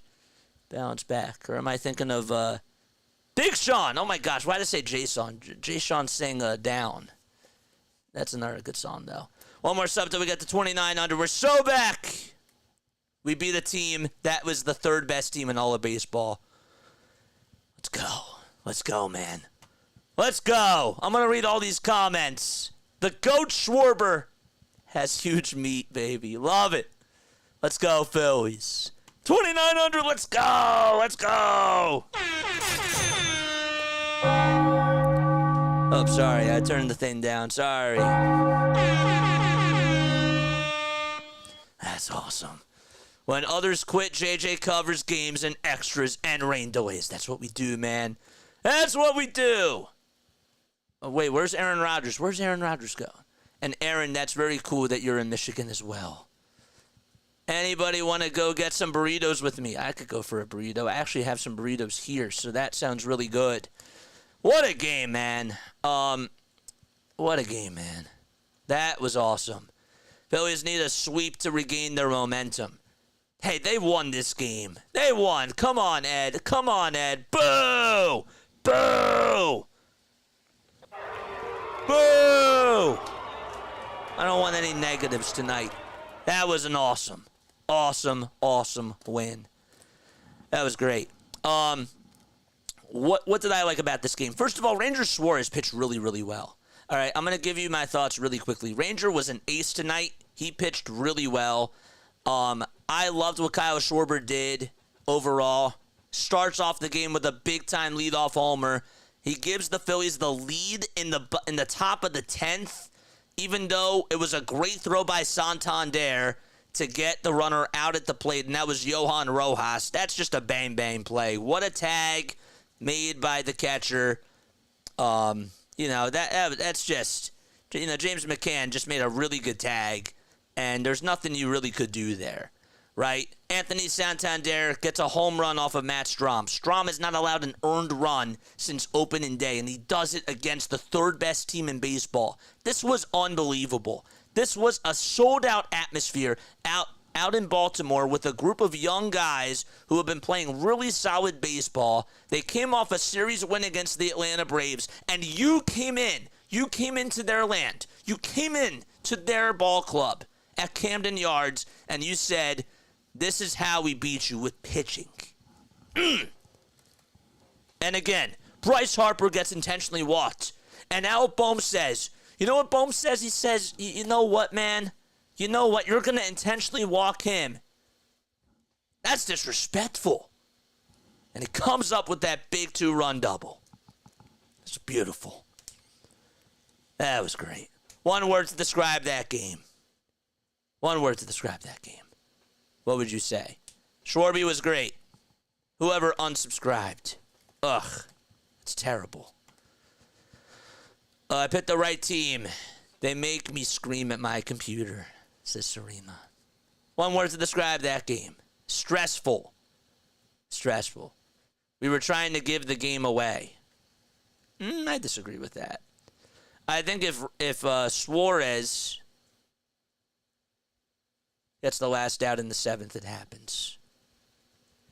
Tension. Stressful. Yeah, stressful was a good one. But you know what? That was a gutsy win, bro. Like, they just beat one of the best teams in baseball. Okay, can we, put this conversation away that this team can't beat good teams? Can we stop that already? What else is it going to have to take? They did it in extras. They needed everything to pull out this win, and they did it. For thrills and chills, watch them fight in fills. I love that rhyme. Inches, says the dude. All right, I'm going to wrap things up. Must-win game for real. Actually, you know what? I kind of agree with that. I think that this was a must-win game in order for the Phillies to show everybody in the major leagues that they are for real. Because there are people, not me, but there are people that didn't believe in them. And they did have to win this game for those people to satisfy them. Very exciting that Alec Bohm hits a double and he clutched us. Second most RBIs in all of baseball in the National League. It's beautiful. Yes, it needs to stop. It was always a bogus claim to begin with. Tonight, I think that put the nail in the coffin. I do. I really do. All right, I'm done. I'm going to wrap things up. I'll see you all at 4:05 p.m. Eastern Time tomorrow. There's only 3 other National League teams that are over 500, so that should tell you something about the Phillies. He was running to third. Looks like a hamstring. Who are you talking about? Who came into third?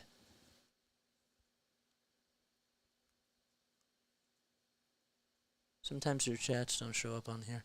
I don't know why. Who got injured? You're a very good streamer. Keep up the good work. Thanks, man. We do play-by-play. That's what we do. We do play-by-play.